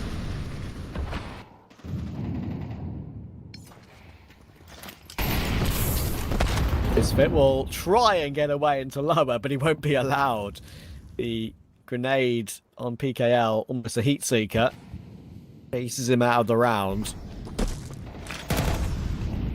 Pushing the steep onside here as well. Oh, wow. Yeah. So well navigated from him. Unchecked, undetected. Makes him pay the ultimate price. He can't finish off the job, but he's surely won the round for his team with that double. PKL has got an AWP here. Gonna hold the angle and... yeah, and get out of dodge there, man. Leave the AWPing to Detroit J. I know he's picked up Misfit's AWP, but maybe a little bit of a chance here for Tattoo. He was really good on Anubis. Been able to carve a path for himself onto the say bomb site, and he is going to find a plant here as well to give himself something to work with in this clutch situation. Yeah, the immediate plant is good. And he can maybe play, well, I was going to say maybe play a headshot angle, but he tried a headshot angle into CT first, not short, and that is what exposes him massively to Detroit J. Will be converted.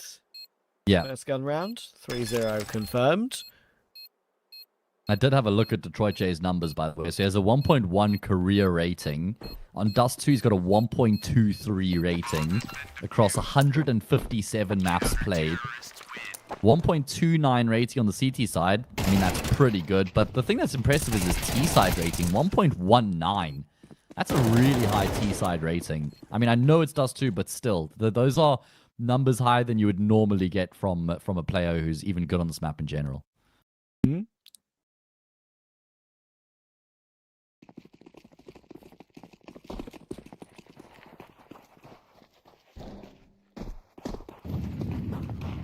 Okay, well, that does mean it's going to be a half buy coming through now from Payne.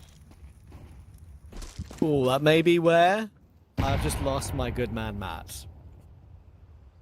I heard it happen. I heard his final word. Bless him. He's done everything to be able to hit the broadcast today. Using the inverter. Due to a power cut at his house. There's a chance it comes back, but we'll see.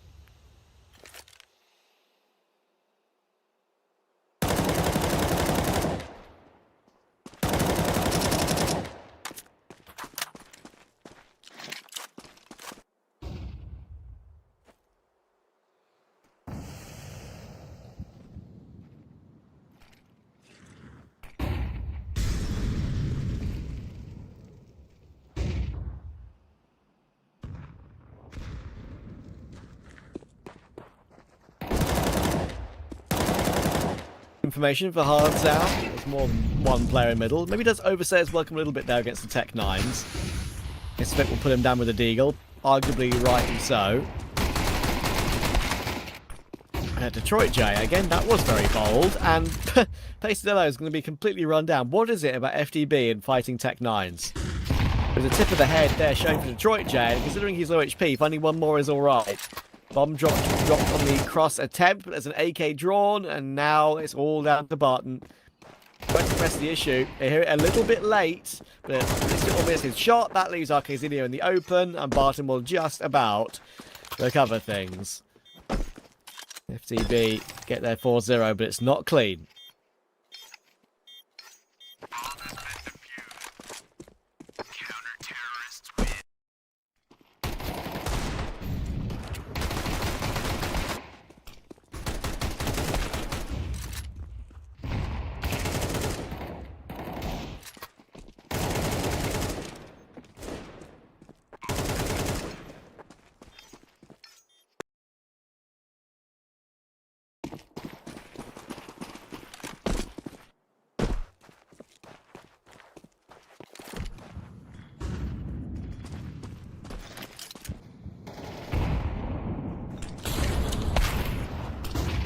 Misfit will open the following round though, and that's what the Academy needs to try and get off the mark on Dust 2. Max mentioned it before his untimely demise.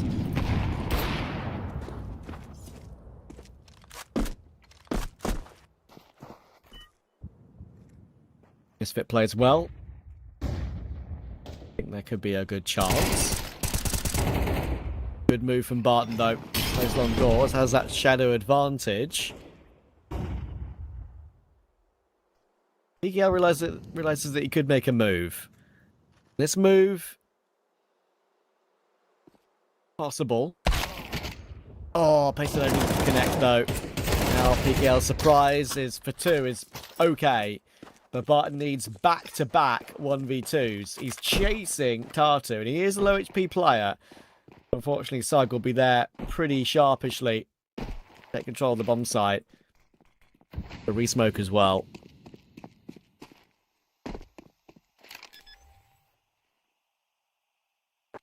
Barton has a Molotov, and if that finds a way to lick at Tartu's feet, then you never know.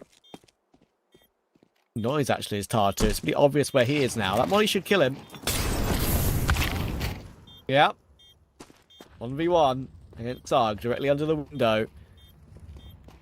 That's assertiveness. Yeah, I like that from Sarg. Doesn't try and take the gamble of just waiting in the bomb site somewhere where he could get pre-fired. Goes for the peak. Takes the initiative. The Academy will get their first round on the board.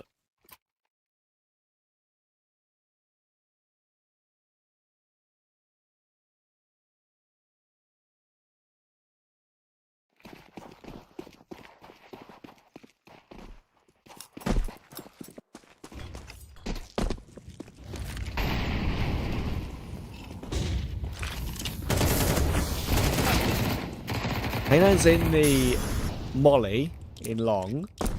That gives Hardzau a bit of a freebie.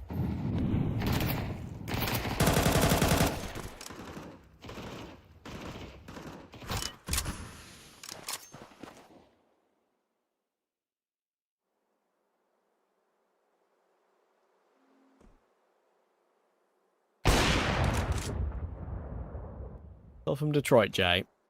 Big damage to the Sug and Arcazenio. Arcazenio does take point and peeks Detroit J at an angle where it's a little bit awkward for the AWPer. Going legs on the broken wall near CT only.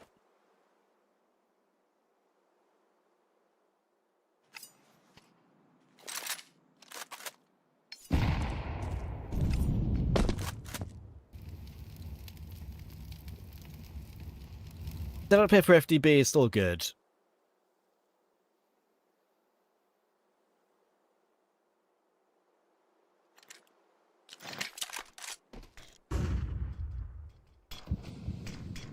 Just going to come through next to Arcazenio, and he's going to shift really into the AWP of Hards Out. The bomb site is defended by PKL. Needs to be a little bit careful here, PKL. Good nade damage on Misfit. Surprised they're willing to give up the bomb site, honestly. They're so quick on this flat ground with Barton from long that we're not going to be much chance to even get it down. Teammate will run in front of him and he'll goosh him, but even though they're all sub 60 HP or below, 60 HP or below, they'll win the round with all 4 players alive. Academy getting the plant is nice, but that's all we're able to glean from that one.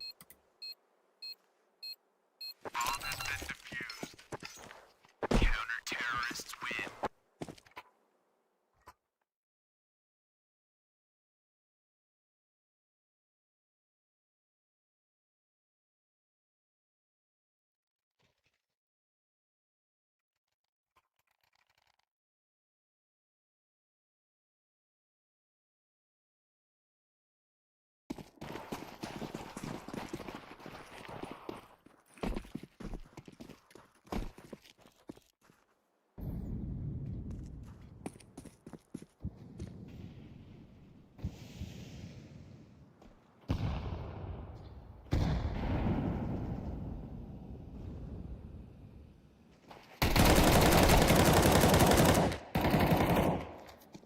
Kaiser, or as I like to call him, Mr. K9, will not be allowed in long.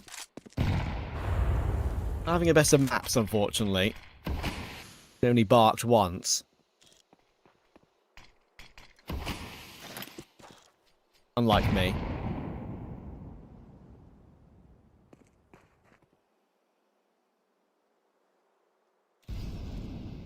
I'll leave long alone.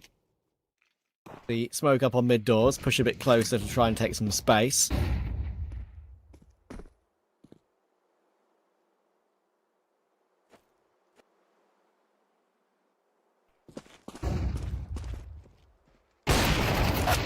Oh, that's a shame for Misfit. PKL is kind of wandering in no man's land in mid there. Definitely pickable for Misfit, but the miss does come through, and then the headshot gets caught through the corner of the door. Isurus will catch Arcazenio, still lurking around lower tunnel. Bomb plant can possibly be attempted. AK jump is dangerous. PKL still finds his one, though. More damage being done by Sug, but he's got 3 players to beat, and yeah, he tries to make a play by launching himself into CT. Kind of an amusing death. And he'll get taken out by Hards Out. 6-1 for Faki de Biru. Counter-terrorists win.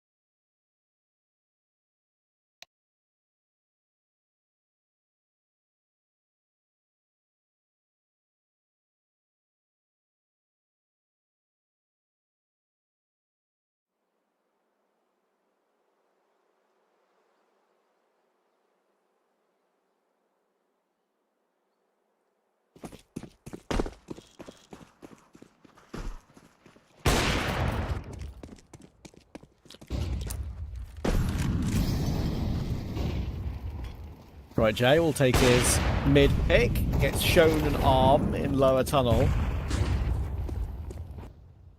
Fortunate not to go down there, Arcazenio.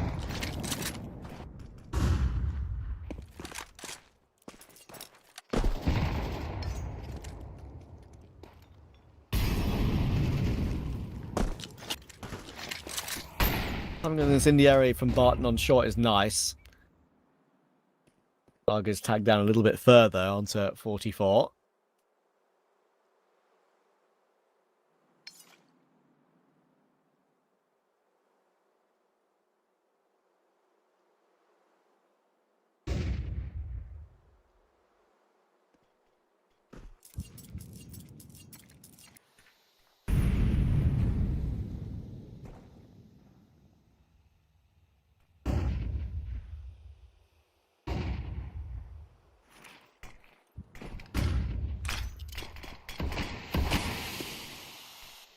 Smoke from Barton will also help a lot. Doesn't really allow much space for Penn Academy.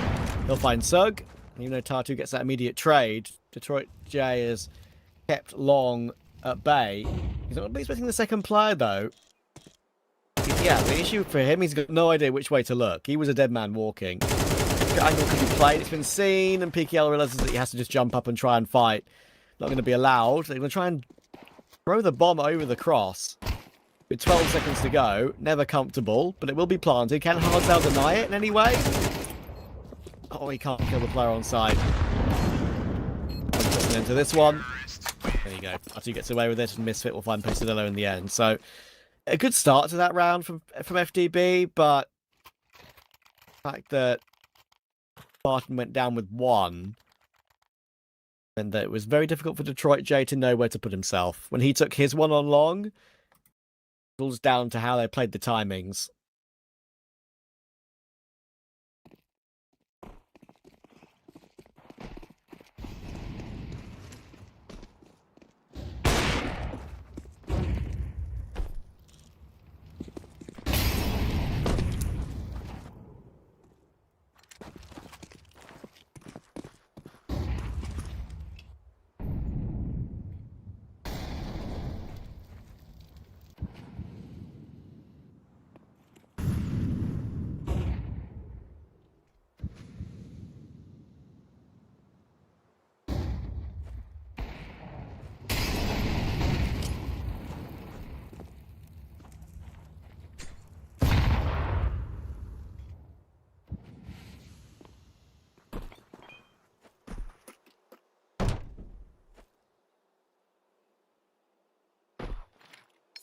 Quite a lot of noise being made there by Penn Academy with the utility being dropped on Xbox.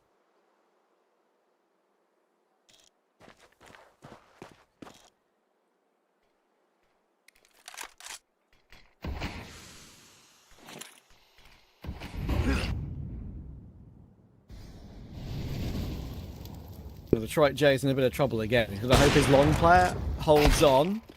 Barton does find his 1 and has avoided the second duel. He can now take it on his terms and it just can't get by him. That is more like it from Barton. I say more like it. He's 13-3 in this map. No plant allowed. That is thrown into CT spawn. The bomb is PKL's. The Biru have 7.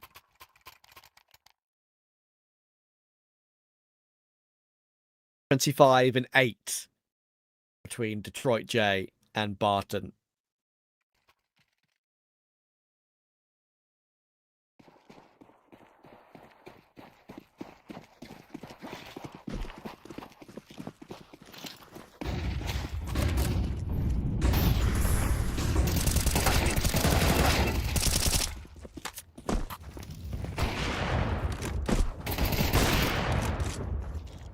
Faster move in this round, but as you can see, a pretty similar ending. They try and force their way through long, and PKL is going to end that one, getting 4 of those kills. Very nice work from him. Again, at least Penn Academy down on probably a Tech 9 buy.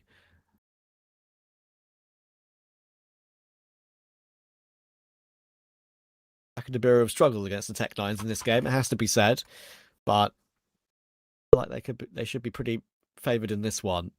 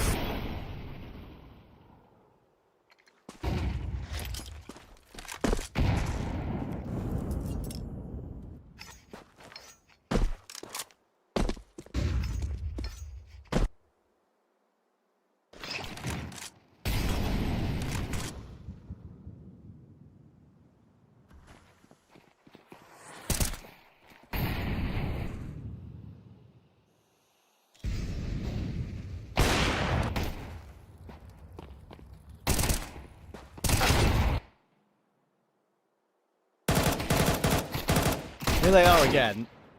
Little on the long corner, thankfully.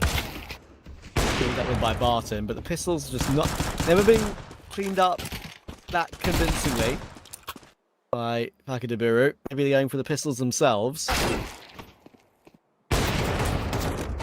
Misfit gets one more D. Detroit Jays to be a little bit careful. There's smoke on the cross actually for Misfit. Bit of a gap, but he'll try and creep behind the car and pick up the M4. Unfortunately, he hops up on top of the car, and that's when Hard's down the corner of the smoke can see him. So, quite a nice try there for Misfit, to be honest with you. Again, Pistol's doing okay for Penn Academy, but unfortunately they're 7 rounds behind here.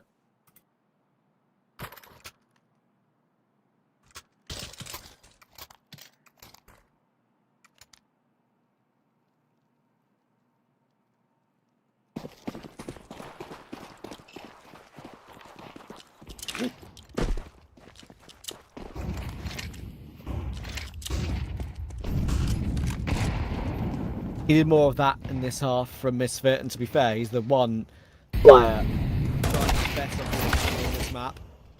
Mozal is very aggressive with the AWP in that position. Bit of a surprise for one, but what would have been kind of miracle.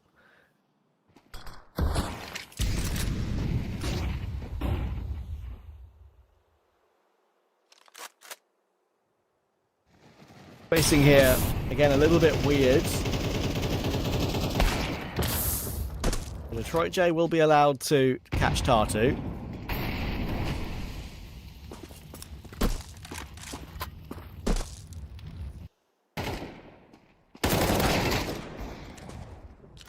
But no hold for PK or Barton on this occasion. Oh, nice shot, Detroit J. Gonna maybe hit another one of those though, unfortunately for him. But yeah, they don't have a smoke left, so they're going to use the dust from the HE grenade to cross safely with the bomb. Detroit J in the end, not expecting Misfit to already be on card with the AWP, will jump into him. So something to work with. 3 rounds on this T side. It is a long, long way back on CT when it is the preferred map for a Biru.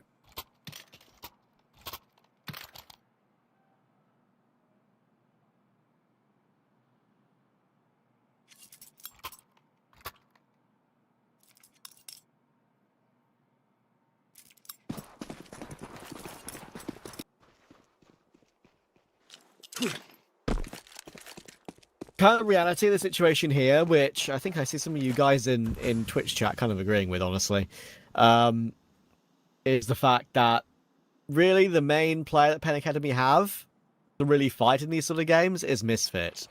We've seen better from all the other 4 in other matches, but not today. PKL's in quite a good position here as well. It's a bit of a bait. Don't expect him in that corner still. The Detroit is going to try and bait from ever further. And there you go. Guarantees PKL 1. Could even be more. Second on Saga is handy. It gives them that extra bit of safety with the 3v2 on the bomb site.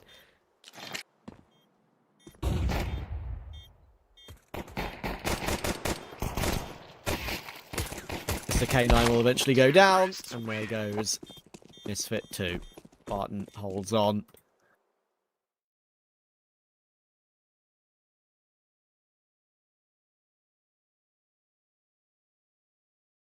Only Penn Academy's have a look.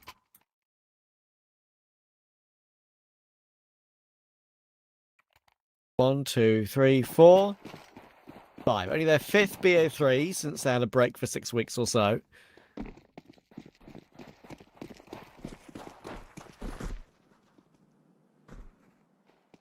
Fluxo did pretty well against the CCT South America last night. Some of you guys may have seen that. It was a kind of a struggle for Fluxo, honestly. An unexpected struggle.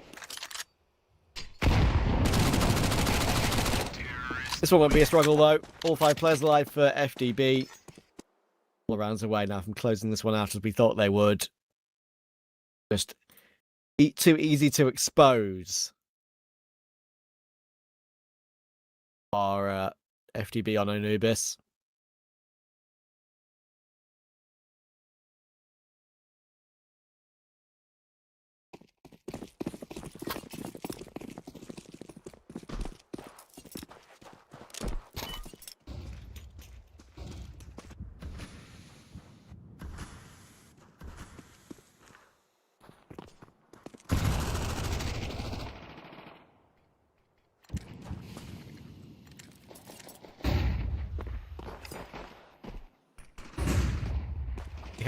this purchase, and they're playing very aggressively in middle. Misfit gets a collateral.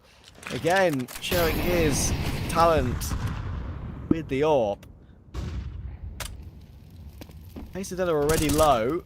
Only a Mac 10 on Hards out. And Academy can hold on a little bit while longer here.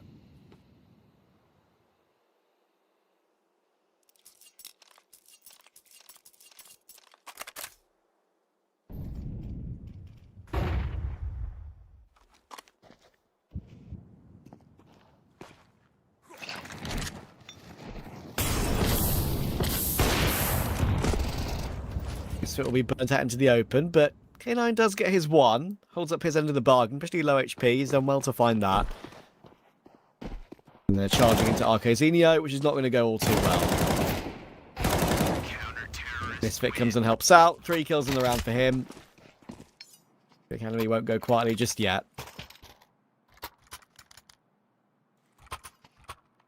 The 4 kills in the game for Sug and K9's at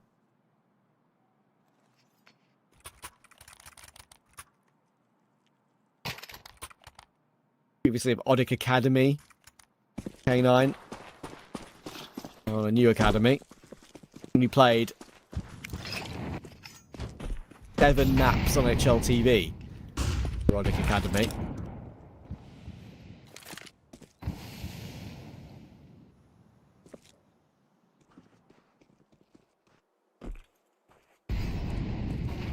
Donking Steve, how you doing, mate? I see you. My last map of the day before I hand over to some of my colleagues.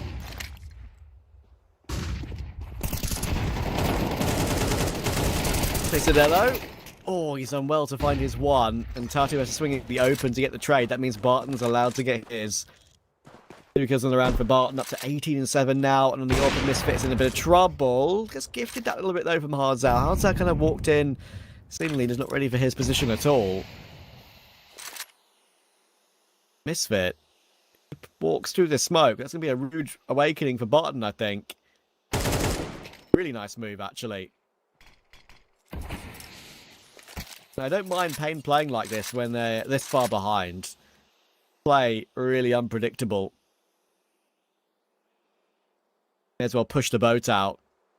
You've got nothing to lose.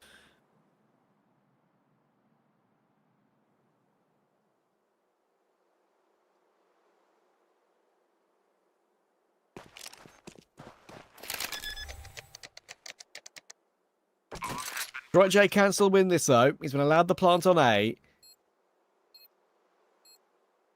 A great game as well, but he might get caught as he walks back through short. Depends when Misfit moves up. He's not moved up in time. Good angle for Detroit J.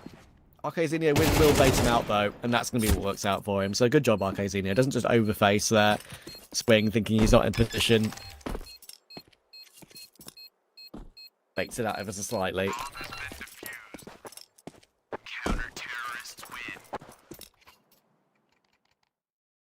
Plant does give FDB some money, but not enough for a buy.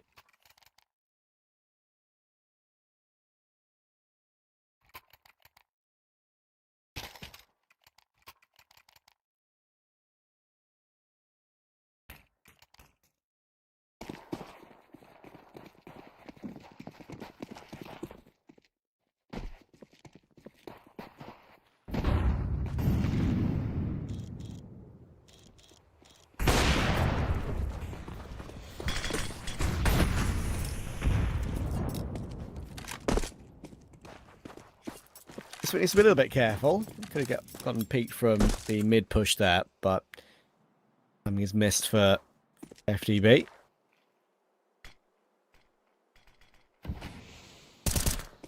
Yeah, the live odds making a lot of sense at the moment. Shout out Thunderpick.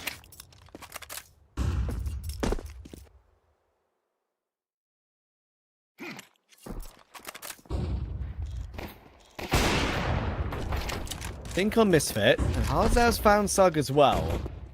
Up into CT working out. Look at PKL's timing. Look at PKL's timing. Oh, he's clearing angles. Honestly, there, I feel like he should have just trusted himself. Wasn't a player on the close angle. Not a chance, though. A Glock has found the kill on Arcazinio. Here's no rifles have been picked up for FDB. They have to deal with these pistols alone. Hardzout's found one more, so on Detroit J, he's finally found the A1S. Citadel on site will get destroyed by Misfit, but there's Detroit J making his move with the M4, completely unexpected, and Misfit's chasing shadows. He's got no idea where he is, and Detroit J will find it. Another example is the experience of these players, way too much for Pain Academy. Look at Misfit's kills. He's going 19 and 13. Not a single teammate is anywhere near him. It's a combination of unfavorable angles and just plainly missing their shots. Pain Academy. That's without PKL even finding that kill from long. Detroit J up to 21 and 8, having a great game. And we said beforehand, I think like even though he's still a little bit on the older side, there's no player younger than 25 on this Biru team.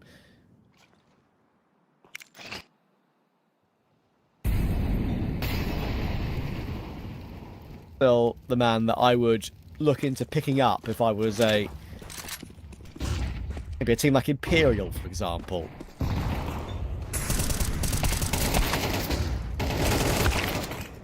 Good kills from Tar2 here. He's going to save the game for now in middle. I know Imperial are probably picking up Sadson, but just an example of a team that I feel like he could go to and deliver pretty well. Oh, nice shot. Hard's out. That's going to be a surprise for Sug. He's the one struggling the most in this game. 5 and 17. He's been owned there. That down. Detroit J has space to plant. Hard's out can take short. If Hard's out finds at least one, you think it really does set up Mr. Oh, I was going to say Mr. Detroit J for the clutch. Not even needed. Hardzow gets a quad kill to end off the game. Good recovery after the losses in middle. And that is pure comfort for Biru, as we thought it would be on Dust 2. Not a surprise really there in any way, shape or form. Because unfortunately Matt isn't with me because of his power going out, I'm going to call the game here and now. Been a pleasure, of course, as always, guys. And Pain Academy will try and bounce back in future games in this group because we do have. I'm not Hayes. I wish I was. Legend of a guy. And they'll try and bounce back in the other games in the group. They're showing up a little bit later in this tournament. Obviously, we've got with it being a double elimination setup, you've got an elimination match and a decider match, so multiple chances for Pain Academy to deliver more, but not much more today. So easy for production. Look at that switch to the right caster immediately. We love that. But I'm switching to 2 other casters now, as I will take a break until the next game comes up very shortly. Make sure to stick around and watching Thunderpick. For now, though, I'm off. I have to have my dinner, and I'll see you soon.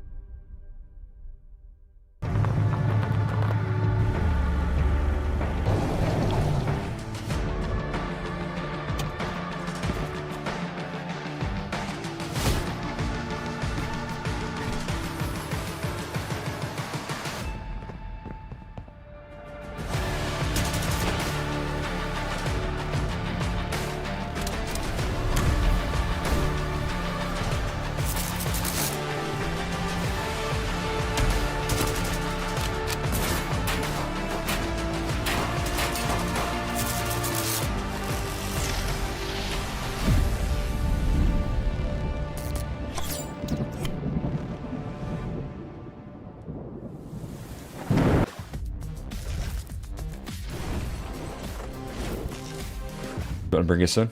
Yeah, you bring us in. Hey, welcome back, everybody. Here we're back with some more action in Thunderpick South America. I'm Exner. I'm joined here alongside Over. Looking forward to the rest of the day. We got some exciting games to roll out here, so should be a fun one, right? We're kind of looking towards how things will shape up here so far throughout the opening matchups, and you know, that's always a good litmus test for how these teams are going to do throughout the grand scheme of things. It is. The Thunderpick series here in South America has been going splendidly. We opened up today with the first two of Group A. Now we're going to be watching Group B, of course, having the opening matches, as you said, starting in a few minutes' time. We're going to be starting with Yawara versus METANOIA Wolves. I'm not even sure how to properly pronounce that, but I'm guessing something of that like. And then later on, Keat Stars versus MIBR Academy. And Exner, gotta be honest with you, I mean, we know all of these teams to the most part. You know, I haven't seen METANOIA myself yet, but I know the players, and honestly, I think this is a closer matchup in both of these two series than perhaps some would assume at first glance.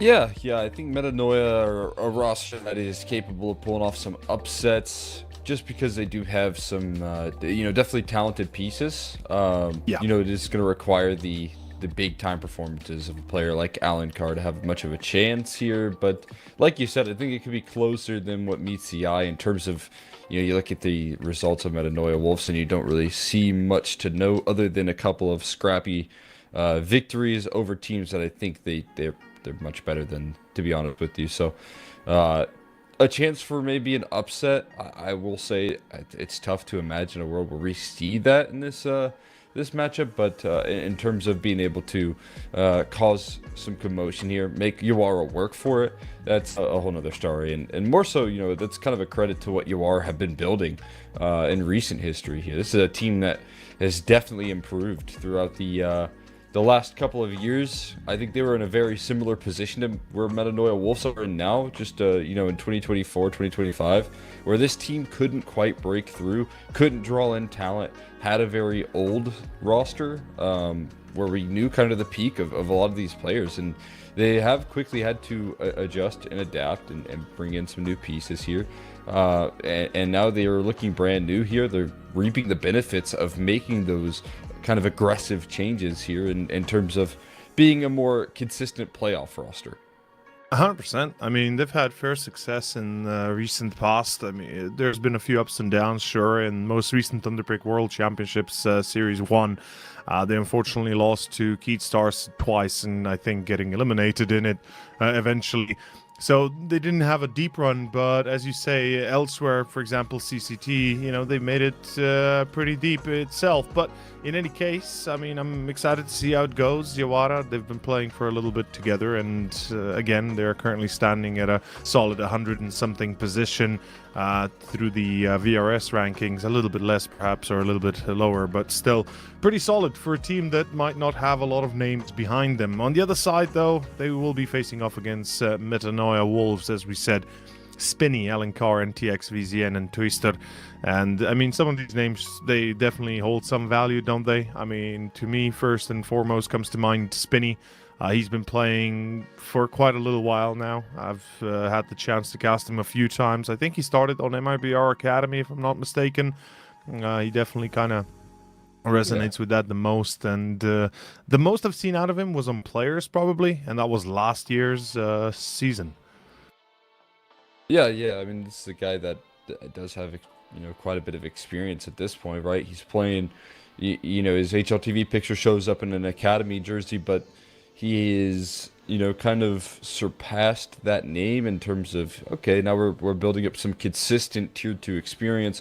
We've played with some of the more experienced players in the scene, so he definitely has the availability here to be a difference maker on this team. Should be, you know, even a player that gets a decent amount of resources as well. So it'll be interesting to see what the next piece of the puzzle is for Spinny on this squad. But yeah, Alencar definitely up there as one of the more, you know, focal point players of this team as well. I think that 1-2 punch could be deadly. That could be a very clear win condition as we take a look at the map pool here, see how things are shaping up. We got Inferno, Anubis, and Dust 2 to close out. Dust 2 going to be an exciting one if required there. to see how things are going to shape up. But we're hopping into Inferno here. We'll be there in just a sec.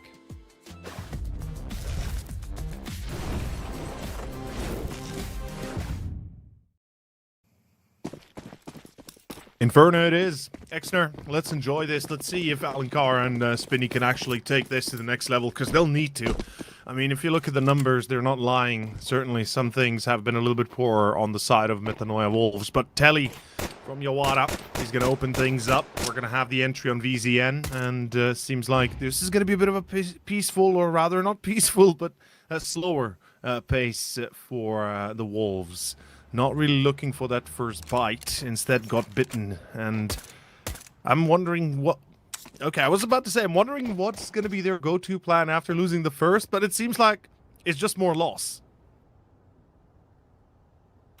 I'll have to worry about what the next step is here, how they pull things back, but it is Alencar and Smitty, the last two players standing. Telly in a nasty position, though, and able to deal with the close-range duels. So it just leaves Alencar in this one.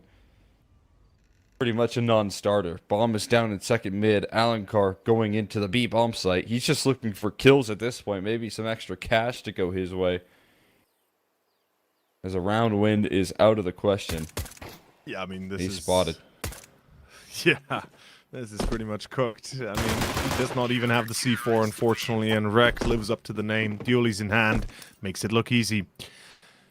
Oh, man, gotta be honest with you. I expected perhaps a little bit of a better start, but hey, then again, could I have really expected anything better at all? It's gonna be 1-0, Yawara. Solid.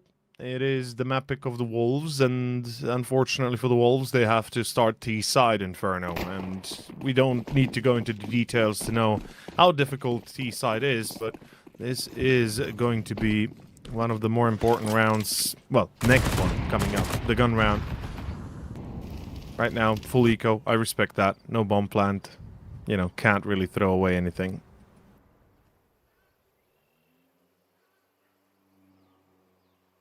Just nothing really to be brought to the table. No kills in that last round. No conversation to be had, really. We're getting an investment in. As you said, T-side can be so tricky in terms of what options you even have available in the early round, and with a CT side start like this, where you're going to be able to get 4 rifles out, and, you know, EDV, the only player really sacrificing anything, he's got himself an MP9, but you're going to have rifles, you're going to have all the utility you can ask for when that first gun round is coming out. That could create some pretty big concerns here for how MITANOIA are trying to set the pace. We're now setting the pace very slow. Yes, Trying to draw out all the utility they can. I mean, they are trying to do as much as they can, sure, but at the end of the day, they will get 2 kills. Oh, excuse me, that's a team kill in between. My bad. For a second there, yeah, for a second there, I was like, they did get 2 kills technically, but unfortunately not on the CT side. Okay, so that's round done. That kind of... I mean, to be fair, a single kill, you know, it's not like... I'm not grasping at straws here, but hey, at least it's not 0, right? At least they're not gonna go 0, 0, 0, 0, 0. That's a good point. Or 0, 0, -1. Yeah. 0 with the team kill. I don't know if that happens anymore, but... it does. I think it does. I don't think it's counting on our on the HUD. Yeah, but I think in game it does still go against you. I remember, like, when I play and, you know, you get a kill accidentally on your friend, and then it's like, oh wait, didn't I have like 16 kills earlier? I said, nope. In any case, yeah, I'm just yapping into the wind, because we got our first gun round, so the yapping can stop and the playing can begin. I mean, this is going to be a clear A play from the looks of it. But they're not really doing much about that control of short. I mean, now finally we see VZN go out and pop his head from Boiler. But the rest of the team seems to be more focused on just still dissuading Yawara from holding A aggressively. Oh, Tele, this is so poor for him. He still gets 1, but that is not the greatest trade, I'd ask, or say rather. Good flash. Demo sees one. Counter miss. Unfortunate. It's a little short here, but what it is doing is buying a decent bit of time here, trying to get those rotates involved. We'll see how much they can do from this position here. Molly inside the pit right now, but they're double backing. It's all a ruse, and Zhao's here to punish. They tried to make that last second reroute here, but Zhao looking to buy some time of his own. He's instantly dismissed. Their trade is on. 20 seconds left. And they're going to go back here one more time. A double pump here. There's still one more defender ready to go. They still have to deal with Demo. He's not able to find the fight, and he's going to fall.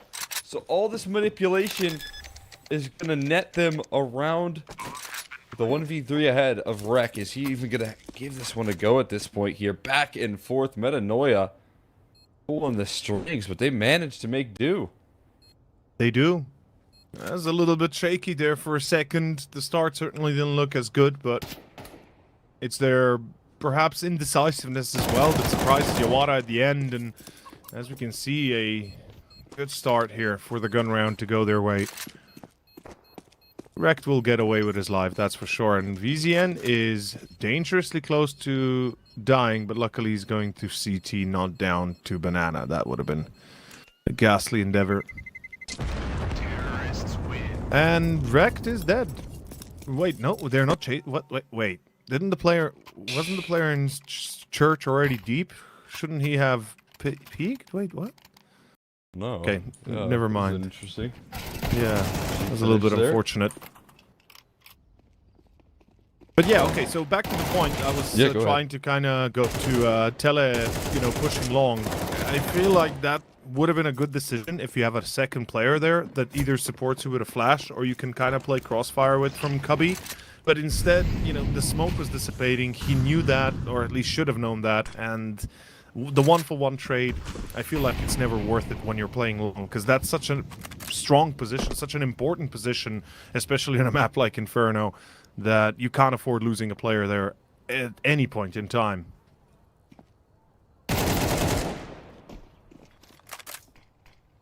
And it feels like it threw the wrench in the works for Yawara almost instantaneously. But in any case... Got a decent start here for Metanoia, just proving that they can manipulate the defense and kind of work the clock effectively. I think that's two really promising signs for the T side so far. Being able to manipulate the defense and also, play it down to the late stages without having, the clock run out against you. Two crucial factors here. Can they keep that level of pressure up? Because it sure seems slow once again. Here on Inferno, it seems like we're going to get a very similar draw coming through here. 30 seconds left. They've just mollied the top of Banana, trying to force some respect, and it might be mission accomplished. They're drawing in another rotate here. They are going to be another A play through long. They're coming in, and in library we already have Tele ready. That's a good angle for EDV, but he loses his teammates around him. Alencar gets another. That's Spinny and Alencar with the duet combo wombo, and that is round done. A bit of an unfortunate turn of events again, as Yawara, I mean, they were ready for it, but at the end of the day, the engagements were just a little bit too split across the board.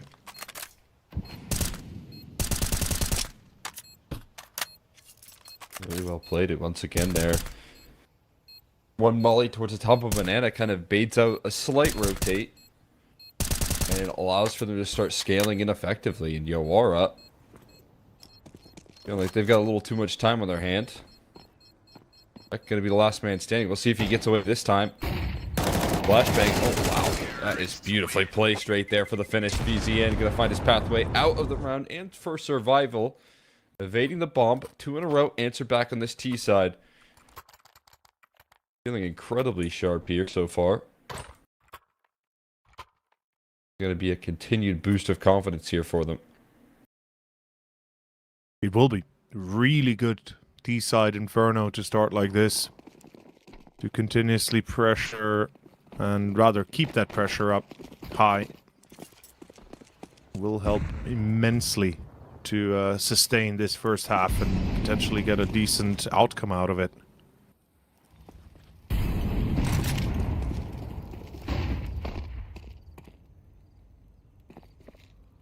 Yes, here we go.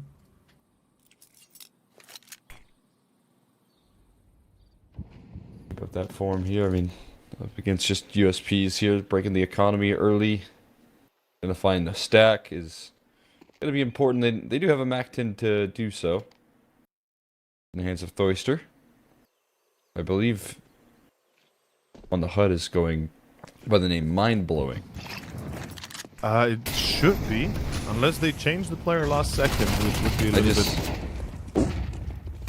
Wait, what? That's a nice reaction there. Uh-oh. Now they're retreating. NTX trying to run away. He gets bested. That's an AK. Couple of kills, but they are going to make a move in towards the A-bomb site. There's going to be a post plant, but now you have an AK, you have a MAC-10, and you got 3 hungry USPs chasing you down as well. Oh, you tried it. Secure Yawara and Spinny. Good spray. What a spray for Spinny, and VZN helps as well, of course. That's pretty much all chances out the window for Yawara, but hey, they gave it their best. We're gonna give them that.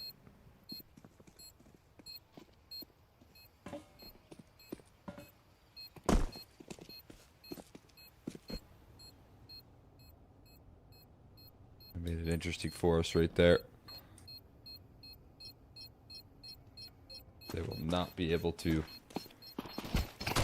get by with the lack of firepower, trying for any exits. They'll find themselves an upgrade of a MAC-10 and a AK. Terrorists win. But unable to keep up the pace. As soon as you do get that bomb down, there is a lot of stability to be found there. That is what they experience. A nice play there, flashbang in. Thoister immediately blinded up. You catch NTX and a run for dear life, but here's the bailout opportunity. Great preparation, great communication in between the duo there, just making sure to cover off before things get too out of control. And that's some much needed stability that they'll bring to the table here.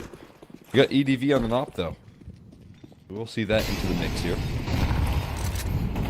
I'm happy to see it. Let's see if we can make use of it. It's glass cannon, by the way, something you don't get to see very often these days, unfortunately, anymore. The game has changed enough, should I say. Oh, wait, what? Just walking the smoke? What? Okay, that's a crazy choice right there. VZN's gone. There goes Tele with another. That's Alan Carr subdued. I am genuinely a little bit confused about that top mid push, but a miss by AEDV, and that is going to be the op gone a second later. Mistakes made. Wrecked will find Twister, and it is Twister, by the way. Mind-blowing confirmed. We just saw in the kill feed as well. Binny. NTX. Out A. Hoping, and actually, no! No way! No, he blocked him, no. Oh, what a disaster ending right there. Stella D. He's going to complete himself a nice little 4K in the most bizarre way. Both players drop into the flames after he's already gone. He'll take that every day of the week there. 10 and 4 for Tele D. Started it off with a 3K on the pistol. There you go. It's a bit of a pace change attempt here for Yawara. They try and speed it up, but now they're getting punished here. They might want to go down to the slow play here instead because it is fierce. When you try and take space away from Yawara early in the round, seems like you will be punished here. Yes, you will. Is that Alan Carr gone? We got a push potential coming in through Boiler. There's the smoke indicating it. Ooh, NTX is in trouble. If they push down Banana, well, they're lucky they don't. But look, he still gets tagged. That's the C4 left at the bottom of stairs T-base. That's... What? NTX is just wildly roaming to top? Okay. I'm a little bit confused as to what is the decision making here behind MITANOIA Wolves. It's a 3 versus 5. If you're looking to save, then save. If you're looking to play it well, then play it together. This 1-by-1 action, lone wolf action, doesn't fit the bill, if you ask me. That's valid. Seen them play very well off of each other here in the past as well, so... Yeah. Just looking to replicate some of that measure. Definitely getting caught. Plucked off guard there. EDV. Gonna add to his tally as well with that AWP. They should cut it there with the last close behind.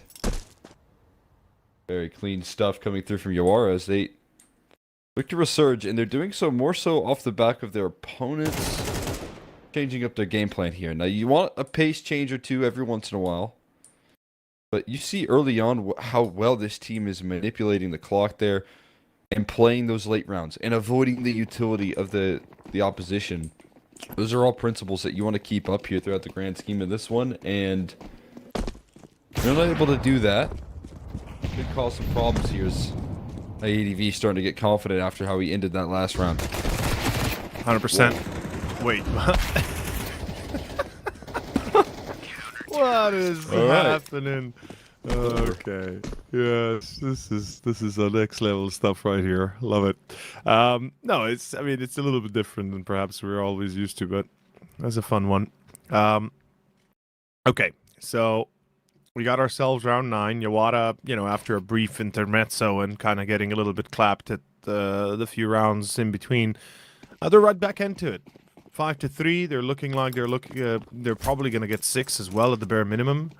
I mean, this is a round they'll be tested on, of course. But if MITANOIA decide to again lone wolf this stuff, I mean, I hope quickly wanes is what I'm trying to say. I think now's the time to realize where your bread and butter is and go back to that. Slow it down, let them use all of their utility, and then do what you've been doing best, and that's just rotating effectively here. But got a lot of utility, you got a lot of players looking to turn that corner. Are they going to do so? Walking into the angle of the op here, big problem factor right now. Is the HE going to follow it up? And so much information gathered here as the Halls pop is up next. EDV in transition, able to adjust his crosshair in time. Whoa, whipping the deagle out for Demo. He's going to get punished and dropping into the pit right now with Moto Smokes inbound. Got themselves a chance in this post plant. Yawara playing from the back foot for now. Seems like Yawara is going to have to be very careful what they do next, and it seems like it doesn't matter what they do next. They are gone from the round.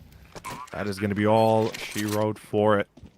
As round 9 collapses on top of wrecked last man standing. This is, okay, number 4 guaranteed. Back and forth really now becoming a bit of a reality. Nice reaction there. A little bit clunky at the start, I'll be honest. But you have a very clear vision behind it, right? They're ready to make a move out of Halls, and while the dry contact up arches is maybe, or up brackets is a little concerning there, the game plan to strike afterwards is promising, and they get that pulse pop, they get the effective trades, they get what they're after, and they close things down in the end, especially with the poise that they show in that late round, not overextending. Right where it's due there. Maybe not the flawless execution that you were hoping for, but it's enough to get the round 1.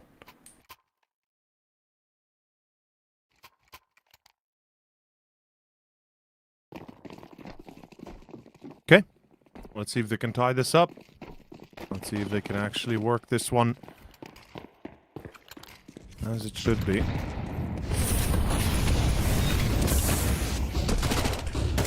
Oh my god. What is happening? What is happening? No. Oh, What? Goodness. Okay, I'm now confused as to how are these rounds actually being played here, and how is this even possible? Look at this walkout balcony. They don't even check mid. They don't even care about it. Demo is like absolutely demoing his life here as Telly finds one, but that is a push through the smoke on Banana. What? Okay, Yawara is kind of just cooking themselves here with some of these decisions. Not gonna lie, man. This feels like it's a bit of a poor play overall coming out from the boys. Yeah, no. I mean, they're getting wild with it. That's for sure. Yawara not pulling any punches, but strikes are landing a whole lot harder on the MITANOIA side. Now all they're doing is letting those plays come to them.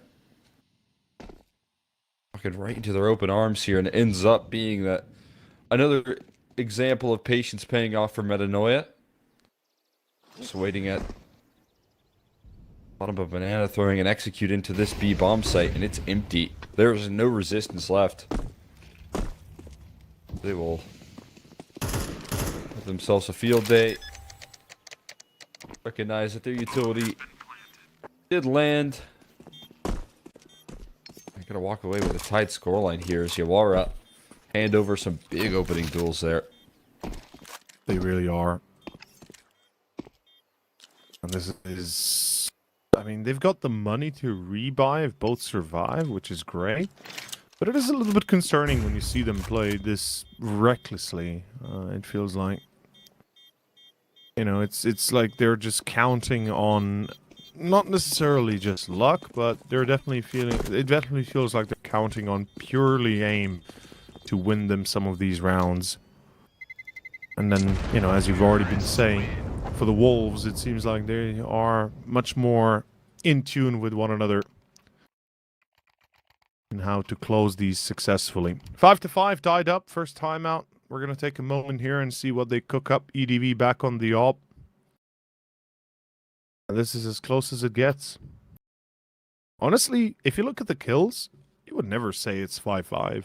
Like, if you hide the scoreboard or the top part of the screen and just look at the purely kills, you'd be like, yeah, no, okay, this is not 5-5. This is like, you know, 6-3 maybe, or 6-2 kind of thing in favor of Yawara. But no.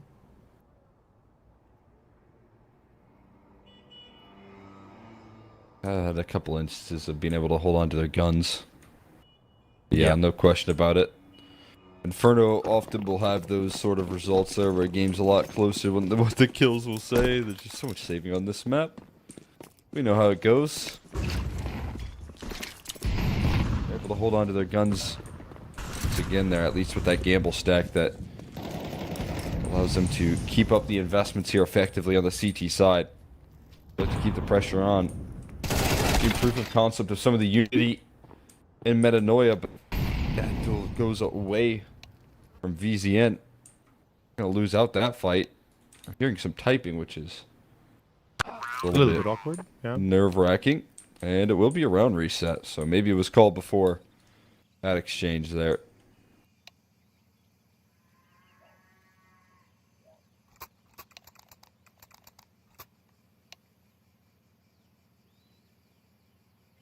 Technical issues seem to be abound, that's for sure.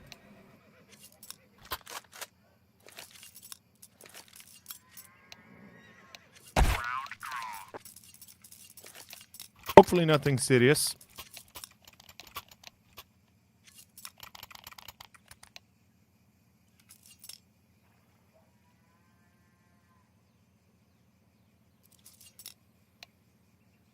Quick one.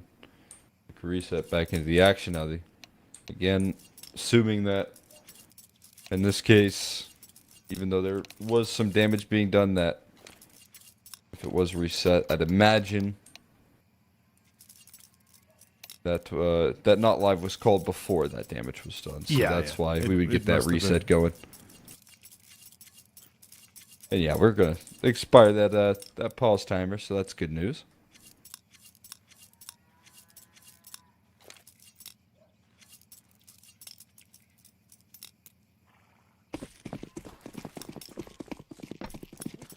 Here we go. We continue. Brief intermezzo. Again, a little bit of technical delay that always happens when you least expect it. But we are back in action, ladies and gentlemen, and we are ready to continue in round 11. And this first half is slowly coming to a close, and it's yet to be decided where exactly it's going to end up going. We do have a bit of damage again dished out. Nothing distinct. No kills. To be fair, the utility on Metanoia is really poor. Like, they barely have anything left after less than a minute right now that has passed. Manage here without those resources here. It's also low on HP, especially for VZN. Gonna have to queue up some big time entries. Try and find the weakened up bomb site here. That's a dangerous game being played by EDV, but will be covered by TeleD. Now the end goal going to be shown here soon. No flashes. Oh, there's one, and it works. Jow blinded up. Still able to hold the line for a single. Gets that molly off, trying to secure some positioning and buy some time for his rotates to get involved here. NTX going to stick that bomb in the meantime. The numbers will be punched in effectively here. Oyster, big swing out of him, and they wait for it. That is great patience from Yawara, knowing that T-side has to force some duels here. They're going to continue to play it patient here, but LAD going to fall in the meantime, and that evens out the odds down to a 1v3 now as VZN set up for a chance here, but traded out quickly. Yawara anticipate the follow-up aggression that METANOIA try and throw at them. That is a little bit of a crazy pull. And Yawara, it is going to work. A little bit concerning there for a second. A few moments that certainly could have gone very differently. But at the end of the day, it works exactly as you'd want it to. And here we go. Round 12, the last one of the first half. Let's see if Yawara can keep this going, and we might be able to see something in the likes of a 7-5 halftime. For the CG side, I would argue that's not the greatest ending to a half that they started pretty well on. For METANOIA, I think even 5 is already acceptable. Anything more than that, you take it as a blessing in disguise. Oh, Exner, am I seeing this correctly? Yeah, okay, no, they fell. Okay, never mind. For a second there, I thought he's still in boiler. He fell back. VZN has fall. Excuse me, not VZN. I think it was who was it? On EDV. short. Yeah, EDV. Sorry, yeah, EDV. Pulled back, and Demo we can see as well. Gonna be mollied out. Unfortunate. Demo finds one. That's Spinny. Pressure will continue to mount. That's a missed smoke. Ooh, unfortunate. Very unfortunate for METANOIA. They're left with a single... No, actually 2 smokes total. And 2 Molotovs and a single flash. Hard reset. Back to B, maybe? Yeah, they've been able to, could have jumped back and forth effectively, but it would be nice if Alencar was able to apply any more damage. He was lurking about, hoping to do so, but TLD punishes. Still, though,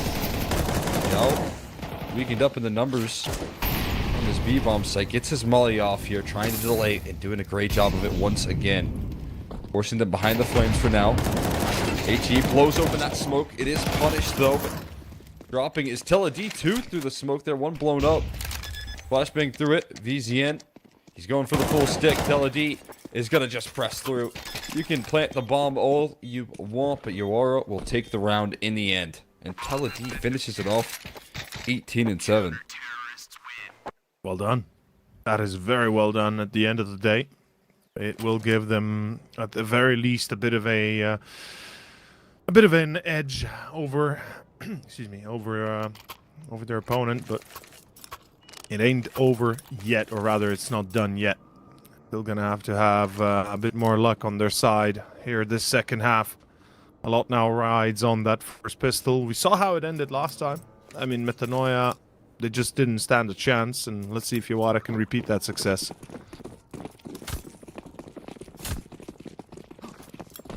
Is it a straight B rush? No, it's not. Okay, never mind. Or? No. Okay, no, it's not. Whew. For a second there, I was like, wait, are we back to matchmaking strategies? Game plans come in cycles there. I think pistols have, more in recent history, they're taking a lot more of a slower turn than they ever have. But now teams they're always just vying for positioning early, because you never want to run into what METANOIA are doing right now. If you go 5 players out of spawn, you could very likely run up brackets into 4. So they're just trying to avoid that here. They will. They're going to go in towards the B side where it's just Oyster. Great movement here coming through out of the T side. And Rek going to find the opening pick because of it. Backed up by the Jow flashes. Oh my god! What? He hecked straight through the smoke. Doesn't get to play the round. He turned the corner there. Got dismissed instantly. And that is feeling like a done deal there. Yawara. I've got them outside looking in completely on this round. Yeah, this might just be 9 before long. I mean, METANOIA, surely you don't force in the next round. I mean, there's a chance you might, but I feel like that would be a bit of a overstep, or rather over exaggeration for what's happening. You gotta slow your roll, limit the losses you're taking here. Terrorists win. And a force buy, I think, would potentially break you completely.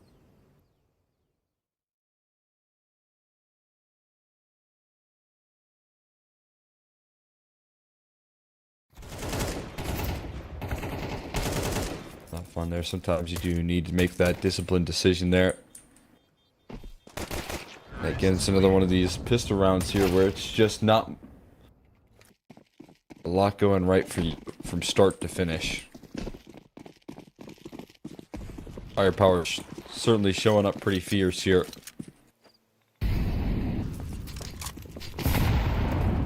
On the side This is looking of Yawara. Yeah, it's looking good.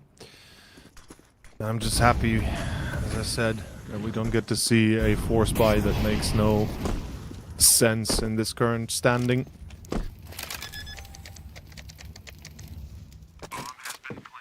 Yawara also trying to keep as many alive as possible, making sure they have as much money as possible going into the next few rounds.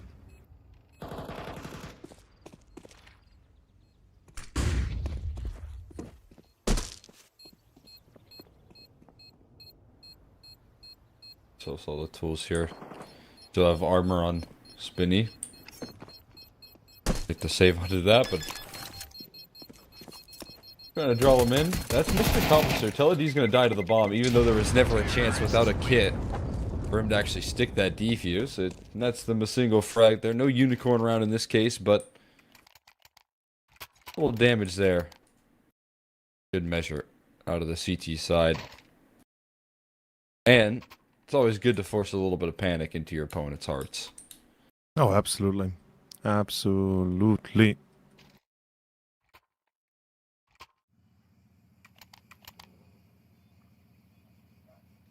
A very good feeling to be too far away from the bomb when you hear that little tap and you know the round was over, but yeah, that's the oh, fear. dude, it's just it's like the fear. It's just pure fear. Yeah. You do not want to feel that. It definitely gets out of control too quickly when, I mean, out of control. It kind of takes you a little bit, you know. Takes you down a little bit. Gets you scared when you hear the click, even though you know you won. Oh, I hope he doesn't have a kit. I mean, you're praying at that point, because that's the only thing you do have to your name. But here we go. Round 15.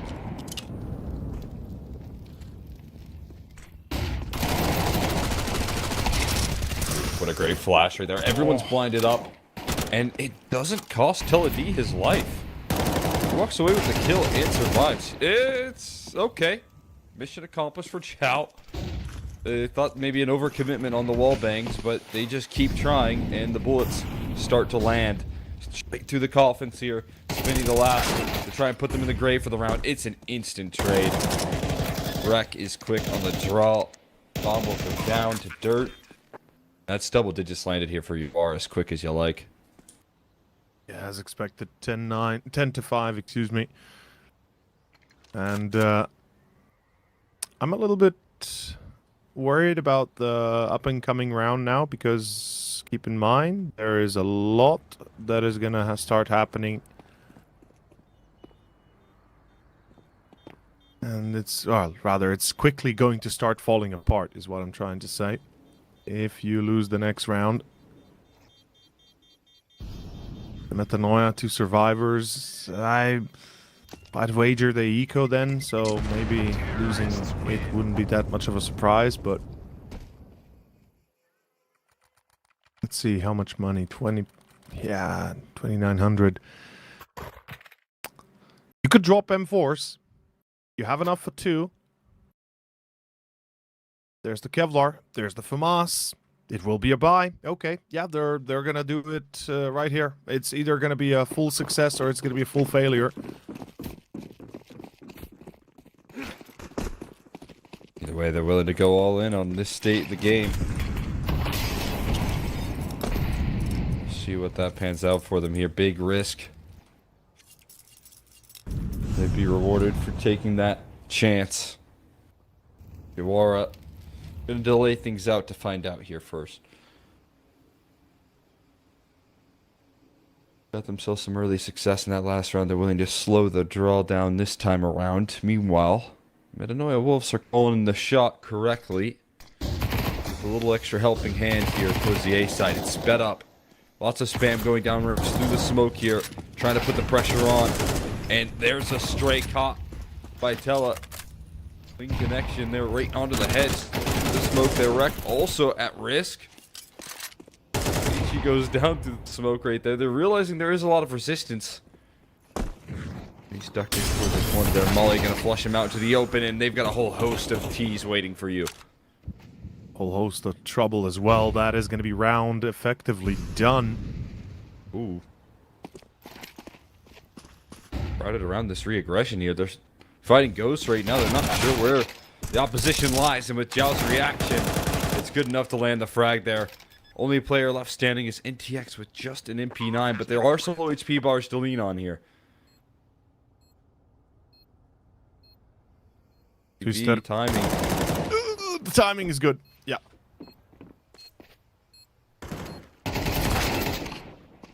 Oh my god, just a double up right there. And now Thoyster left last alive. Bomb not fully planted for him, but oh, look at this route from Zhao. He just completely maneuvers around with no troubles there, no questions asked. Yawara are going to push past into 11 here.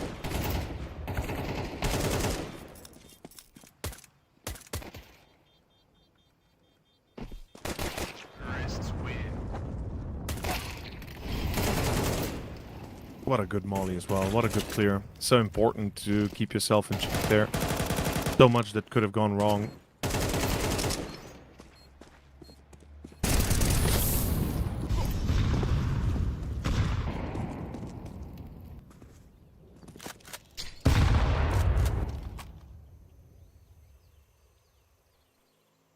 And here we go.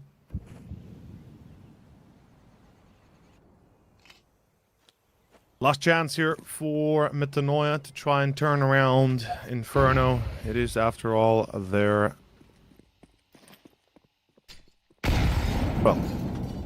map. So it's all or nothing here for them. Saw a little glimpse of it. The reason why in that first half, but in the second it's been empty-handed so far. They've got their best chance right now. They take a forward duel, past the molly, big time opportunity. Tella as he punishes, but there's a kill through the smoke there. Spinny in some form or fashion able to collect. Sets it up into the 4v2. Their opportunity to try and get the job done here. Nice pillar there right in the way of Spinny's spam to try and find the follow-up damage. So still set up into a 4v2 right now. The op's going to have to do some heavy lifting here. It's going to come down to how much impact EDV can find. Guess we're about to find out. This is all of it. Never mind. We did find out. There you go. Not a whole lot, unfortunately. Yeah. Tough to manage when you're in the flames, understandable. That gets a little bit crazy, to be fair, but at the end of the day, you know, missed the first shot, and all of a sudden the pressure goes up. And then you have to basically do whatever you can.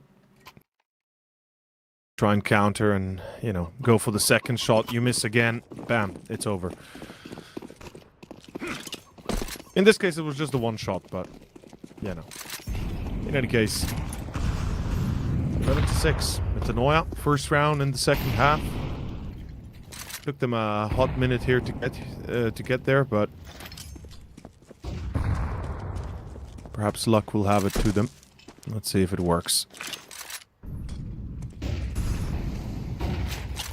Need to find some real consistency here now. Gonna need to hit your stride defensively, build up some of that econ, and try to get the ball moving from there. Good damage to try and delay, but Zhao able to collect. How did he get there? Going through the smoke, he moved past two. NTX able to find two through the smoke of his own right, at the very least here. But another's known, and the bomb site claimed. Bomb has been planted. chaotic as all get out there, but EDV flushed out of his corner here, sets up the retake for success. NTX with a kit, smoke, and a molly for Alencar. 2 flashes is what the CT side has left to try and get the job done. Positionally, though, Rex taking a risk right now, and he's got all of Moto under lock and key, so they know this is a one-way street. Molly gonna force Demo into the open. He's gonna run far away, but he can't find safety. Now it's all on the shoulders of Rex. As he walks into the site there, contact taken. It has to be a 10-second defuse here. He gets off of it. Kit recovered. Does he have time for the defuse? He does. Ooh, he does, just about there. Able to lay claim there. NTX with some quick emotion there and an ace to close things down.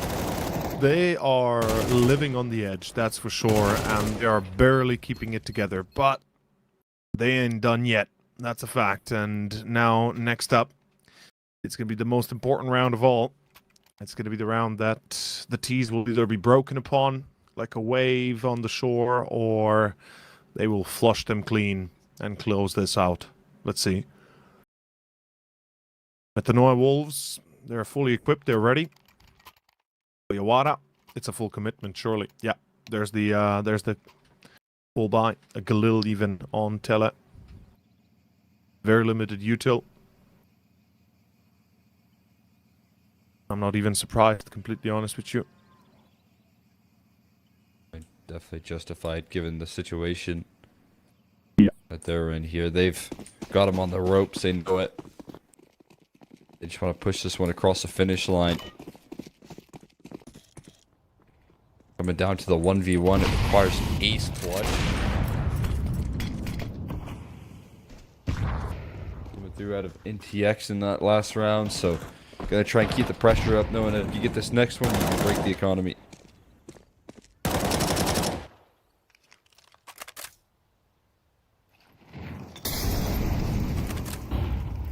Here we go.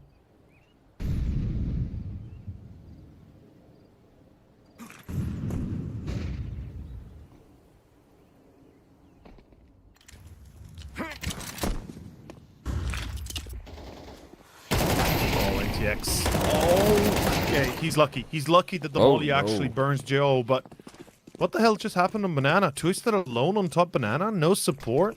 I think he tried to throw a flash for himself that he just dodged. Yeah. Demo just looked away because it was so telegraphed and... Okay, well, I thought Spinny was going to do the exact same thing. He maybe learned a lesson from his teammate. That was a bit awkward. Going all in here would be a big sacrifice. That could help big time. Spinny able to survive. Same case with the bomb planter there in EDV. Are they going to go for this? Are you for real going to give this one a go? You've got a little bit of economy in reserve. Alencar is really the only player with any cash flow going. HE's deep. It lands enough to take care of Demo. That's some encouragement here further on this retake. Flash is good, but EDV lines up too blind. Oh my god. What? Headshots galore. Round over in a flash. This is just insanity right now, what we're experiencing. I don't know how this is all coming together so beautifully, but at the end of the day, it is wrecked and EDV. They clean it out. Fully blinded. Yawara get 12, and like I said, a vital round that METANOIA had to win, and unfortunately, they are not even close to it. That is... how many rounds in a row, if I'm counting correctly? A lot. Too many is the answer. It doesn't matter the number. It's a lot. And can they string together 5? I guess we're about to find out.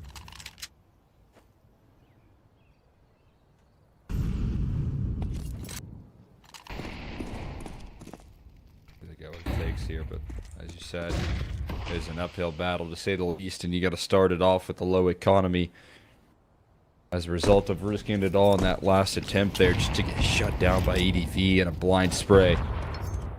Some of that utility though used real effectively. Great damage landed downrange here towards the banana. Uh-oh. VZN's on a bit of an unfortunate timing though. Keep control taken. Sound Q is going to give up the game a little bit, though. Showing his positioning deep in towards apartments, not really allowing for anyone to get these big gamble stacks going. Standard 2-3 setup here into a B execute, looking likely. Only 2 defenders.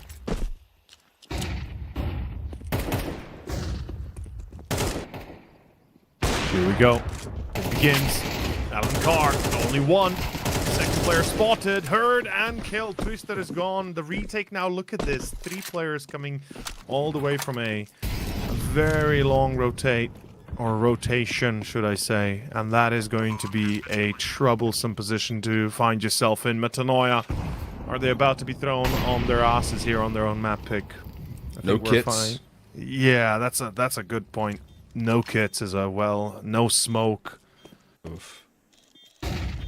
Best of luck here. One flashbang. Tossed in nicely, but Wreck recovers his vision in time, and it is a full firing range here for Yawara to tear through the remainder. As they show up with dominance in that second half here. METANOIA hung around for that first half too, to their credit. Looking decent on some of those T-side rounds for them, but you see that strong bounce back from Yawara in the second. They get off to a running start there and don't really look back afterwards. I guess it also answers the question, or rather the conundrum I was in on the first half, right? Why do we see so much of that individual playbook, play style from the boys? I mean, it makes sense. They're clearly right now doing a little bit better. Yawara could just rely upon their individuals to win at the end of the day. And for the Wolves, I mean, good luck, I guess, because next up ain't going to be easy. We're going into what, let me double check, but if my memory serves me correctly, it is Anubis, right? Yeah, it is Anubis. I mean, it's a T-sided map. If you can string together a good amount of rounds, maybe? I don't know. I don't know how I feel about this, especially with the aggression from Yawara. Yeah, it's going to be an interesting, litmus test here. I do think that, what we just saw out of Yawara is that even when they're not maybe playing their A game, they can still give you a pretty strong half, like what we saw in the first. And then when they are playing their A game, they can show us what they're made of in the second half. And that's what METANOIA are going to be up against here in the second map. That being said, folks, second map coming up, 10 minutes or so, and we'll see you soon.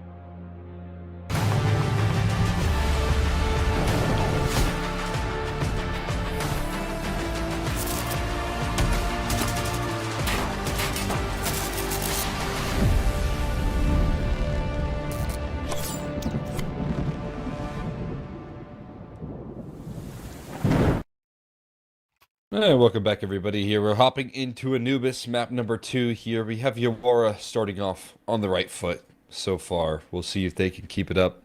Of course, this being their map pick, I think the job going to be a little bit more tricky here, but METANOIA going to start off on that T side, try and give themselves all the advantages they can possible here in this second map. Yes, they will. After the debacle of Inferno, I think it's safe to say that they're going to need a little bit of luck on their side, and perhaps a little bit more than just luck. But what we're watching for here is going to be the pistols first. Yawara had a really good start on both of them on Inferno, and actually kind of finished the job on both of them on Inferno. So let's see what the plan will be. Going towards B, the long way around, and Yawara, they've stopped it again. Brother, what in the shitter is going on? How is Joe, J-O-W, Joe, I guess, able to pull this off like every single time? I mean, it's just effortless. Yeah. They walk right into his crosser there, and he just pieces them all up with ease. That is a scary sign, because as you said, it's a continuation of what happened in that very first map, where the pistols just didn't really seem like they had a fighting chance there. For a lot of different circumstances, for a lot of different reasons, just not being able to show up on these pistol rounds is such a difficult thing to happen there on a consistent basis, and we're going to get another example of it, at least to start off this map, where you start off a map with 0 kills and a Glock eco. It's exactly the way that Inferno kicked off.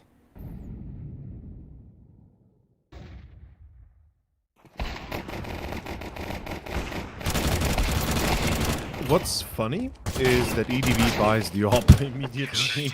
I'm not really, like, you know, screw the eco, screw the attempt here.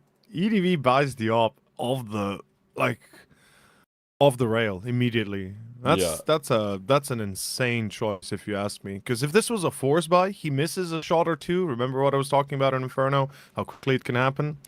Yeah, that can lead to some hella trouble. Yeah, well, that didn't come into the case there. Didn't have to concern yourself with that.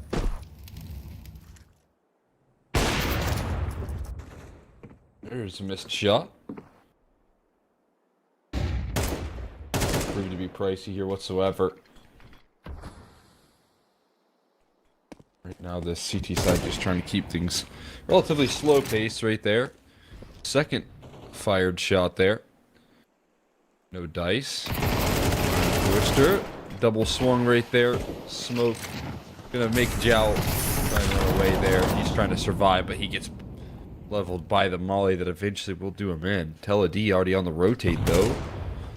Has got to worry about his middle side there. Doesn't realize, and slowly but surely, METANOIA gonna pluck this round to pieces.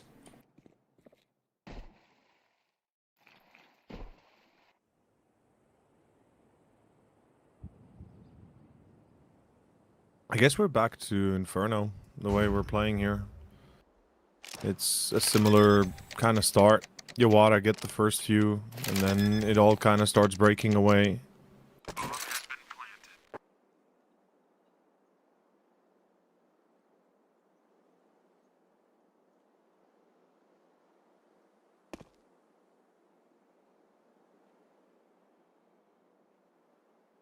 Let's find out. We'll see if they can show some of that promise that they did on that T side for a whole lot longer. They had some opportunities. Even though they lost the pistols, didn't come out completely empty-handed. They did have some success in that first half there, where they looked like they managed the clock very effectively. That some of their lurking pieces, you know, I think knew when to take the right timings and knew when to make moves, when to hang back. Yeah. That does show that you have the right pieces and you have some solid, you know, players on your roster, and probably most importantly, you know, you got some good leadership to determine when the right timings are, when you need to rotate and pull the strings on that T side, like what we got out of some of those rounds on Inferno. just need that consistency to come through on this map here throughout the grand scheme of things and in both halves as well. 100%. Yep.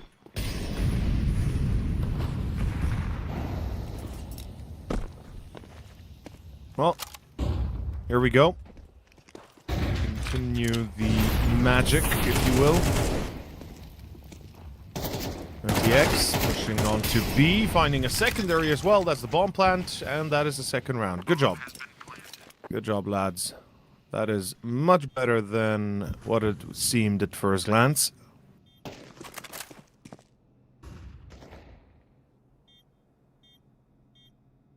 And a similar idea there, trying to pull the pace changes there. You play it slow, like you did on Inferno.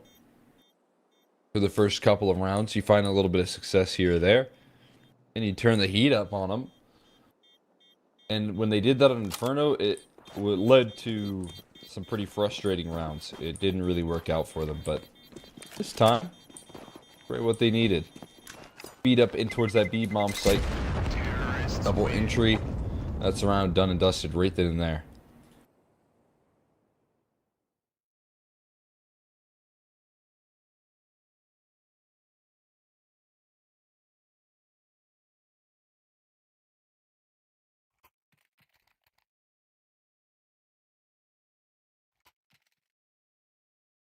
There we go.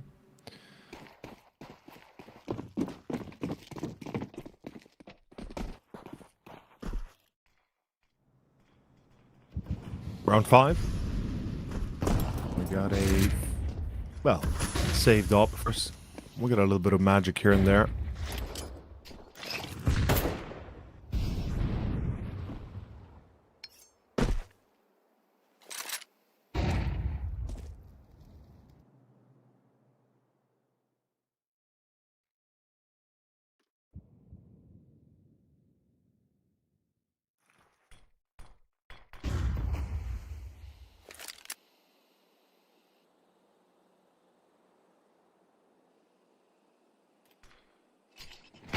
Let's see. Oh, okay. Yeah, never mind. The timing is just off. That nade opens up the smoke. They throw the smoke, new smoke, just as that same second. Simply put, it ain't gonna work, and that is gonna be the round gone. Oh boy. Well done, METANOIA. Well done. That is far better than what I expected for a second there. They're looking very fierce. Some of these executions are looking scary. Coming through prepared, ready to go for this map. As soon as they get those guns out right, they continue their pistol woes. That's concerning, but looking this much stronger as you hop into the gun rounds. Yeah. It's going to allow you to quickly redeem some of those concerns. Another great B execute. This time a little bit more delayed, but you catch the defense. A little bit flat-footed. Very able to pounce, and that is going to lead. Another comfortable victory here where 2 guns are going to be saved on the CT side. Glad that they get to keep onto that AWP especially. So far, that op has yet to really get chances to find shots on some of these gun rounds. The CT side, at least for now, cannot handle the level of execution that's being brought to the table by the likes of METANOIA. Got great utility to backing that up with enough entry prowess to nullify some of the concerns. 100%. Looking pretty good.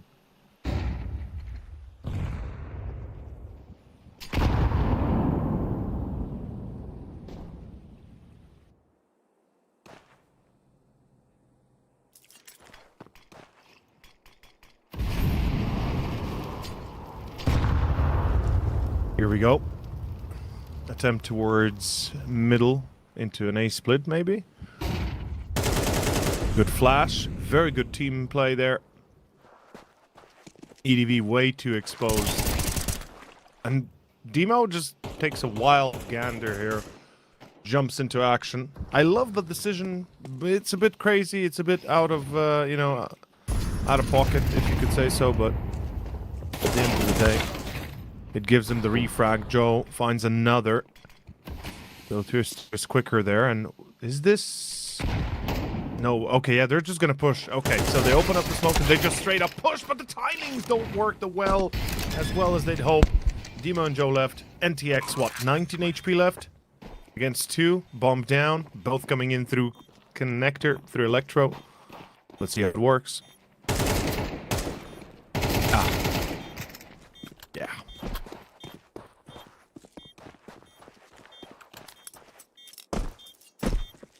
Yeah, nicely done right there on the retake. Gonna take some time to go and get that up on the other side of the map. And we'll be able to find it there. Yeah, able to claim it, and defuse will come through, but a lot of scrappy duels are taken by METANOIA. They spread themselves a little bit thin in the round, and they will get the bomb plant. Not enough to hold up in the post. Yawara gonna get back on the board there with the reality check of a couple of easy rounds there, blowing past the defense for METANOIA. They're building up some economy for themselves. That's really positive. Here's where Yawara are going to look to make a run of things here now.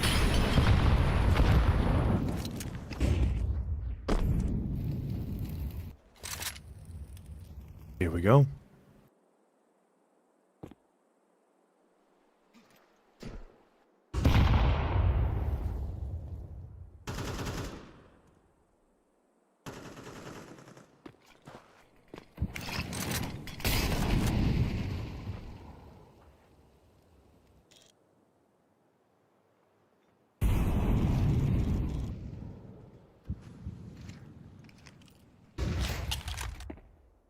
Very slow round from METANOIA. We talked about how they changed it up earlier. Trying to go for the 1-2 punch kind of scenario, where they take it easy, they take a little bit of time off. And then just slowly creep on forward. And right now they're doing that against middle. Pull the strings here. One flashman to try and cue them in. There's the util, but Demo gets his smoke off in time. Makes things interesting here, because the route still unconfirmed.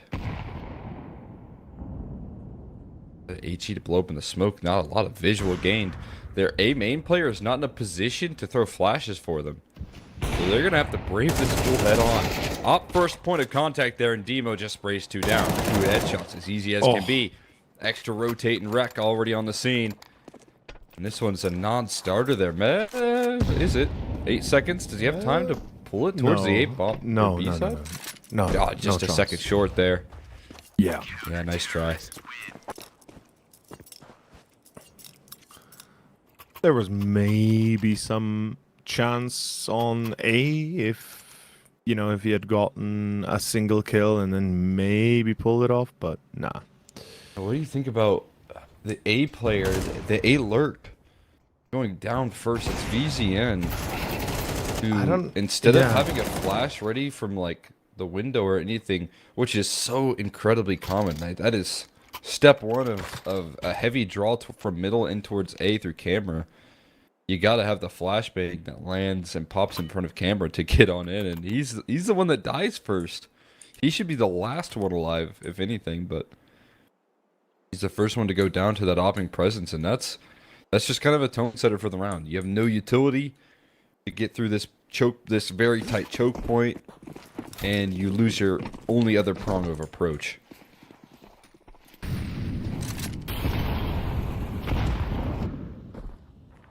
No, it's true.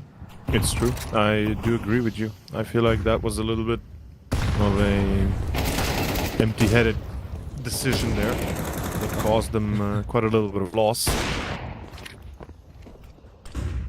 Oh. Oh, okay, never mind. I mean, the push into water makes sense into canals. The bigger issue is that nobody from METANOIA is fast responding to it. Luckily enough, seems like Yawara is not looking to press their advantage further. I'll give them that as respect. Because I've seen teams straight up just fall apart as soon as they lose control of canals. So I think we can all breathe a little bit easier. especially fans of MITANOIA Wolves. Yeah, a lot more possible here, especially with an extra pickup like that. Slowly work your angles back in.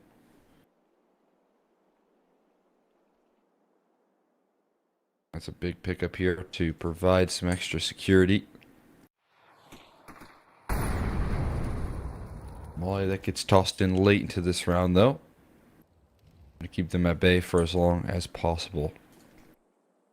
Will not be fully respected here. The play's still going to line in towards B, and that's where the weakened numbers are. That's a spam there from NTX. Just to some chip damage off the shoulders of Wreck and making it impossible to feel comfortable.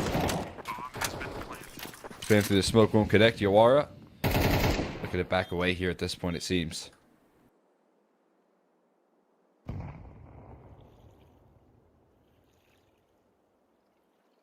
I'm not even sure why EDV... I get why EDV is trying to fight here, but...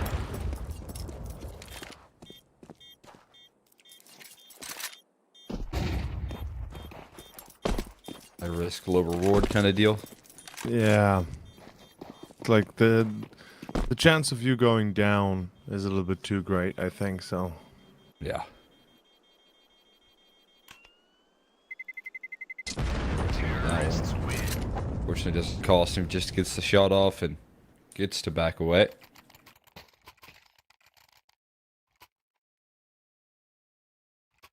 Able to stay alive. Look to keep their pressure up. Slide here onto the opposition. Yawara. Letting one slip. They're taking two in a row. They're missing details on MITANOIA in one of those rounds. Costing them, but they looked a lot cleaner at last. With diligence to reclaim that control towards water, which is really promising stuff.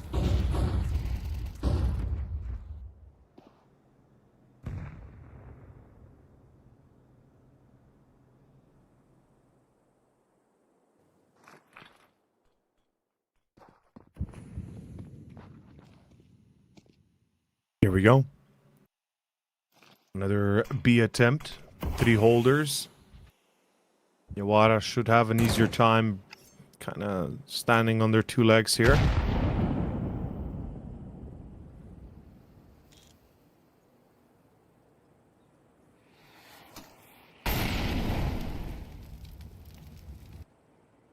Hoping to not budge there with the op. Ready to go. There's a big swing there and a miss from EDV. In towards a temple they go. B's being evacuated because of the pressure. And look at that route right there. Climbing up the stairs right as TWC tries to follow his crosshair. Gets thrown off. But there is the bomb down in canals. Oh no. That's a problem. The solution could be just finding all the kills outright, which seems to be what they're going to do here. No scope. Doesn't land. And the bomb will be scooped up and scored towards that B bomb site. Small window of opportunity there created for Yawara with that bomb down, but they don't get to capitalize on it. No, they don't. And that is going to be a number 5 here for MITANOIA Wolves. All in all, looking a little bit more convincing finally. Seems like the plan is coming together quite nicely.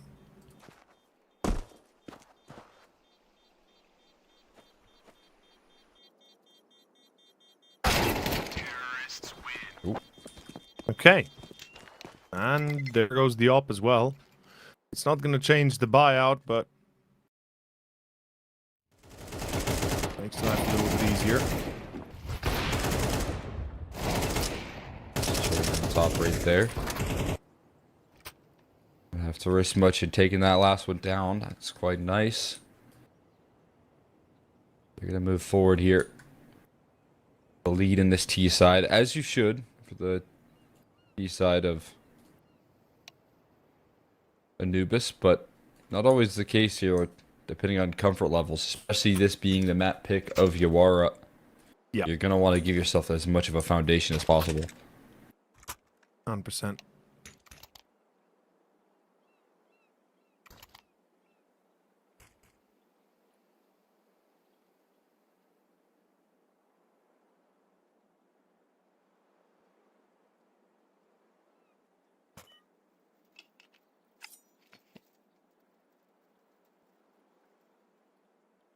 Second timeout already. Seems like Yawara is really focusing on that conversation of, okay, boys, something's going wrong. We're not 100% certain what, but clearly we gotta fix something.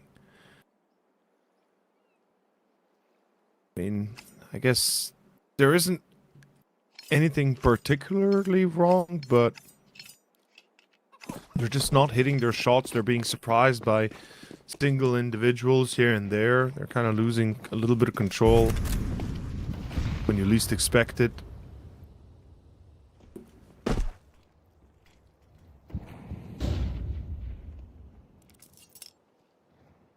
What position you want to be in here? You want to be the ones maintaining that control here. They've been caught by surprise there. Those late rotates, and we'll see a aggressive attempt to try and get the ball moving once again. You don't expect an up and around like this. You thought after you took EDV down in the last round that the biggest fear of turning that corner into middle is maybe getting 1D'd. Instead, EDV on the line claims himself a freebie. He does evacuate the positioning pretty quickly to try and help out elsewhere on the map. Looking for his next point of contact here. Maybe a big information game. A lot of footsteps rattling off over towards the E-box side of things here. Meanwhile, it is free real estate towards the middle, and VZN understanding that now. All 4 players straight through camera right now, and the op is on A. Here we go. EDV, it's your time to shine, buddy. Oh, wait. What is this indecision coming out from the Wolves? It seems like that's what's throwing off EDV as well. Now he's going to miss the window of opportunity. And not only have they smoked up long. Oh, that's a good one. And luckily they find Demo. Do they know about EDV? Oh, they spot him. The timing again goes against EDV. Despite the investment. Oh. And another missed shot. That's round. Oh, man. Metanoia taking their time with that one. And if EDV had only knew that that was a one-way street, that it was only coming through the biggest point of pressure, only through camera. There was no lurking presence. It was all in one direction. Maybe he could have situated himself to thread in another kill while his teammates were showing up through beach, but instead, this is his opportunity to get smoked off. That's all that he'll see is that opening pick there, and not much chances afterwards. Most of his riflers get plucked out as well. Well, USPs and riflers, I should say. Tools were left limited. Yawara gonna push forward there for another. Try to get a buy-in here. That's what they got. Maybe he's still able to afford that AWP here.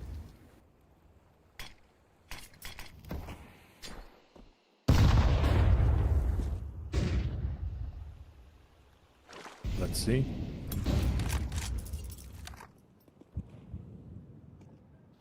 One of the most important duels right now coming up. If EDV can win it, can find that entry. Then Yawara will have a chance to make it to 5 and maybe even 6. And let's not forget, the first half of Inferno was very much neck to neck, very close. And, well, it seems like he will hit that first. Demo helping with the secondaries. It's all coming together. That's round. How much struggle they've had to coordinate on these defenses. They just stand up like turrets and chew through the resistance. That is nasty work from Demo. And ADV 2 kills apiece. This T side gets completely destroyed. And nice angle from ADV to complete the full house. Beautiful work there. And that 1-2 punch, and sometimes that's all you need. A solid setup there, met with limited utility. As the contact play there towards that A side, HE lands for some damage. That takes half the HP. There comes the flash, but it's a little too late and easily avoidable. As everyone trying to trade gets met by another brick wall there, another swing, another re-peek. By EDV and Demo.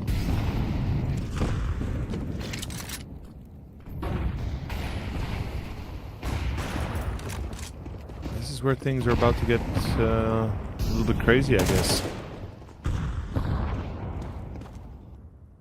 Tele, good opener. Alancar's low as well, so trouble in town.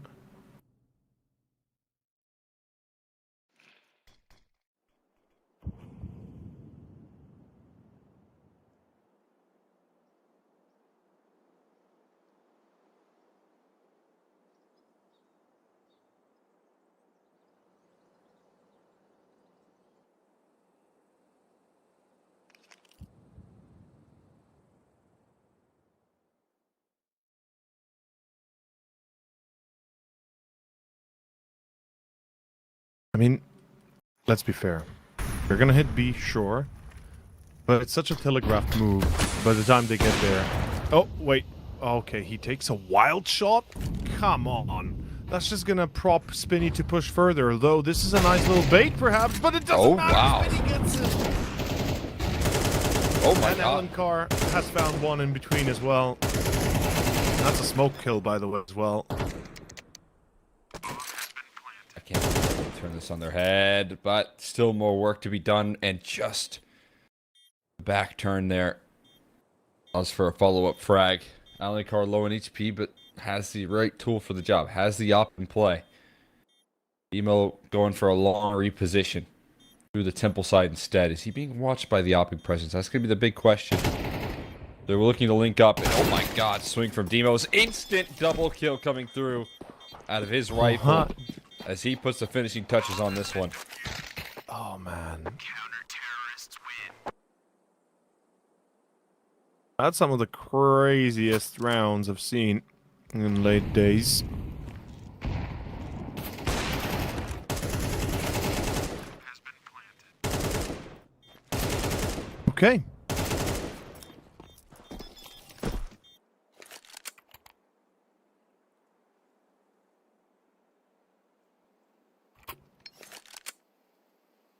Let's see if they get a pistol. That would be nice. You're going 0 for 4 on this.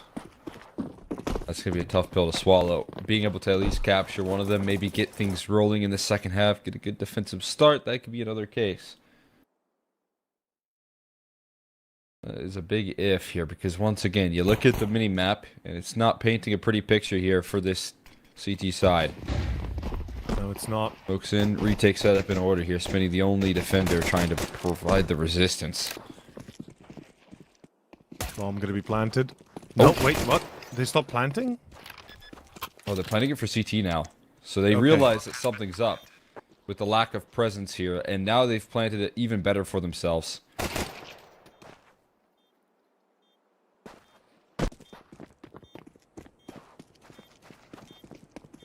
Smart move right there, and then Zhao, he's just not going to overcommit right there. Takes his kill, doesn't dive into the fray.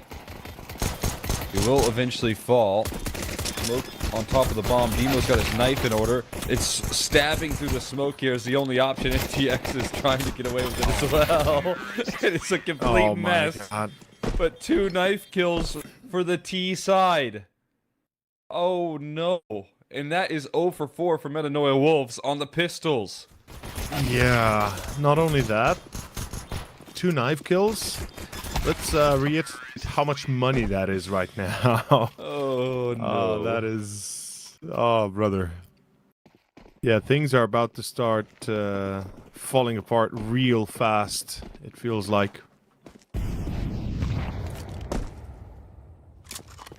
The only thing that Bad ways can... to lose, that might be the worst. I was about to say, the only thing that could have gone worse, or rather would have been worse, is if there was another knife kill. Yeah. At least, like, it would have been okay at least as well if maybe, you know, Metanoia got a knife kill. That would be nice. Sure. Then, you know, a bit You'd of a have back a and rifle forth. in this round for the force Yeah. buy. It'd be a little bit more easy to breathe, but no, they got AKs in full utility, and You got to really work some magic with this pistol to try and redeem what has been miserable pistol round after miserable starts to the half here. And this is a force buy to try and buck the trend. Not to be that guy, but you know how they have really poor pistols? Why the hell do they force with pistols? Maybe there's a recurring theme there, but as you say, Maybe buck their the trend, 5.7s are good. We just haven't seen it with the USPs, but the 5.7s could be a little bit better. Oh, maybe. Oh, they've got a good setup here, at least in terms of the vision right now for this round. A molly and 3 smokes have just been put down, and now they could be walking into the stack instead. This is a great little bit of misdirection here coming through. Out of this CT side, will it work here? Enough for Spinny to claim 2. Maybe his deagle is good. He's still kicking, but not able to kick up any more dust there. Gets painted into the corner, eventually taken care of. In the corner, though, it's easy in alone. They are able to close down the round there despite Spinny's 2 kills coming through there in the early stages. That is all that they're able to manufacture.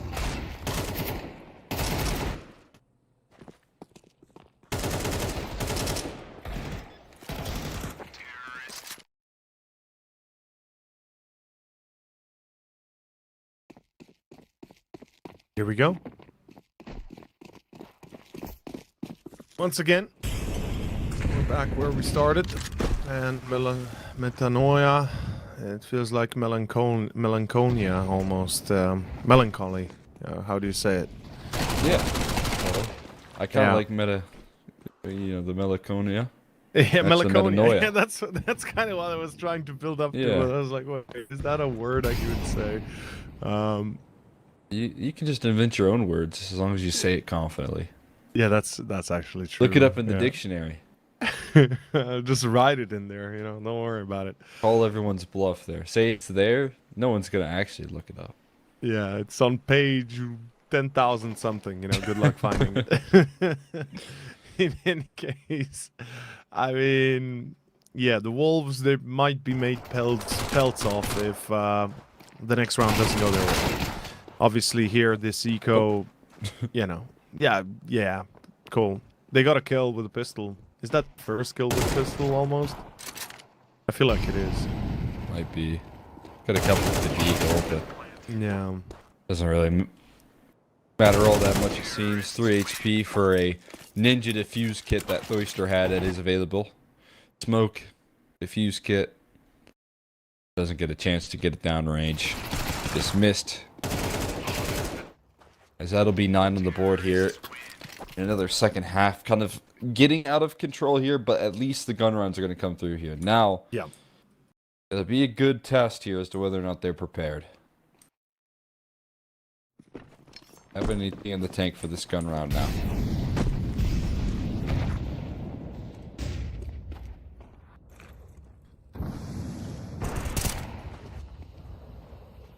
BDV says no. That's a easy opening pick there, and playing a dangerous game, but jumping all around there, catching a visual on the next point of contact. Alencar going to force Bill back.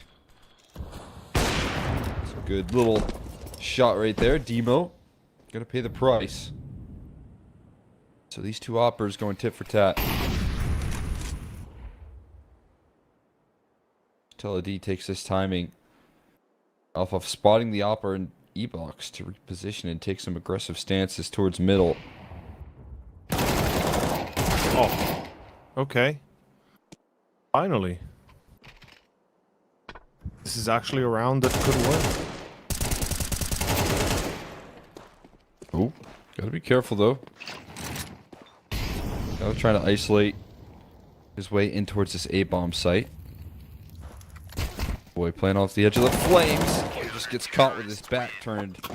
Spinny does eventually swing right there, and he does have a nice timing. And that will be a 7th there. That'll be a first gun round confirmed here. That's not a luxury they had in that last map there, where they got off to a very rough start, and it left them in an unrecoverable position. It really did, didn't it? But we're used to that. Yawara, they've had a few moments where things were a little bit awkward and a little bit off. So let's see if There's a plan moving forward here.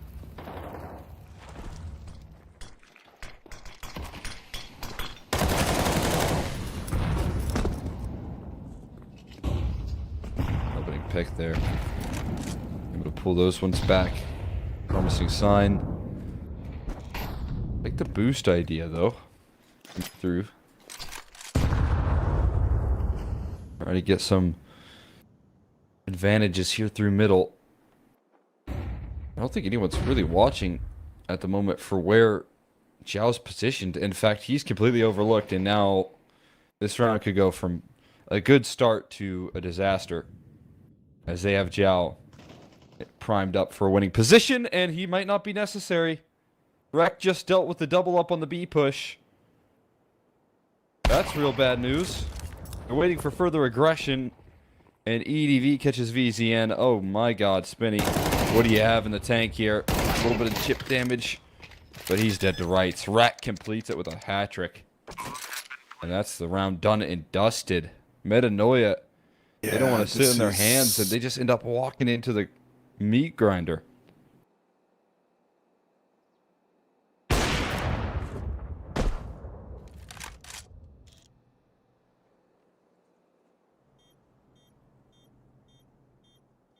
This is the end of the road, I'm afraid to say. Not to be the bearer of bad news, but another knife, I mean... Third knife and a half. Yep. Add insult to injury, add some salt on top, and have a good bite, as Yawara are now basically a few steps away from securing this series. And luckily enough, you know, we are watching the opening match. This is not like an elimination game or something. You know, it's not the end of the world, luckily enough, I should say.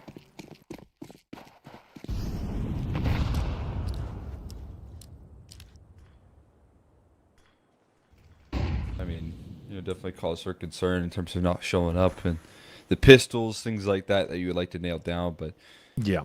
you know, as you said, not elimination either. But definitely feeling like this one is leaning heavily in Yawara's favor.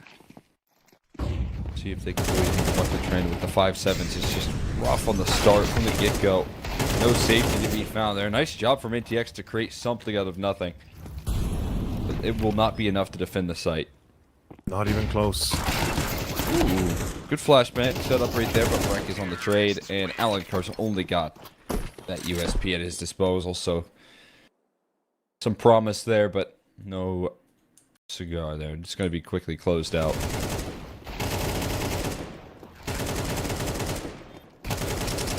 Terrorists win.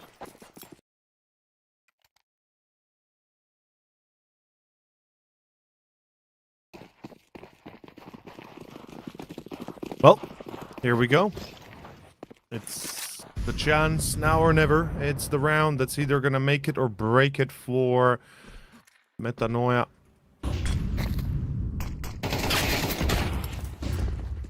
And never mind. They just... Yeah, okay. Sure. That's round at this point. Looks like break. Yep. Looks like break quite a bit there, so you just keep on tearing through the bomb site. Looks No like resistance somebody... really to be shown. Yeah. Looks like somebody just had a little bit of fun here. A little bit too much even. And that's... God! Yeah. Oh, goodness. Clean. He survives. He gets 3 kills. He pushes through the smoke and survives. I mean, just too easy. That's the tough mindset to be in right there for Metanoia and this trying to stay in this conversation here. They're just out of it after a round like that. That is the nail being driven into the coffin. That is for sure. With that 2 extra frags on the way out when it was already over. They were already dead. He blows open the smoke. A beating a dead horse. It's already on the floor. Yeah. Yeah. This is... it's unfortunate, but... Might be a little bit of hope here. Don't push that smoke. Okay. Benny just evades the contact here. Secondary smoke gets tossed in. Demo trying to work some angles. And that is the element of surprise you were hoping to get away with. Spinny gets one free of charge. Got from the top ropes. Able to find a couple, though. And immediately levels the playing field here back into evens. Even Stevens, let's see if Yawara are gonna even it out and get 13, or is there an actual game plan?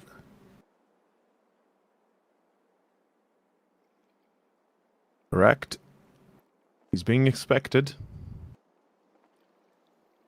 Twister. Oh, that is a closer call than it needs to be. Twister needs to be very careful now. But luckily, Wrecked is checked. That is an important kill, and there's the flank. Twister's so quick on their back, they never even realized it in the first place. EDV upgrades to an op. That is going to be plenty enough.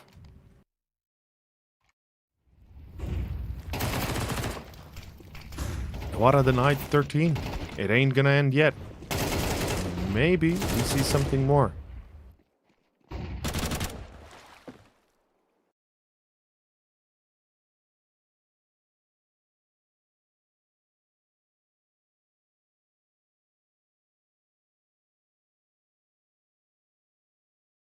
A little bit of life.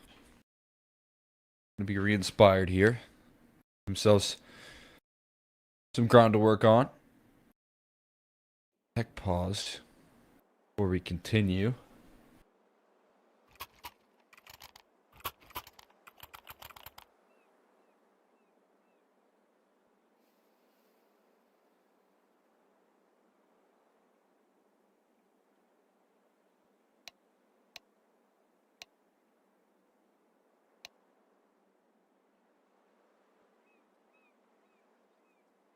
We'll get that tech pause expire back into the action here once again. Thankfully didn't take too long, yeah. This be the final round here. Does Metanoia have more to say here? Especially with, getting across this line. They've still got a bit of a mountain to get through this. They want to come back in the series, but this map, it's more of a hill. You break the economy, you really only have to play up against one more good gun round. So there's an opportunity to at hand here for do some damage, chip away at this deficit.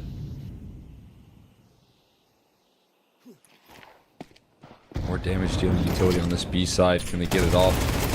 Trying to right now. Spinny gets plucked out of the corner though, and they're losing control of this B bomb site quickly. Twister still holding down the line, but he gets overrun multiple different angles, and all the while EDV far away from the play is cutting off the rotates here. VZN is on an island. He might bolt into this op here. He's running to the op instead. EDV not hearing this. Oh no, he just gave up his position. Yeah. So EDV gets to post up. Not only would it be rounded the game there as they run away, he mullied himself off of going around that corner. The smoke comes down as well. The run and gun is a desperate attempt here. Trying to recover this. Less than 10 seconds on the bomb here. It is a done deal. With the Glock out to close, it will be Yawara taking the series 2-0. Yes, it will. And perhaps for a second there, it looked like things could have gone a lot differently. Perhaps on the first half of Inferno, we had some hope, and here on the second of Anubis as well. But at the end of the day, it's just not enough. And the difference here between the two teams is apparent. It's on the individual level, mostly, I would argue. I think there's definitely decent team play on the Wolves side, but Yawara just kind of relied upon their heavy hitters a little bit too much, or not too much, but rather just perfectly. And you said it yourself. Are we gonna have the two guys, Spinny and what's his name, Alan Carr, pull off a crazy performance? Not really. And there you have it. Yeah, I mean, that was the clear difference. I think firepower a decent gap here. While I did see some promise in the calling, I think there's a lot more development that needs to be done for this team to start to, enter into the conversation of a roster that could pull off big upsets, things of that nature. So, hopefully we get to see them make a little bit more noise later down the line, but it will not happen in the opening round. That being said, we've got more noise to make. We've got one more series for the day. That's going to be LP versus Fake New Biru. We're going to be sending this one off to a quick break there. Or actually, we can take a look at the brackets here first. Because, let's do it. Yeah, we do have that opening matchup there that you see on your screens there. I think Keyed Stars versus MIBR Academy might be happening tomorrow if it hasn't already happened today. But oh, wait a second. I'm looking at the wrong game. Sorry. There's CCT South America going on. That's happening later. It's Keyed Stars versus MIBR Academy. My apologies. There's too much South American CS happening all at once, but all good. Yeah, so we've got Keyed Stars versus MIBR Academy. That makes a lot more sense. I was about to say, I was like, when's that game scheduled for? But it's scheduled for next game here in about an hour. So that is what we'll be closing out the day on. As you can see, Yawara going to be just a best of 3 away from locking themselves in a position there in the playoffs, which is a big detail for this team. I think they're a playoff team perfectly capable of reaching that height. You said it yourself, man, when we went into the series that Yawara is definitely a playoff team, and like we'd explained to our dear viewers that they've made it quite far in recent tournaments in Thunderpick and CCT and such. But with that being said, we take an hour's break, as you mentioned, and we'll be back with our last game of the day for, about an hour from now. See you soon, everybody.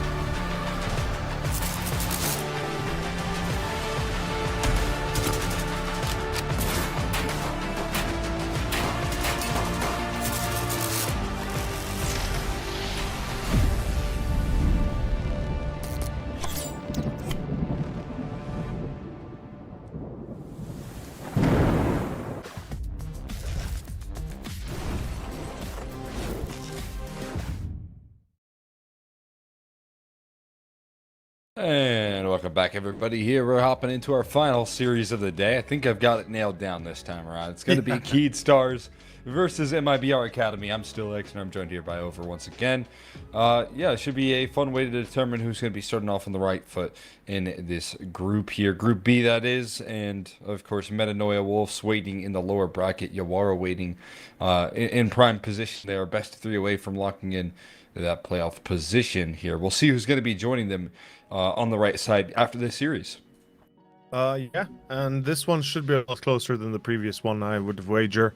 I think both teams have had quite a bit of a upheaval lately. They've done really well for themselves. Keyed Stars specifically, I would mention, are pretty damn dangerous as a squad. And then obviously MIBR Academy, given that they've been around for a little while now, they've got quite a little bit of team play. I'm not sure what's going on with their 5th and when it is going to be officially confirmed, but I guess we'll figure it out as it goes. Here's the bracket just for a quick recap of what's happened for you and I, and for the ones that watched earlier. And of course, we've had Group A as well be played at the same time. Well, not the same time, but today, specifically earlier in the day. Isurus versus MILLE and Fake do Biru versus Pain Academy. Isurus and Fake do Biru both winning their games, respectively. And as you've already mentioned, yeah, I mean, oh, thank you. There's the bracket as well for the games of the earlier of today. But as you've already mentioned, Yawara now waiting for this final one to be resolved. And then tomorrow we'll continue, of course, tomorrow in the evening, Europe time, or afternoon Europe time. And of course, right now in Brazil, I believe it's 5 hours behind us, if I'm not mistaken. Brazilian time is around 5 hours behind Central European Standard Time, or summer time. So we're somewhere around 7 o'clock in the evening. And we'll see. We'll see if the boys are ready. Keyed Stars versus MIBR Academy. Exner, what are we thinking here with Keyed Stars first?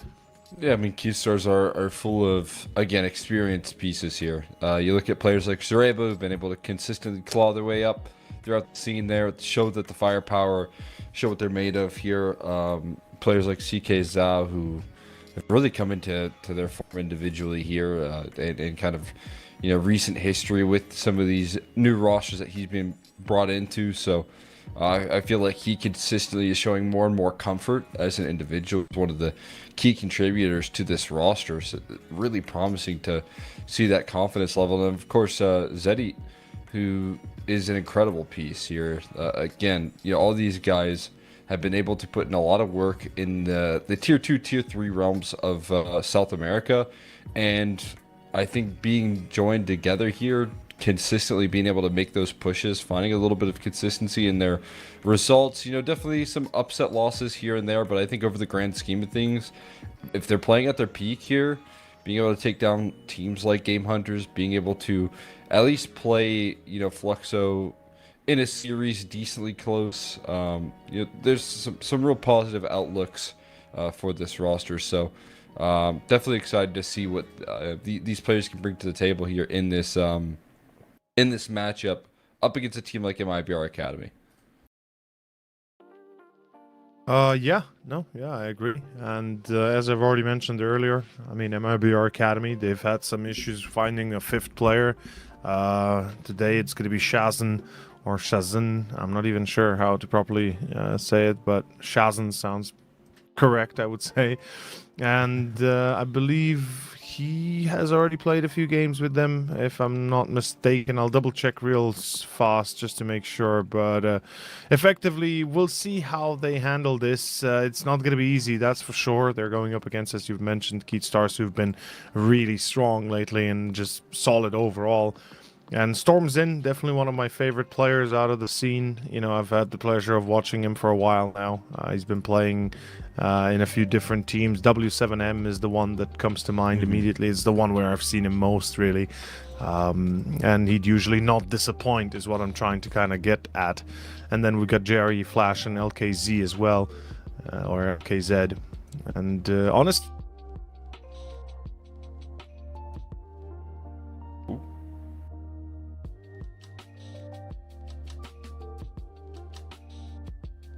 might have just lost him there for a second. I don't know if you can hear me over, but if not, we continue forward. And yeah, he might have had some quick tech issues there. But either way, I mean, as we were saying, Stormzin's a storied player in his own right here, who's been able to consistently build up a foundation for himself, and I think has really been able to impress with the recent performances. You know, sometimes a player that I think is a little bit overlooked when it comes to rosters in the past, but you know, talking about a supportive piece, talking about a win condition, I think both these players are very quick risers in the South American scene in terms of building on experience and actually being able to capitalize with some of the firepower in 2026. I think you should be able to hear me now, I hope. Yeah. Not sure what happened there. I could hear you talk, and I could even hear you say like, I think we lost you there. I'm like, wait, what? I can hear you. What do you mean? I'm still here.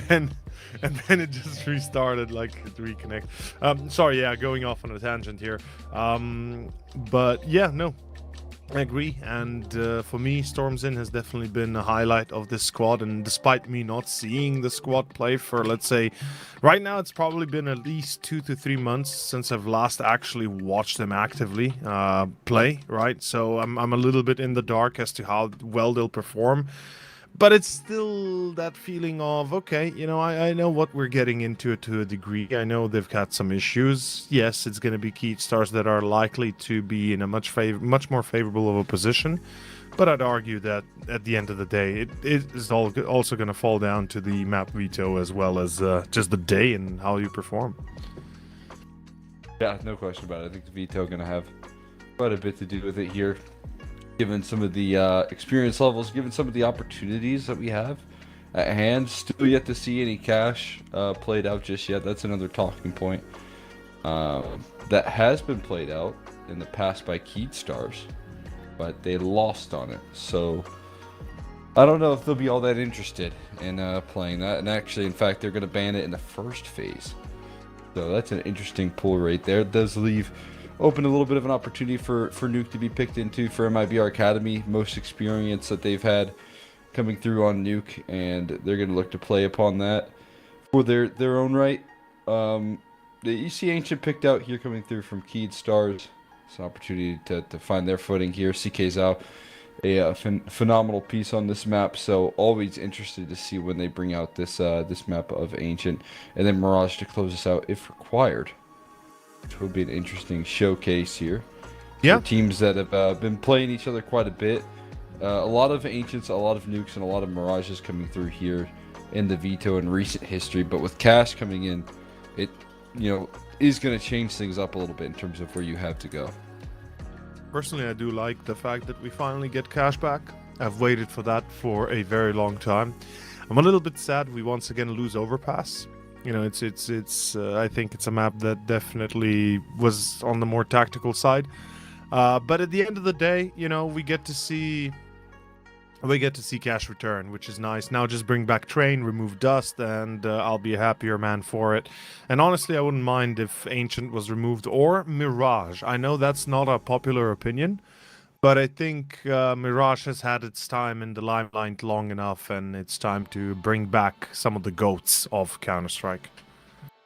Yeah, I'm glad to see Cash back as a North American fan. That's just a slam dunk for 100%. us. I'm with you. Overpass going was kind of a shock. Either way, we'll see how this veto comes through. We'll see if we get any cash in the near future. But before we hop into this series, we're going to send this one to a quick break before we hop into it. Nuke going to be waiting in the wings. Guys, stick around. We'll be right back.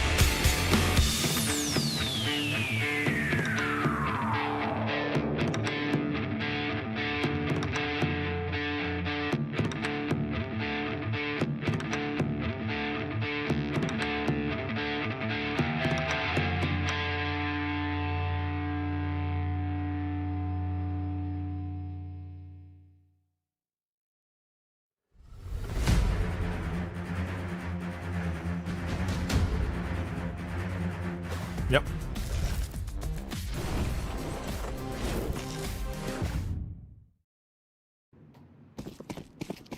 And we are back here. Apologies for the bit of a delay there. We're hopping into the action. We're ready to start off on map number 1 of our second series of the day here. Running into a quick play down the vents and able to sneak down there just in time, while avoiding some of the contact. And while they're at it, they're also making it down ramp. So a bit of a multi-pronged approach here towards the lower side of the map.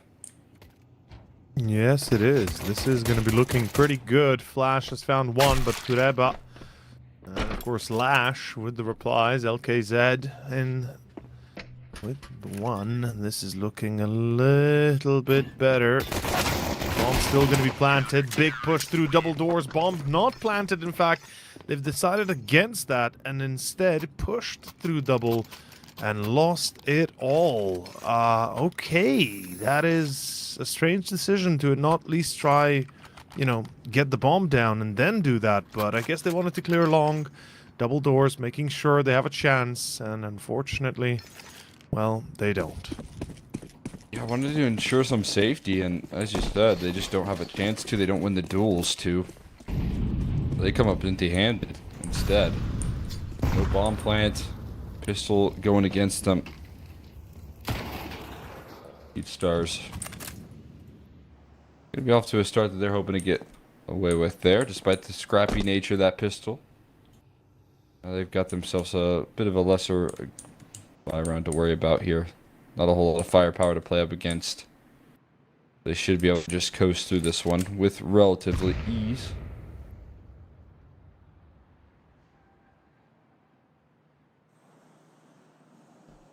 Pretty simple, yeah. Overall, looks like all is going according to plan for the moment. CT, Skeet Stars, more exactly, should be able to convert this simply enough. Love watching Nuke, by the way. Probably one of my favorite maps of all time, really. Just up there with either Train or...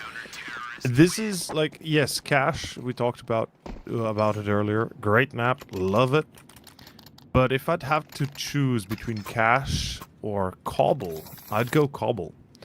And I know it's an unfavorable map. I know many people don't like it to a degree, and I get it.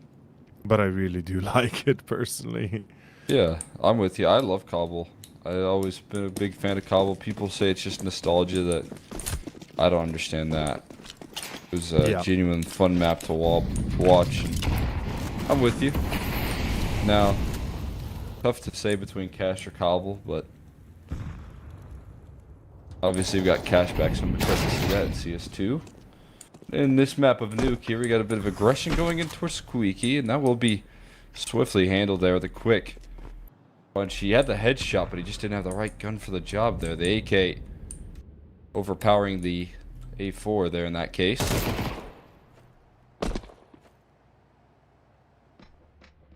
MP9 taking some contact there, but both players just shuffling their feet, not fully committing just yet.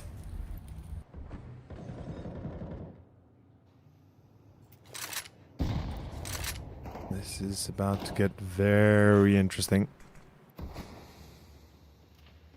First contact here. Once they start, gonna be coming through main, most likely, I would assume.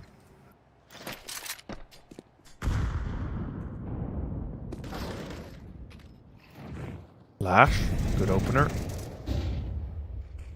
Zed finds another. Zed finds two. They don't even check above them on the rafters. Well, that is a mistake that you cannot afford to pay. And that's round. Yeah, round not without their luxuries right there. You're watching it fly by. You have that opening pick in the round as well. You come up very light afterwards. That is not a good look. Afterwards, you're trying to get in towards that bomb site. Just able to dice up those duels. Now, it's a tough position to clear out, but what's really rough about it is you see a flash that comes about 3 or 4 seconds too late as well. So you have the right utility, but you're not being able to link up your util with the time of your execute. That's going to create some big cause for concern here. Open up proceedings. Your first gun round kind of gets thwarted by one small detail of a mishap and proves to be very costly.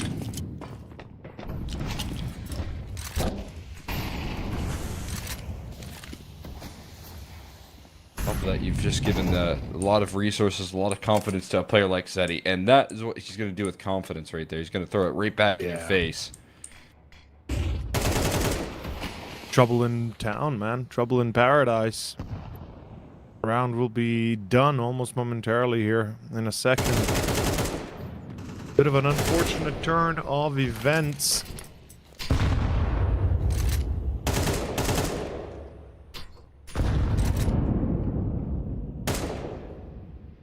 Scary sign here. Just being able to bring that level of confidence in. Storms in, looking to make a move on the edge.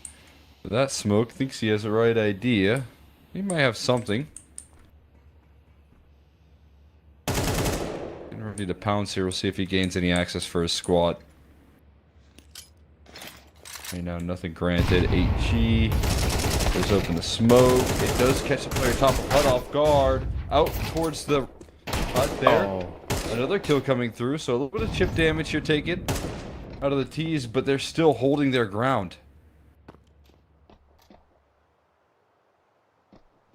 Where's... Oh, is the bomb down towards the outer yard? That's what it seems. Yeah, they don't have the bomb. It's actually, I think, in front of Mini. So... yeah. That is a couple of guns scored by the T side, but a non-starter in terms of the actual attempt of this round here. That's not going to happen. No time. They're already saving. Unfortunate turn of events, but yeah, this is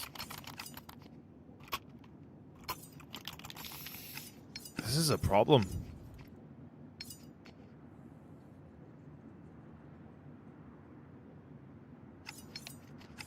No question about it here. Need some solutions. A timeout is going to be called at the very least. Try and find some of those answers here quickly. East side not having a lot of gas. The only thing you really have to lean on in that last round was a little bit of separation in the defense right there and a slight, you know, kind of individual play coming through from Stormson that created any sort of access in the round.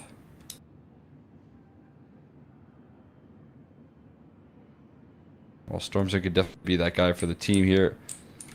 It didn't really net you any sort of round victory or anything close to it because of how bad things did start, so we're trying to get into a position where they can win in the late round here with this timeout. A little bit worrisome, but perhaps this is the round for it all. Perhaps this is where it happens. First and foremost, they're going to have to start off with something. LKZ with the op. Likely to go onto Silo. Look for that entry.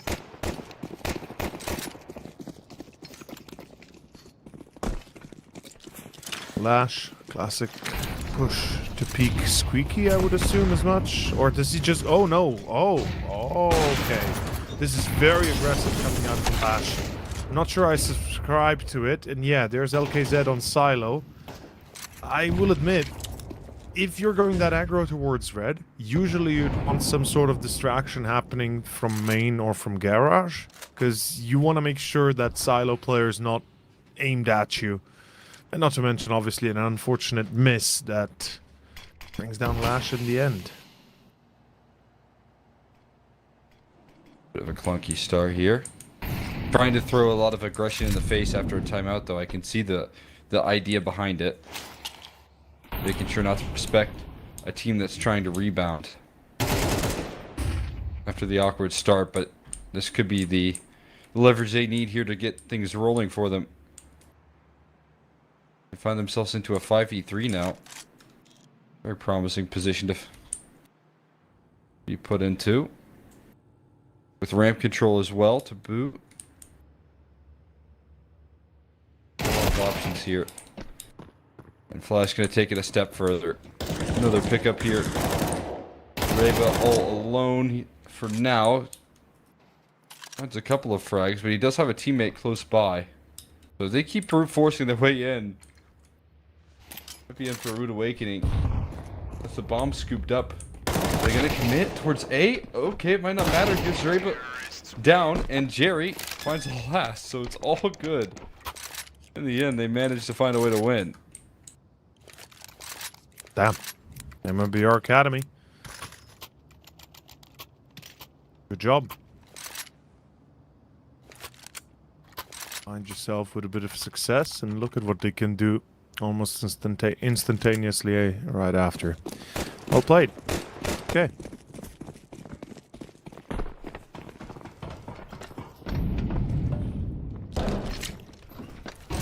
Rebuy obviously available. Keat Stars looking to be aggro again. Zed needs to be careful here. Flash returning to his classic position. From Gara, he's going to be aiming towards Silo. Never mind. Wait. Why is Matteo speaking in the first place from that position? I wonder. Leaving himself exposed so heavily. Good damage coming out onto CK Zhao as well. This is going to be a problem. This is going to be a big nightmare. Yeah, you're not wrong. CK Zhao does find Flash though. And they stop the crossing here, at least for one.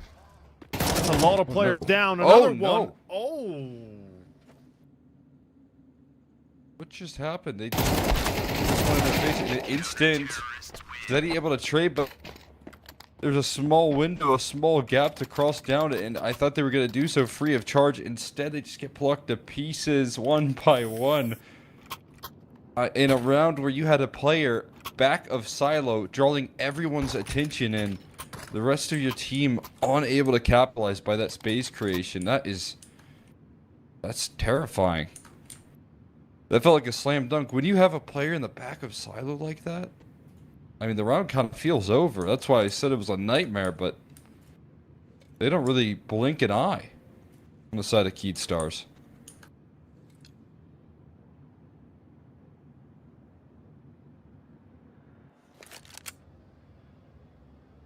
Interesting. Very interesting indeed. And certainly the trades not working the way you'd want them to.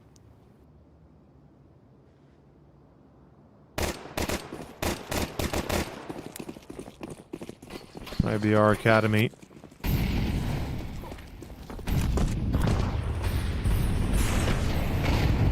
Let's see what's the game plan here. I'm gonna speed it up here, and it's a pace change that's gonna blow up in their face. It's a complete shutout. Bombs in front of the smoke. You'd be lucky to walk away with your two guns at a point like this. 100%. And that's exactly what they're gonna do. They don't have bomb control. They don't have any map control. They're starting to walk outside. Hold on to lobby, so I won't call it over just yet, but definitely feeling like it's curtains called in this round early as they try and speed it up towards A, and that does not work. Not gonna lie, curtains call for this half if this continues in the manner we're seeing here. I mean, hell, I think you need to have at the bare minimum, I would argue, 5 rounds on T side these days on Nuke. Not saying it's impossible, not saying it's not happening, but this is a 6-1 opening for Keat Stars. And considering the fact that this is the map pick for MIBR Academy, and if we look at the stats for it, they do pretty decently on it actually. And then vice versa on Ancient, not exactly the same can be said.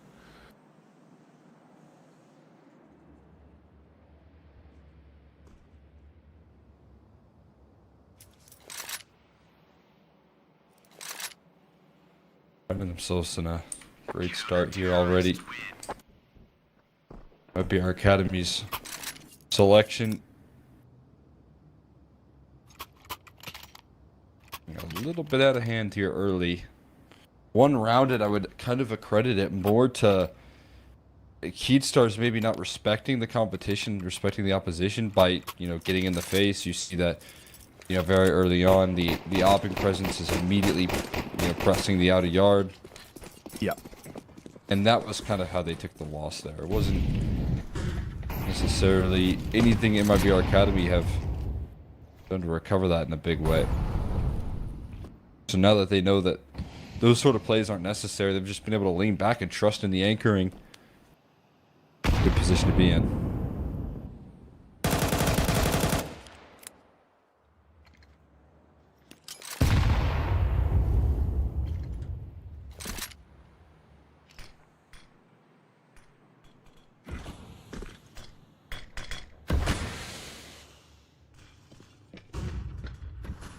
Here we go.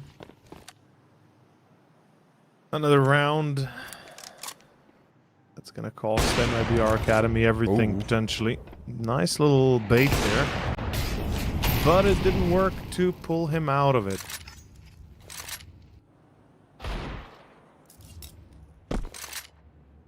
Although, Storms in with the Deagle, hold up. Are they really gonna turn this around? Nah, no way, right? Right? Surely.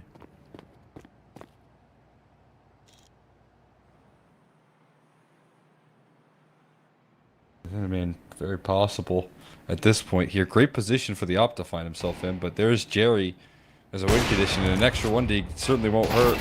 How does Lash get himself out of this corner? He is certainly overwhelmed. 15 seconds on the clock, bombs on the floor. TK's out, looking to create chaos. Deagle at the ready, and it's Jerry helping out. That will close things down.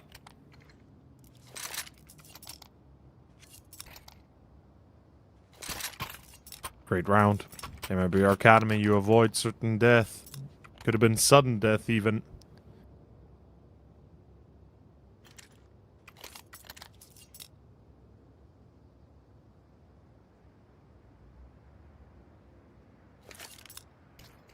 Okay.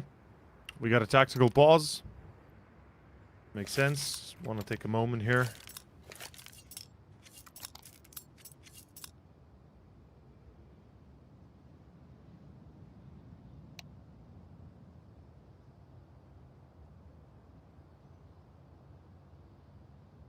Quick breather here. Might be our academy. Definitely left into the panic in those last seconds. Stars not happy to give up a little bit of the foundation that they have, and losing to a scrappy buy like that is a great way to open up the door.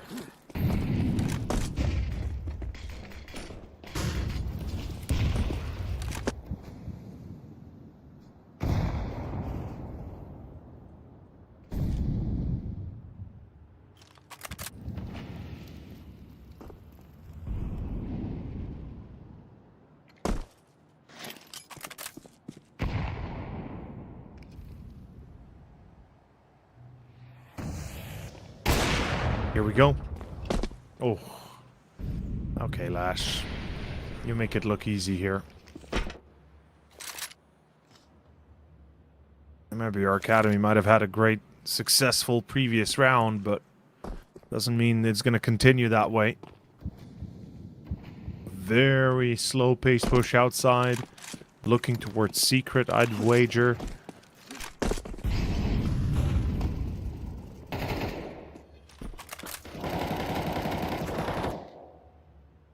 Yep, there they go, dropping down. This job right there from Lash is the immediate path into victory for this one. Matios looking to block them. That is a nice reaction there. At the very least. And it's spaced down in towards this lower bomb site here. Bomb being planted. Lots of damage done, no doubt, but the numbers punched in here. Opportunity at hand. Reposition from Jerry. Now with that molly down, thinking where on earth did he get off to here? Shadows stepping forward. HE dunks down Jerry. Missed up shot from LKZ is a problem. Can't afford these misses here as his teammate is incredibly low on health. Is he going to get another easy access shot before things come too costly? Ball being tapped. Single door still not swung open. There it comes. CK's out. Able to turn on a dime there. Going full 180 right there on them. Claims the round by himself, pretty much doing all the heavy lifting.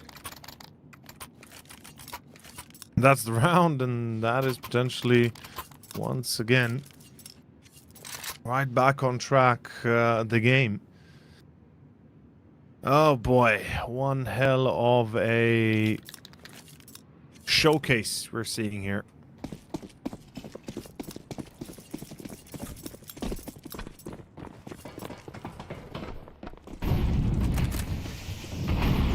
I worry a little bit about this first map. If MIBR Academy cannot get at least 5, like I said, on this half. Opening pick to do so here. Just running rampant on the control. How many times can you jiggle?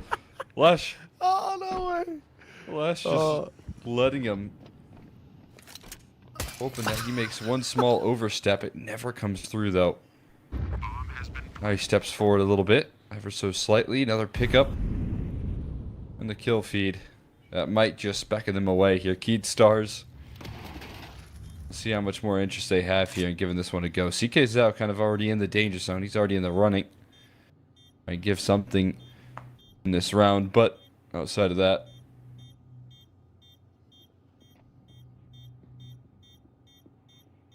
might not be a lot left here. Timing. Back's turned. Oh, wow. Flash has his teammates back in this case. I think CK's out was looking for some sort of sneaky maneuver instead. MIBR Academy stay sharp there. Terrorists win. Okay. 7th. Let's see if 7th or 7 is the only thing that Keat Stars remain at. That might be our Academy 2 in a row, and that's exactly what's going to happen. I'm a little bit worried about how slowly they're playing some of these rounds, and, you know, lovely little try on ramp with the bait, sure, with the jiggle. But it only takes one mistake. You lose the player, and all of a sudden you give confidence back to the Opper, and he's going to be hunting for more. You know he will. Now, what I'm saying is, got to be careful. Don't press your luck, guys. You need 5 desperately. Keat Stars do not need more than, I would say, 7 to 8 potentially. Well, I guess that's also debatable in a way, but still. Stay vigilant here for the continued access here, trying to be gained. I'm going to walk away with a whole lot more of a foundation.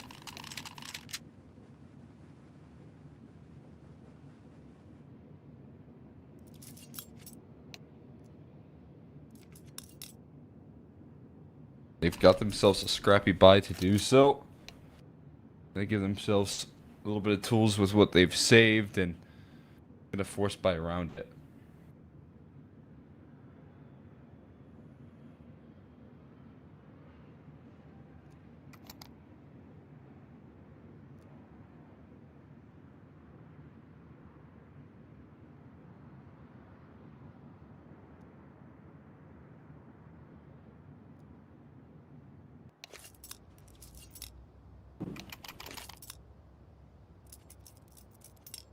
Good things. Trouble in paradise.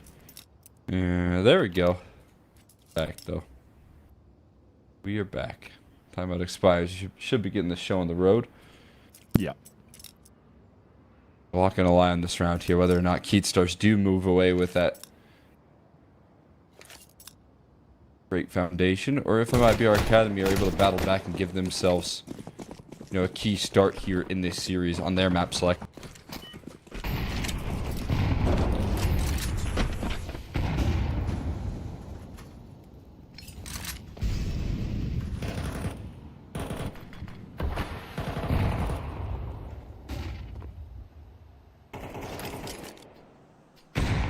begins.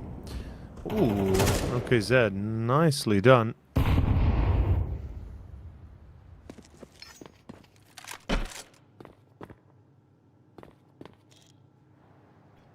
There's a nice opening pick there.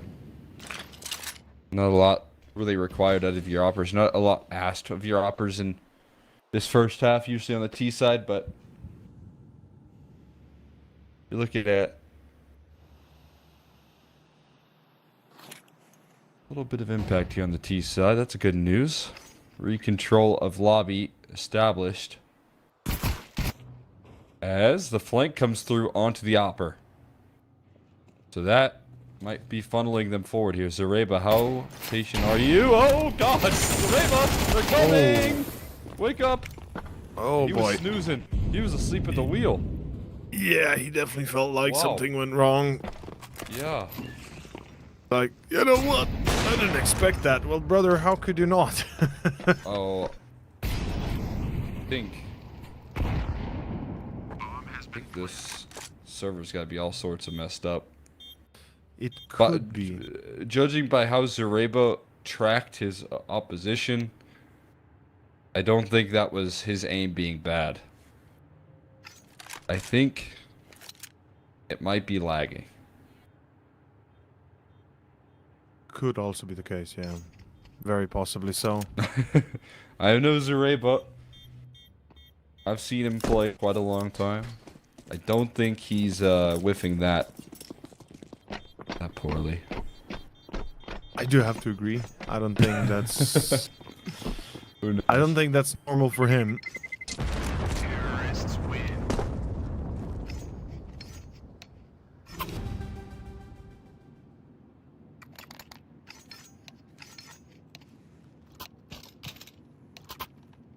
Well, speaking of normal, let's see if this normalizes at 7.5. We're taking a bit of a longer route here. Finish this, but expectedly so, I guess you could say.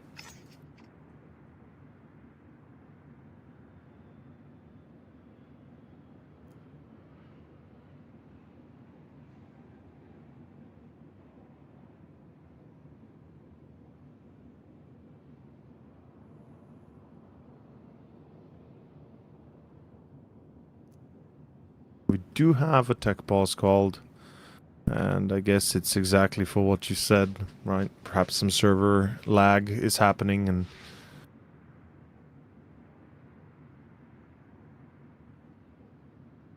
we'll see how that goes.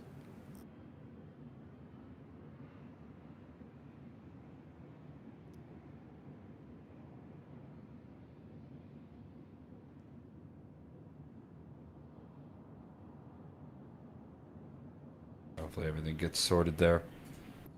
We have those issues on a consistent basis, so we might... Let me confirm something. We might be tossing this off to a quick break. Server problems or anything of that nature might take a little bit to fix, so give us a quick second there. Once we come back, we'll get that last round of the half here sorted for you all.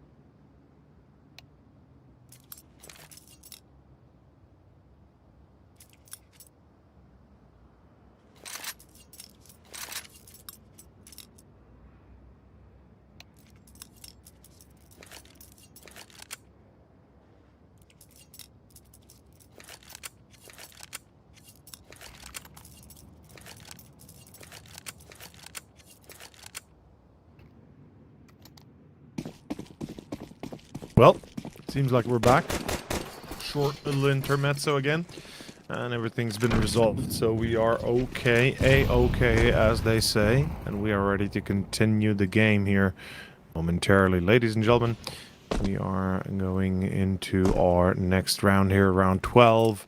To slowly but surely close out this first half with conviction for one or the other side. I mean, hell, maybe MIBR Academy actually get 5, but LKZ is gone. He'd been the star in a few of the rounds that we've seen. Now it's going to have to be the rest of the 4 to take charge. Exner, it looks like it's going to be another outside potential push into main here, but they're so split across the board. It's giving me a bit of pause. Very separated at the moment. Looking to find a way to link up. What they can do in that department here is he's going to line up towards the ramp side. CK Zhao.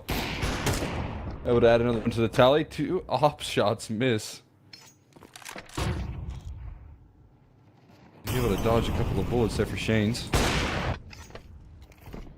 Their shot rattles off, and positioning here. Uh-oh. CK's out in the danger zone, but he whips out the sidearm to get himself out of that tough spot. And all should be good. Keatstar's looking to add another one to the tally here, make it their 8th, unless Simpson just playing clutch loop-de-loop here with Matios, but he still comes out with the better timing, so. Step number 1. Yeah. Step number 2, though, a whole lot harder. I was about to say, it's you know, it's always, in this game, is the opposite of real life. You know how they say in real life, the first step is the hardest? Well, in this game, the first step is usually the easiest. It's the second, third, fourth, and fifth that are kind of the ghastly ones. It only gets more difficult, the more steps you make. So, right now, 8-4 first half. Keatstar's in a great position for this map. Very convincing. I mean, MIBR Academy, despite it all, 4 rounds is barely anything to talk about, to write home about. So this pistol better go their way, or you and I are going to be watching a very quick ending to this first map of ours.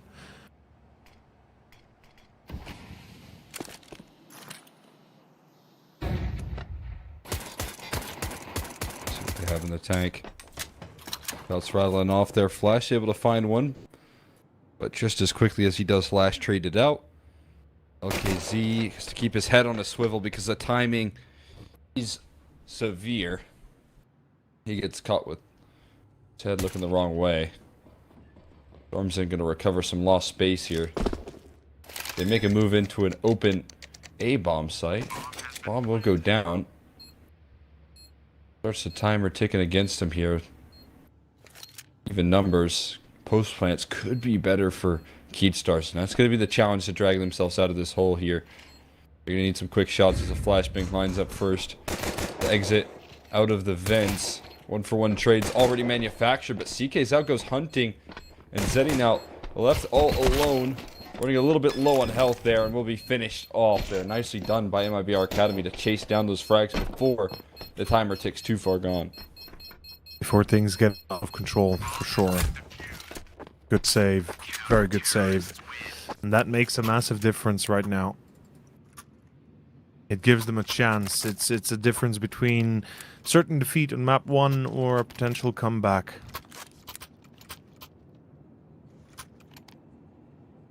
I guess we're about to find out what it will be soon enough. Force buy, obviously. Galils, pistols, Kevlars, everything in between. To be honest, I'd expect maybe more in terms of... in terms of firepower. But, sure.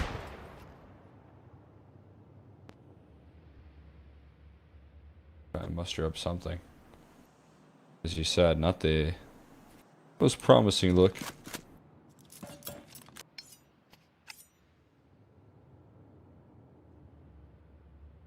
See what they have in store. They try and tackle the second half here piece by piece.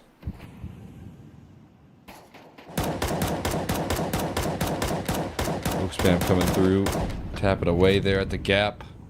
Damage done. And they're going to start to speed up on that cross there now as well. A lot of players getting down secret without revealing their hand too heavy. At the very least, the rotate here, CT-wise, is going to feature a solo Shanes. And Storm's not too far away either. So there's some silver linings here. There are. A lot can go wrong though, so gotta be very careful on the next move they make.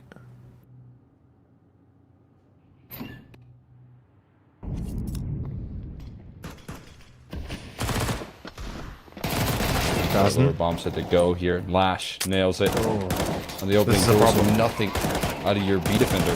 Oh! Okay. Hold up. This could actually work. They're all coming through the ramp side. All 4 of them right now. But there's only 2 Deagles in Galil to play up against, so the firepower is a little bit lackluster.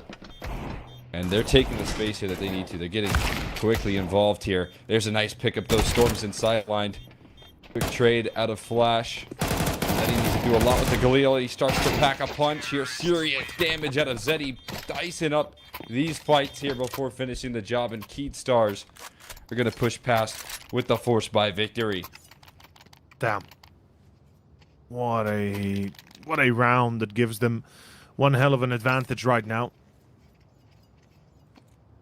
And that advantage is going to be ever stronger, ever larger.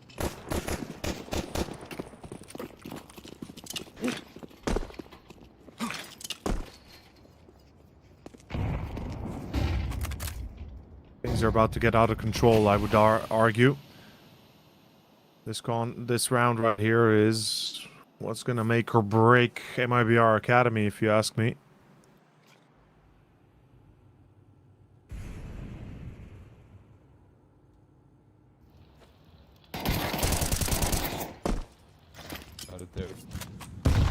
Exchange back and forth here. HE's trying to chase down the kill. Brings down Storms into 2 HP. At least he's still kicking. But this ramp hold is not. The swing with conviction from Zeddy here. CK Zal identifies the number towards the outer yard and just tells his teammates speed it up down lower. Largely going to be less resistance, and they're exactly right to do so. Gun recovered here from the CT side, but it will be a save. Yes, it will.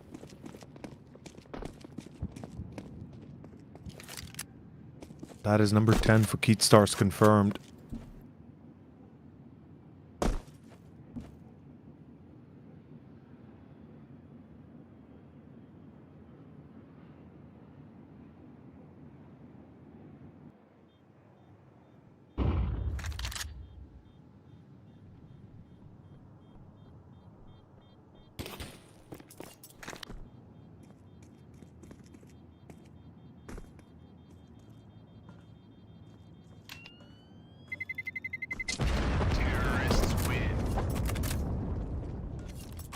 First map coming to a close, brother.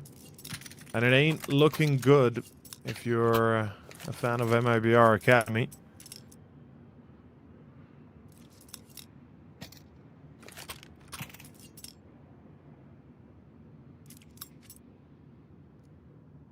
A lot to be concerned about, for sure.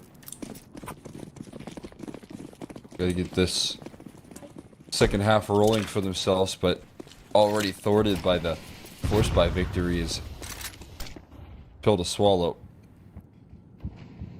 Beat Stars aren't looking back here. Collapse goes in towards the ramp side. That's a lovely lineup there for Storm's End, but trade still ends up positive here for the T side, and then it gets taken over. Jerry, last line of defense. Going up a little late to the party here. Down and towards the lower bomb site they go. Here he's got to identify here where the safe point of call is going to be, and he is spotted now. Diving down the vents, he's got a chance to isolate here all of a sudden. A little bit awkward for Zareba, trying to buy time for his teammate. And Jerry getting sold a false bill of goods there by hearing that vent, that ladder. Gonna realize that that is all a ruse. Pulled a bit of on a bit of a fake, and yeah, that's gonna be all she wrote for it. Terrorists win. Ureba cleans them out, 11-5, and this is starting to properly fall apart.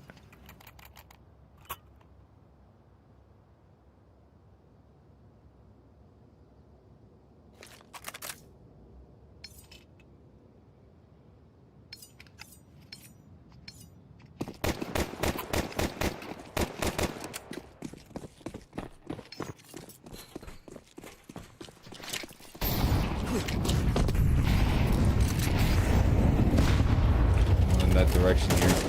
They get another gun round coming through. There's something to grasp onto.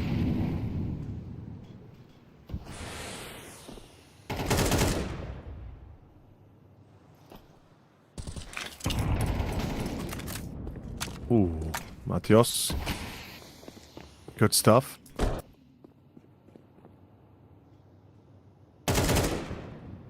Oh, Goodness. I mean, he walks into lobby where they have basically a crossfire, and somehow the lads still don't work together to try and clear that, or not even clear, but rather hold. Yeah, this is 12, and I think this is 13 right after. Oh my Money-wise, gosh. they're cooked. Zed just cleans it up. Now they know where Flash is. They don't even need to chase him. They have the advantage, 3 versus 1. And if you're smart, you play that advantage till the very end. And that's all there is to it. Just hold on to your weaponry here. Flash knows he's way too far to the picture. Can't justify it.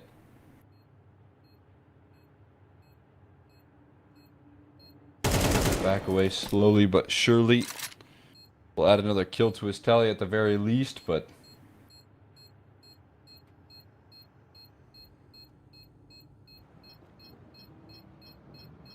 nothing else going to be brought into the mix.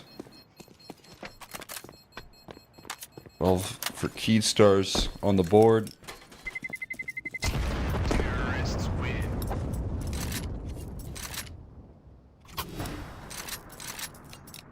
Map point.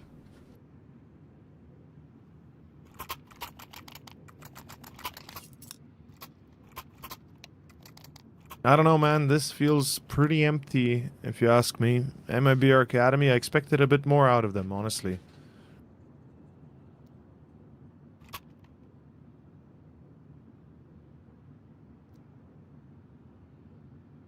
Yeah, I'm with you on their map selection as well.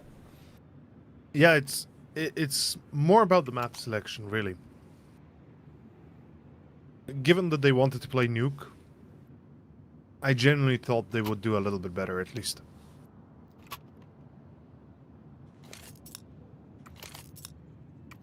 Yeah, I'm And right then there with you. Ancient next. I mean, I don't know about you, but Ancient is... It can be a double-edged sword. I've seen teams pick Ancient and get completely blasted on it. I don't think that would be anything new here, but...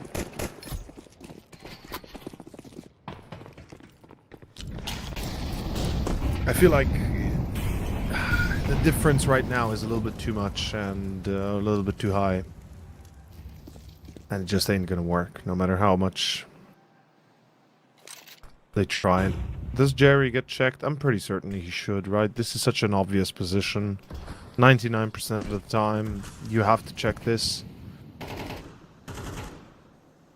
They're very oblivious to it right now, still. There's the flash, good timing, and Jerry's gonna be going away with 2 here. A third, maybe no. Denied by Kureba, but still good damage.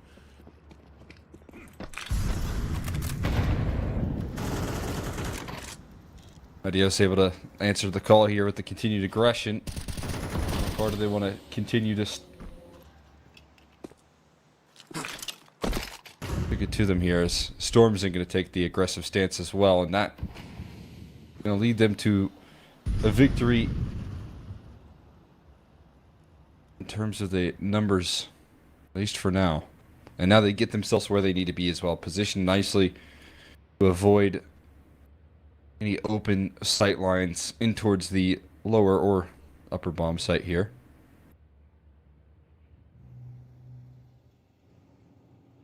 It's just going to be Shams with a FAMAS versus 2 players, but the element of surprise is going to be the big part.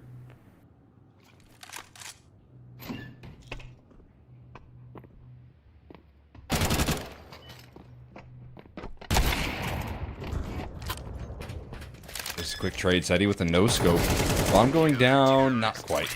Getting chased down, not able to get those numbers punched in time there. So a lifeline granted over to MIBR Academy in the second half at the very least.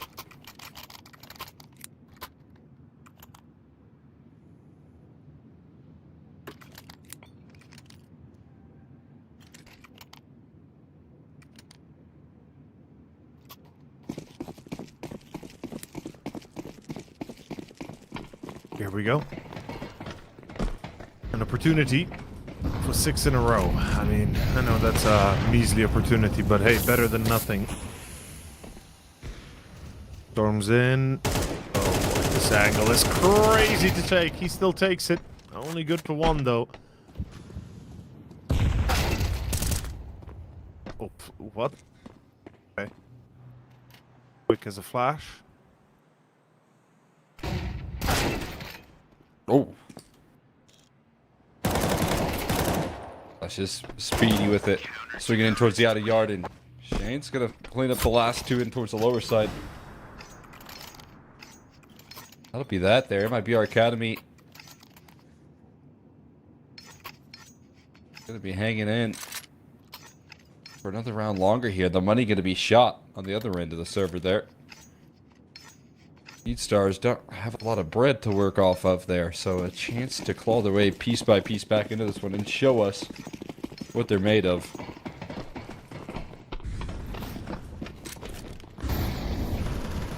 More.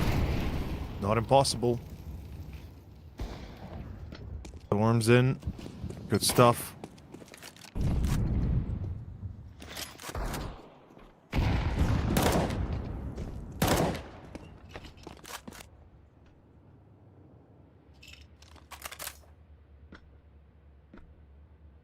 Very slow round. Obviously, Keystar's just looking to be lucky.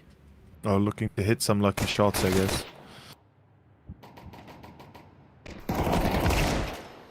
Diving in there with the Eagle.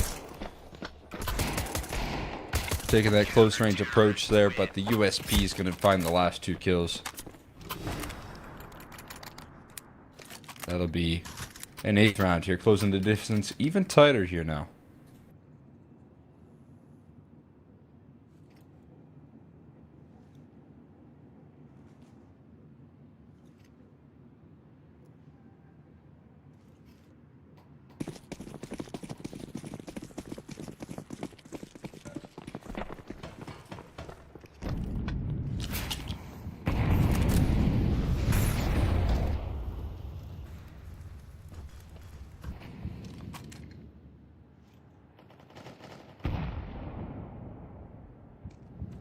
Stormson going to open up proceedings here once again. Just taking that aggressive stance towards the outer yard. We've seen that a couple of times here and now. Providing that playmaking ability here for his squad. Putting them right back in the running. Yeah. Absolutely putting the work in.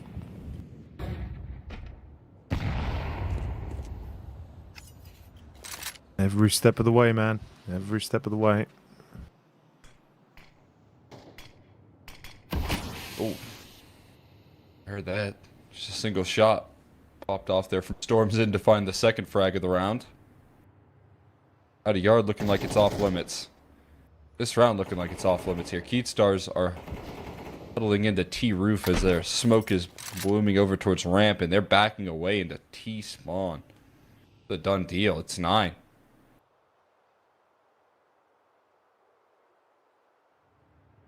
All 3 gonna stay and save. Makes sense. You can't risk what you don't have, and that is economy.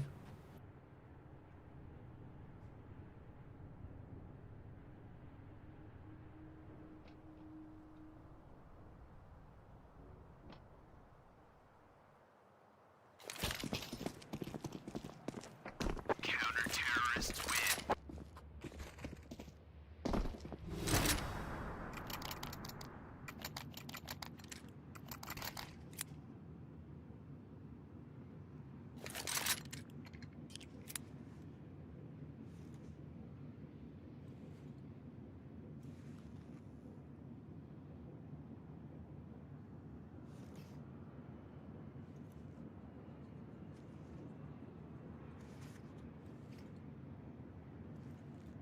Okay, another timeout used.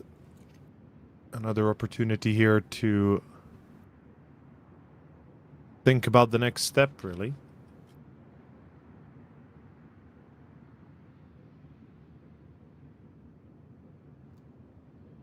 Well, way to go here.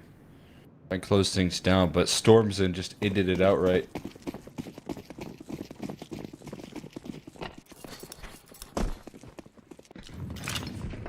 Did a couple of big time opening picks here. Oh, trying to keep up that aggression. Timing looking good. In and out like a ghost. But followed as well. Matios Lancer back with a quick reply. And he finds another. Matios trying to the finishing touches as the shot goes over the head of Zeddy, and Matios just able to survive the scare. Rotate's already rolling down that lower bomb site here, making a double. Jerry and Flash both on the scene. Jerry climbing up the vents. Uh-oh, hands his back over 1, 2, 3 shots into the body of Jerry's enough to put him to rest here. Flash is quick on transition, but up the ladder he goes and sent right back packing. Keyed Stars take a timeout, and that's all they needed for a breath of fresh air to take 13. You know, I don't want to be a bearer, you know, I don't want to say, it can only take one single mistake, it can only be one thing, but at the end it was only one thing. It was a single shot on Matios to start it off, and then they ran ramp, and as soon as you have a rampant push like that down B, not necessarily even down B, in fact, up into Heaven and A, and it kind of just tells you the story that, yeah, it's going to be hard to hold it. One mistake is all it takes, and good on them to at least make it a little bit closer, so it's not a complete failure on their part. Unfortunately, it's their map pick, and given we're going to Ancient next, I would like to know what the hell they have in store, because this ain't looking good right now. I'm with you. Unfortunately for them, it's just a tough look. They showed a little bit of fight. They showed some resilience on Nuke. I got to give them credit for that, but this is kind of a powerhouse situation for Keyed Stars. MIBR Academy are dealing with some, rocky foundations in terms of what their long-term roster is going to look like. So how are they going to fare up against, their opponent's, powerhouse map versus one that they're okay on, but they've probably got a lot of growing pains to figure out, as, the same scenario showcased on Nuke, right? How are your protocols going to hold up to the test here? So big test for MIBR Academy as they look to bounce back. We'll see if they can do it. We're going to be hopping into greener pastures here on Agent right after this.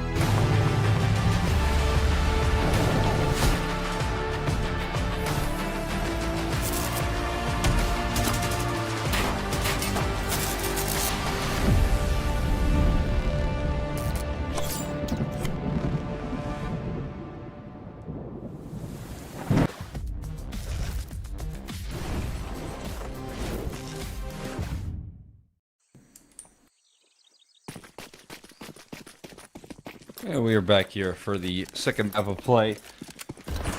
A quick CS update. Now we're hopping into map 2. Keyed Stars, their map selection. They're up a map here. Flashbangs tossed back and forth for a quick trade out in favor of the T side. CK's out ensuring that much.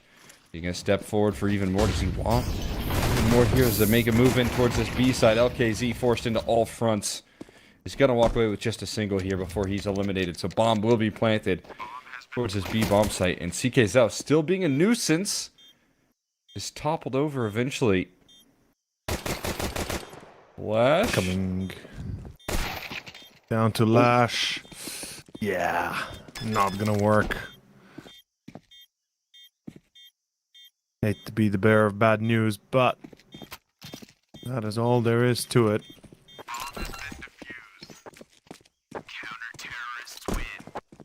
Okay, so we got ourselves a little bit of a combo wombo here. MIBR Academy. Start with the pistol. Looking far more convincing than ever.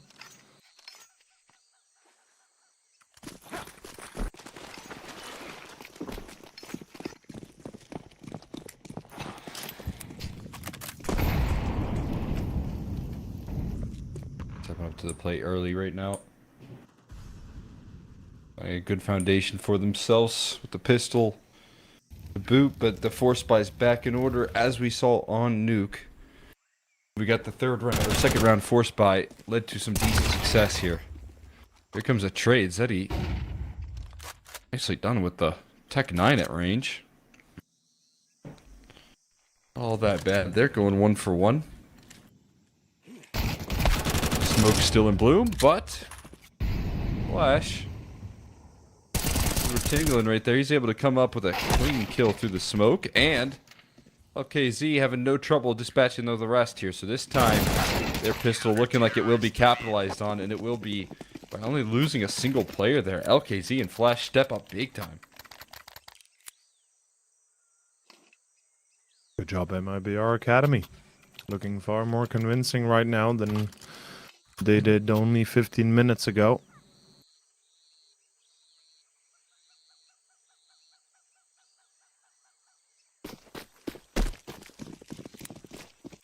We do have Deagles right now for Keat Stars.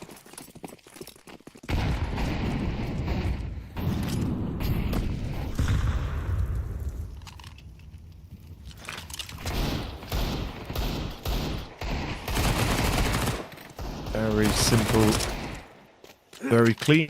Storms in, fine, CK's up. Alright. Oh, okay. Very well, sir. I guess that works. Through the smoke. I mean, it doesn't change the round in any shape or way or form, but just some of these moments right now are pretty funny, not gonna lie.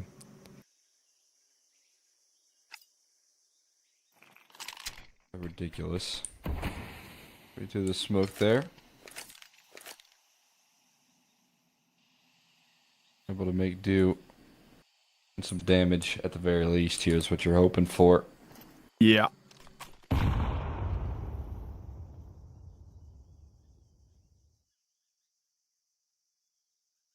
He's striking down here, Zeddy. Only a matter of time. He's trying to make them hunt him first, though. He doesn't want to be the first mover. He slowly inches around the corner. He will be dismissed. Pretty simple. Be nice, pretty easy. Oh yeah. Oh yeah. Straightforward there. MIBR go up 3-0. This is looking very much better. Much better than ever before.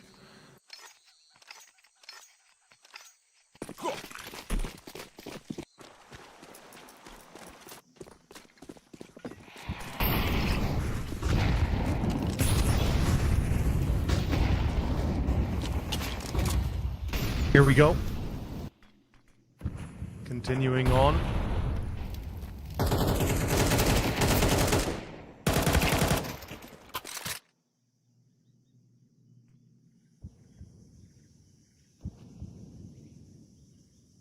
clean opening play. For MIBR Academy finding their way through this in the early stages, trying to keep up a decent bit of pressure on this middle side of the map, but not really coming up in their favor. CT side is moving.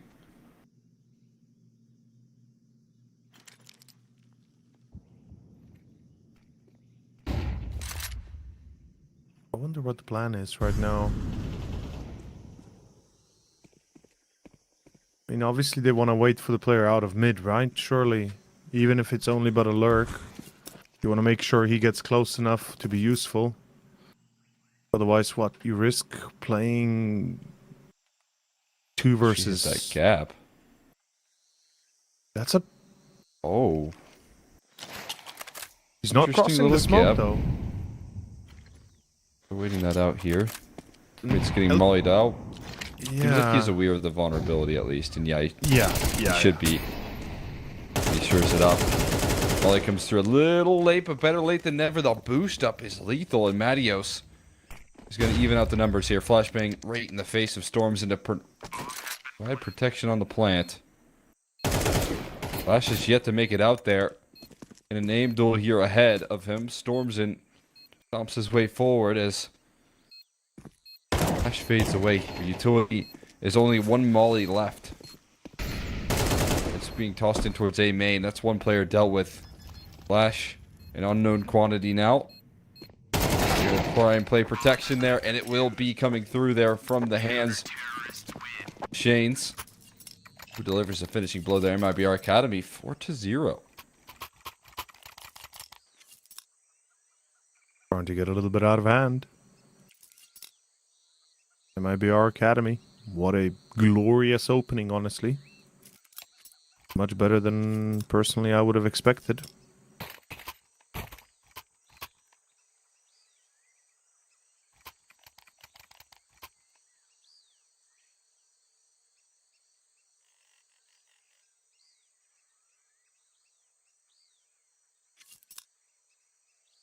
Four and 0, and we have ourselves a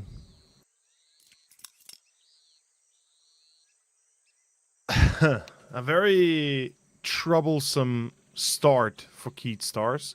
You know, I like how I was concerned about Ancient and how it's going to start and how it's going to go. You know, is MIBR Academy going to have a chance or not? Well, I guess I got my answer. They certainly do have a chance, and a bigger one than I think most could imagine. They're stepping up in the early stages here. It's a really positive sign. They are. Not going to have the same level of opening duel opportunity just yet, because this is not a quick approach towards middle or anything of that nature, but a fast play, it looks like, in towards the A side. An explosive one, if you will. Looking towards Donut. Flashbang lands LKZ. This shot does go awry. The Flash is able to claim one through the smoke. Rushing in. Zeddy playing up close and personal here towards that Donut, or other Temple side. And there goes one reply back through the smoke. All 4 players trying to retake close in towards CT.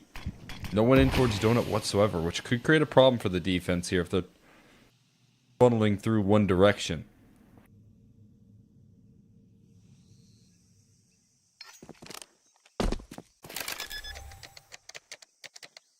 I'm gonna go down. 4v4 ensues. With the op and toe, this is going to be a bit more of a difficult retake. But there's a very late rotate through mid. 2 players about to meet head on. This engagement is vital. Never mind. Shazam doesn't go check it. Flashbang avoided their flank, still on the move. And Lash, well, he'll get traded out. Again, it's just a time-buying measure right now. Smoke on top of that bomb, though. Could create some intrigue. Smoke spam coming through. Might be all that you need. CK's out just in the nick of time. LKZ gonna dance away from this bomb blast. Will find himself some safety. Whoa. What was that effect? Did you just see that? I did. I'm not entirely certain myself, if I'm completely honest with you. What was that? That was interesting. I'm trying to figure that one out myself, actually. I don't think I've ever seen that.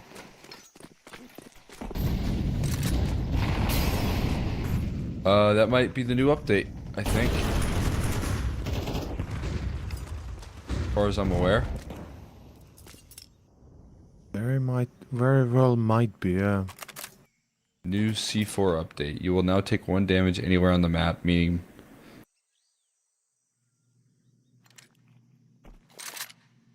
I'm trying to find the patch notes. See if I can open those up. Yeah, that's interesting. Seems like a pretty big change there. But LKZ trying to make sure the bomb doesn't explode right now. A couple of picks with the AWP. Consistently find some ground here. Smoke spam not working out as Matios claws his way through.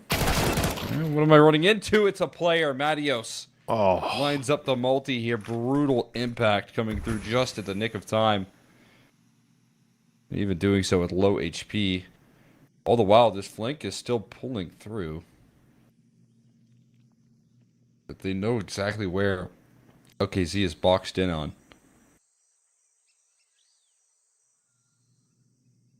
LKZ got to be confused as to what's going on, and he'll just moonwalk right into the crosshair of CK Zhao. We got flanks all over the place. Heat Stars cooking up a bit of a drawn-out play towards A, but it's one that should have very well worked in their favor. Storm's in. Maybe trying to give this one a go, but it's 1v3, and 2 of those players still have health.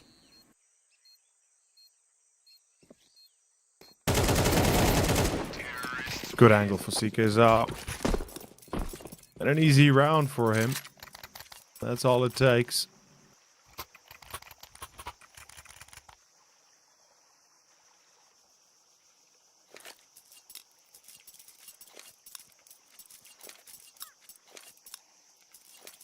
All in all, time to see the magic here on round 7.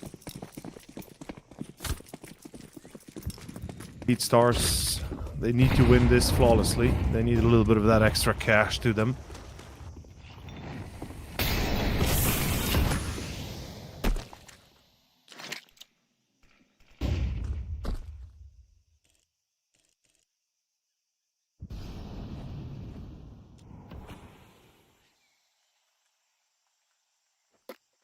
Trying to pick up steam.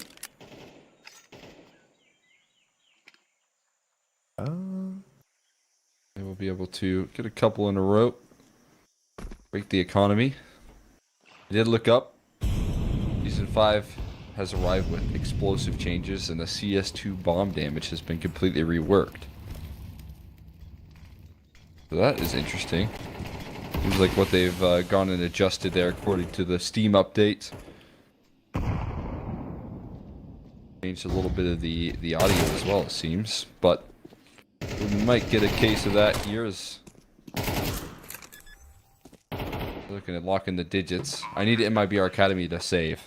Yeah, I need to run away and stay alive guys, here please. so we can see. so I can actually pay attention to exactly and recognize it. Yeah, listen to this. It's really weird. Now when the bomb detonates, an explosive wave of destruction will flow from the bomb site through the map. As before, if you're too close to the bomb when it explodes, you're toast, but the shockwave dissipates around corners and doesn't go through walls. But at a certain distance, you can use your wits to survive. Or if you're not confident,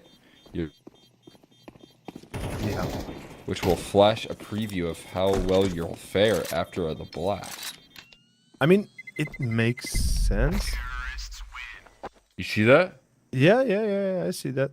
Initially, Weird. I thought my screen lagged, by the way. I'm not gonna lie. Shockwave.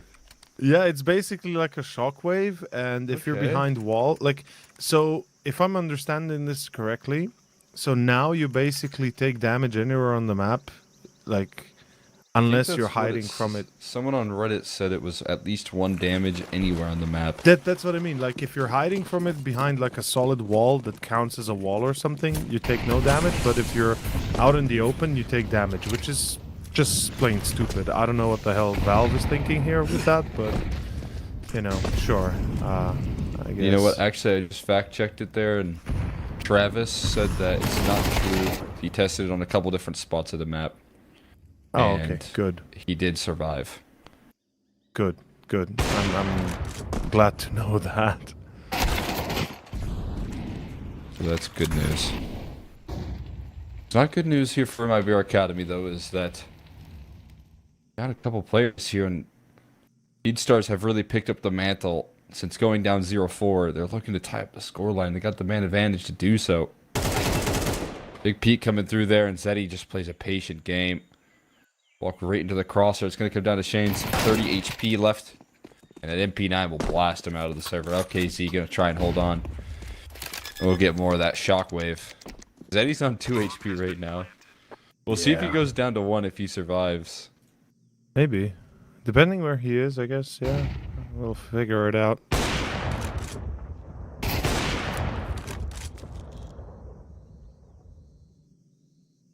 See if LKZ can hold on to his gun as well. He's getting hunted from a couple different locations. Bomb past half ticked, so you're going to see floors on the board. Speedstars starting to warm up into map number 2, it seems. Eddie, don't do it. Don't do it, Eddie. No. No, come on. Terrorists win. Oh, you know what? Wait, LKZ Kureba- went down 1 HP. Yeah, yeah. Kureba also lost HP. Okay. So, that is interesting. That is interesting.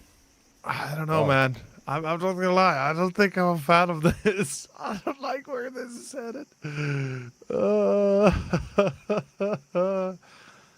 I don't know.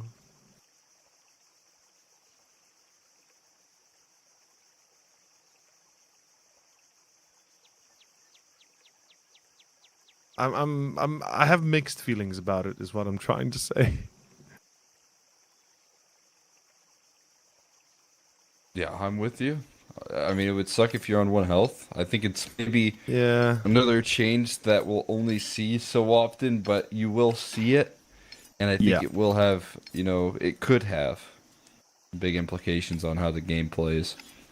You can't survive on 1 HP. But then again, you know, it's going to be one of those rare occurrences that you're actually going to see that come into fruition.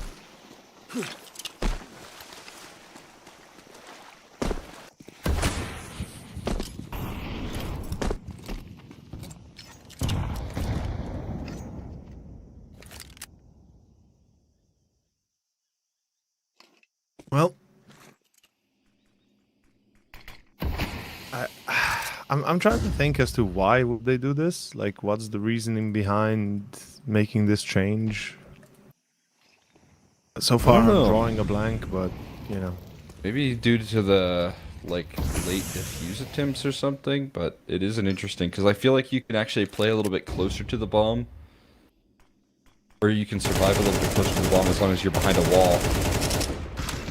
You can't survive the AK spray of Zaray, but he rips away a couple.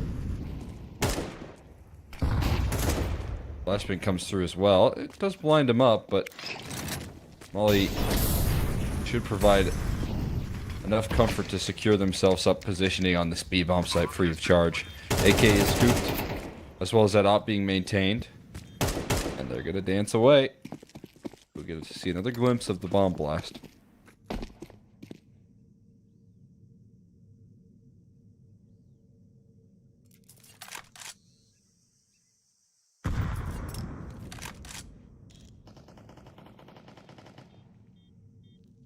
But I do think one of the more interesting parts about how some teams would like to play saves and stuff, you think about maps like Nuke, actually maps like Ancient as well could be an example of it. But, like any map where you had a pretty big bomb blast, you could, as a CT, kind of play close to the bomb, and as the Ts are running away, you could run in there and sneak a defuse away. So I feel like now you don't have to run away as far for T-side players if walls block the damage. Yeah, I guess it goes both ways, right? Some people will instinctively, inherently run away. So automatically, perhaps it will give a chance for the CTs to try and attempt the defuse or something. I don't know. Like, I want to test out how close can you be behind like a certain wall and not die to the explosion. Right. You know what I mean? Like, can you survive on nuke behind that in dark or something like that? I feel like maybe not there, but let's say here on Ancient, right? Can you survive if you're on long, like in CT or something, you know? Yeah, I see what you're saying there. That's a big answer back though. One wall ping kill onto a player that made it into the B bomb site. That could have been incredibly nerve-wracking. Maybe should have been, but you get bailed out by some spam through the wall. Everyone is rotated though, away from this A site. The question is, will MIBR Academy even be punished? They're starting to get themselves back into where they need to be in time. Or are they in time? Actually, it looks like there might be a second late as Zeddy walks into an open bomb site. The re-clear of middle, though, looking promising as both teams looking for a fact-finding mission. Zeddy's going to press in through Temple in towards CT spawn. So they're going to lose donut control here. LKZ wondering where on earth they are. He's going to be able to paint a pretty picture here now. Going to be fully aware that donut is vulnerable. With that smoke, it's looking likely. Great awareness.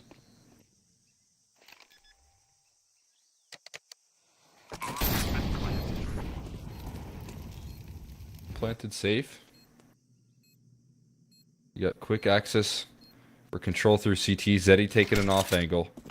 You got to do a lot to start this retake here. Starting off with a flashbang, indicating where some of the presence is going to be. Zeddy can't make it a multi, but he goes down with the information of where multiple players are. Concern right now is this presence coming through out of Temple as Matios is all alone. He can't isolate his targets. And the bomb will be stuck here with the defuse and the kit. And that is going to be MIBR Academy. A perfect start, almost, one could argue. Looking far more convincing than what we'd seen to this point. I guess the bomb explosion is helping them at least a little bit.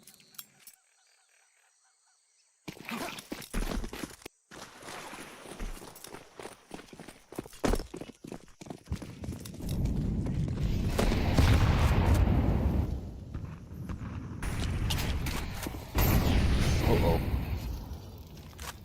Storms in Small goes a little bit out of order. That's rather unfortunate, but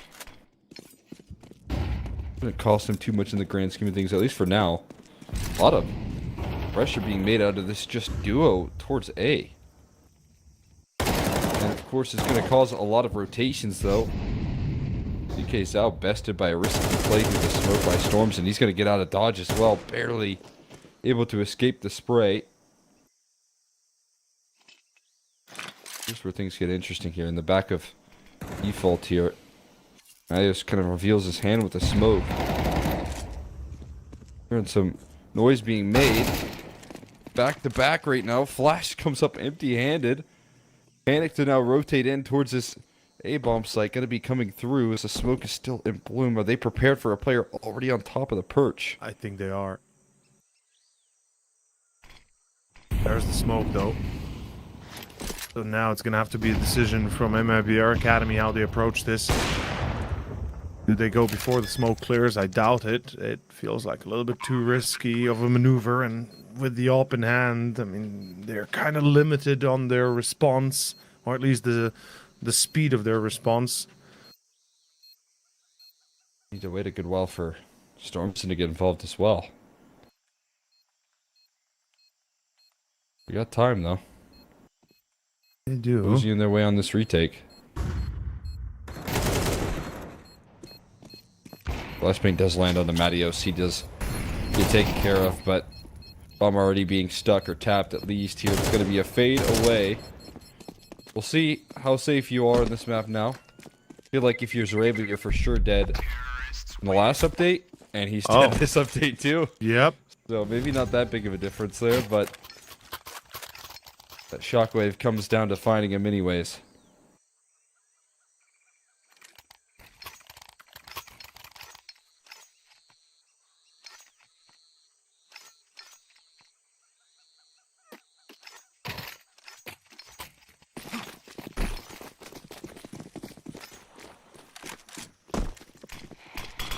go.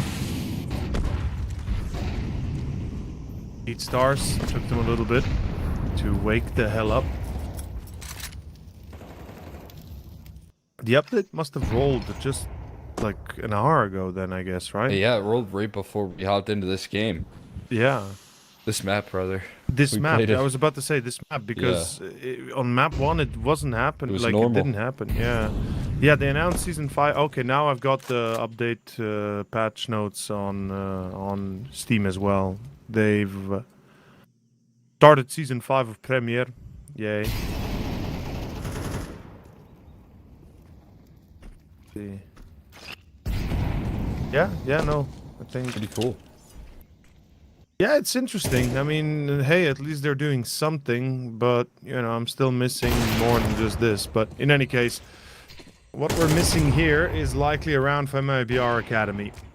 It's a big push towards A. There's very little that right now MIBR Academy can do. Keat Stars have already made their way through Donut, through CT, and they're about to fully control the site. The question is, are they expecting a big push behind them, or at least a quick one? The answer is no. Bomb is down. Missed shot coming in from none other than Lash, and I believe that was Lash on site. Yeah, Matios is towards Temple. At this point, I think they'll... Yeah, they'll have to go in a matter of a few seconds. I mean, it is the last round, but the time is a problem. Smoke is good. You just stick it here? Ooh, okay. Couple of frags. That plays with kits, but no one's on the bomb right now, are they? He pressed it. He pressed Oh. it. Wait. Oh, Okay. yeah, he did. He did. I didn't he did, see yeah. it. Yeah. I heard the defuse, but I wasn't sure if he let it go or not. Ooh. All's good. Oh. Impressive retake right there. Pulled that one together out of thin air. Yes, sir. And just to make do. Given what looked like to be a pretty bleak outlook.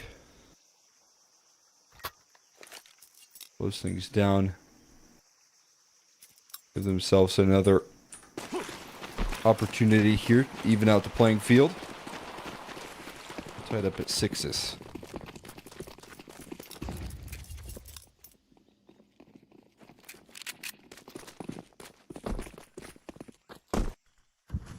They can bring to the table here. Flashbang goes in. Matios blind it up fully. But there's a Doolies waiting to strike here. Backs are turned now. Oh no. Shots go missing there. At least managed to recover for one, but are not getting any easier. It seems like MIBR Academy are spoiled for choice as to where they end up. They'll head in towards a wide open B side. Here we go. Oh. Whatever, nice shots. Whatever is going to continue pushing, but he's got no teammate with him yet. He knows there's going to be someone behind default, and there it is, the spot. Dwindled away there. Flash. HP barely sustaining. Makes it look easy, and yeah.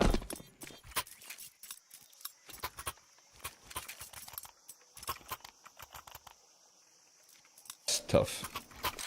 Finding a bit of an unfortunate timing there in towards A. That the player in Donut's just a little late to respond. And it ends up missing on the multi that he had lined up for himself. So, awkward finish to that round. MIBR Academy going to take both pistols now back.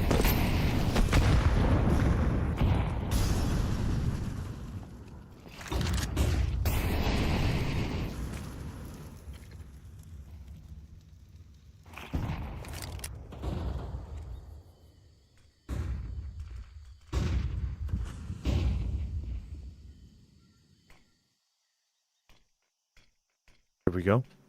Let's see if 7 can happen. Can Keat Stars at least contest to a degree here?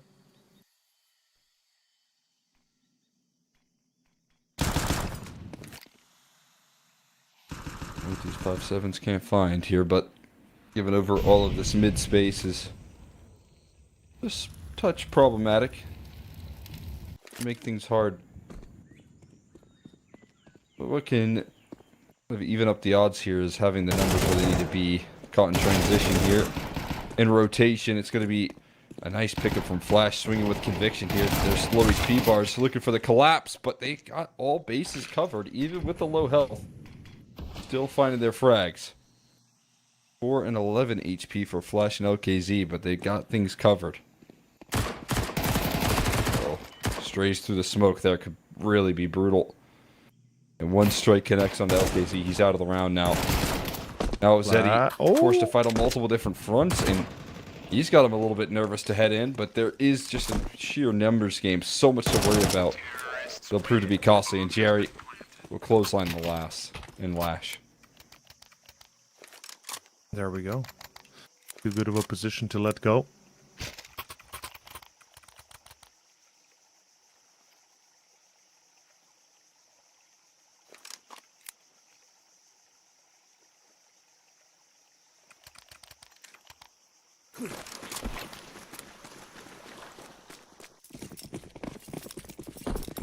They're ready to continue. 8-6, MIBR Academy pulling through here. Looking like we're going all the way.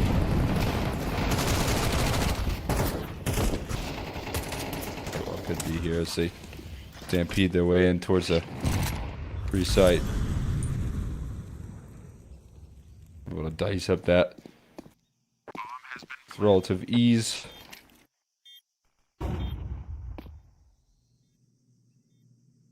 Move forward, clean and confident.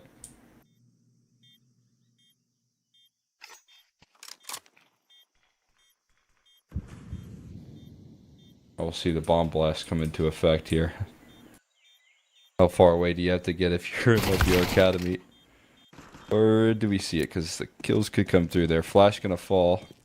Get to the third map. That's where you're safe, on map 3, buddy. Matius is in the danger zone now. He's got no armor. But he's covered. He's got walls in between him there. Seems like everyone's good there. But Jerry again took one health. So maybe it is the case. I don't know. Maybe it's bugged and it's not like 100% yet. You know what I mean? Yeah, that could be the case as well. Yeah.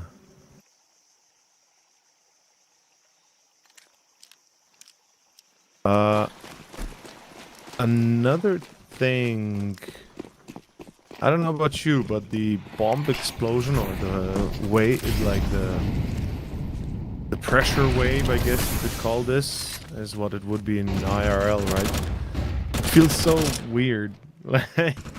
And the explosion is so muffled as well. I don't know. Right.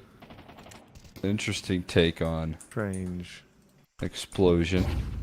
Yeah. It's like, why? I don't know. I wonder if they're just trying to be more friendly or whatever, because they add. It's an interesting point there. The odd direction. It doesn't sound like a bomb blast, but then again, I don't really know what a bomb blast sounds like, so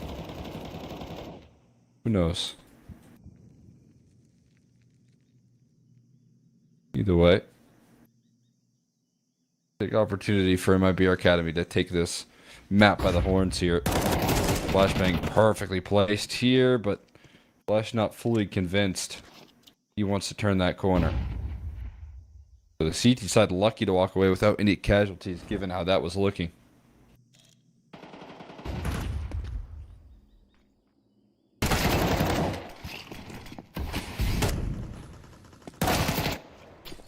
Oh man. They're getting torn to pieces right now. Diced up with these clean kills coming through, and oh, Flash. Ouch. It's leveled there. This one's a non-starter. This is 10 confirmed.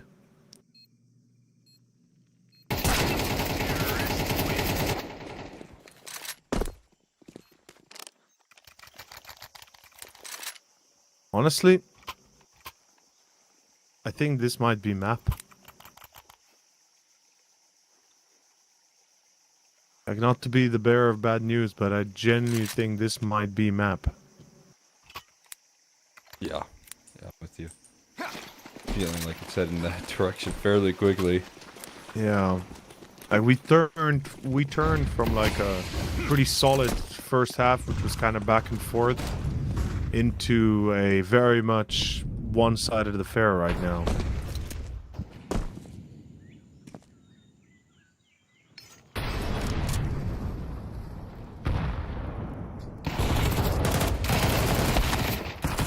We can make any commotion in a round like this. Missed op shot might help. HE puts him down to 1 HP as he runs and escapes, but the backup that's around the corner there is just a USP flushed down to the open. Flank coming through though. That's the bomb on the floor. That's going to provide a lot of chaos there. We're trying to force the issue. Flashbang in the face. Chase down. Coming through. Flash is not feeling comfortable. And he's eliminated. Bomb in control of the CT side. And as soon as that door seems to be shut, it might be opened right back up by CK Zhao. 3 kills in the round. Was that Lash through the smoke right there to put the cherry on top? It was. Yeah. Keystars rip one back out of nowhere. Make it look easy. That was simple enough, I guess, is the answer.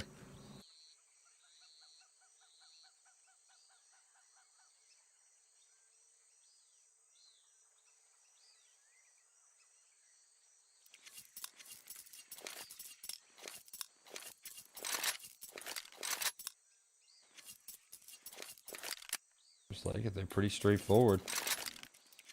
It is. You get the job done.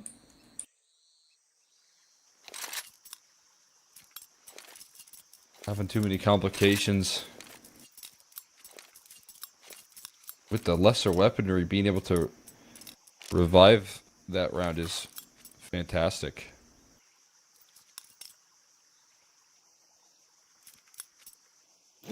Right back into the swing of things here. You do need to find rounds in a row here. We'll see if that was just a flash in the pan.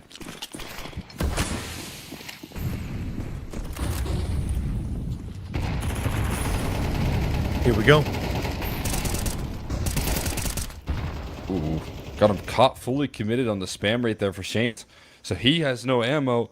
Stormson turns the corner there, expecting for some sense of safety. And it's an instant double opener there created. That he able to crack things open.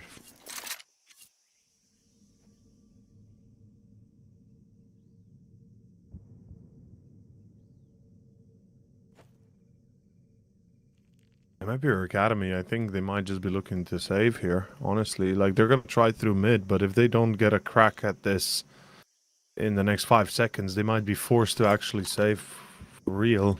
I know that's a weird thing to say, but we've seen that before, and yep, there's the spot. Jerry, he's got to commit here. Good angle for him. Good. Okay, never mind. Very good for the boys. Only one player left.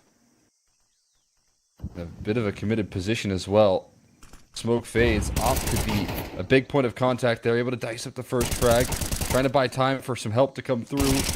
They're never going to come into the mix. It doesn't matter. Is it necessary as Zoreba stabilizes the round here in a big way. Flash is left on his lonesome in the back of Donut. Position confirmed. HG just takes some follow-up damage here, but no kill provided. 15 seconds left. I think he was trying to dart towards the B-bomb site, but there's no chance for that. And Keystars get 2 in a row. Stars, they say enough is enough. They want to close this out with success. Actually do this the way it's supposed to be done.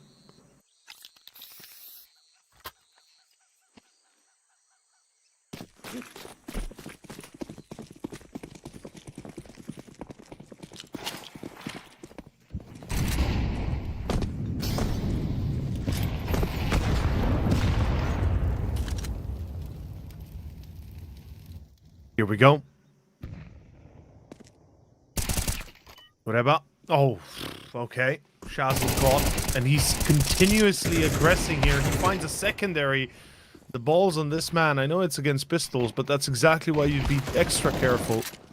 Uh-oh. That's why. Right there. An example of it. He just handed Stormson an AK, and he's making you pay. It's a 5-7 for CK's out. Down to 8 HP. Barely tanking through. Runs around the corner, fully flash. A chance here into the op. The Lash keeps it safe in the round. My God. Stars playing with fire.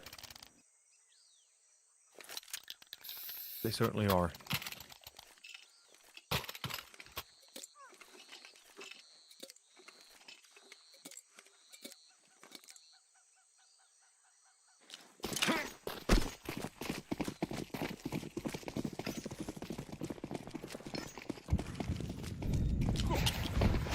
Well, let's see how much more they can play with here.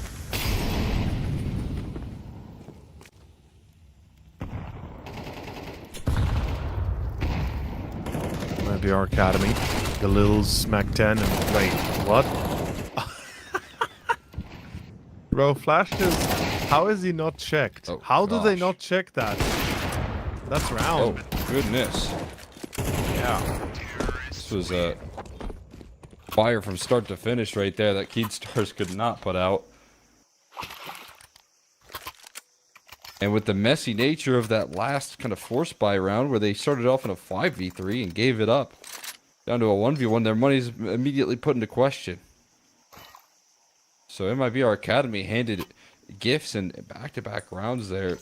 Not clean at all up against the pistols, and then you get up against the gun round and you stand no chance. They now see a pathway to the finish line. Where before they were a little bit stalled out, they were stunted, and that is a big piece there to pick up. Up is the tip of the spear right there. Might just go all It the goes way. in early as well. Yeah.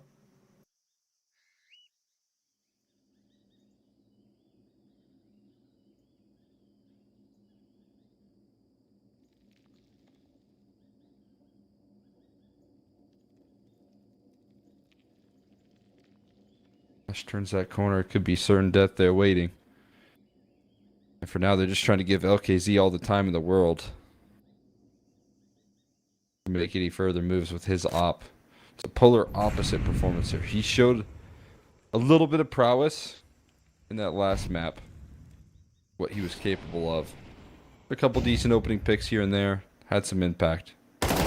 Now he is showing to be a complete star here. Finding opening picks here for himself. Quick dive though, and that's a big equalizer here. 35 seconds left on the clock. The bomb site still helped out by multiple smokes. There goes one.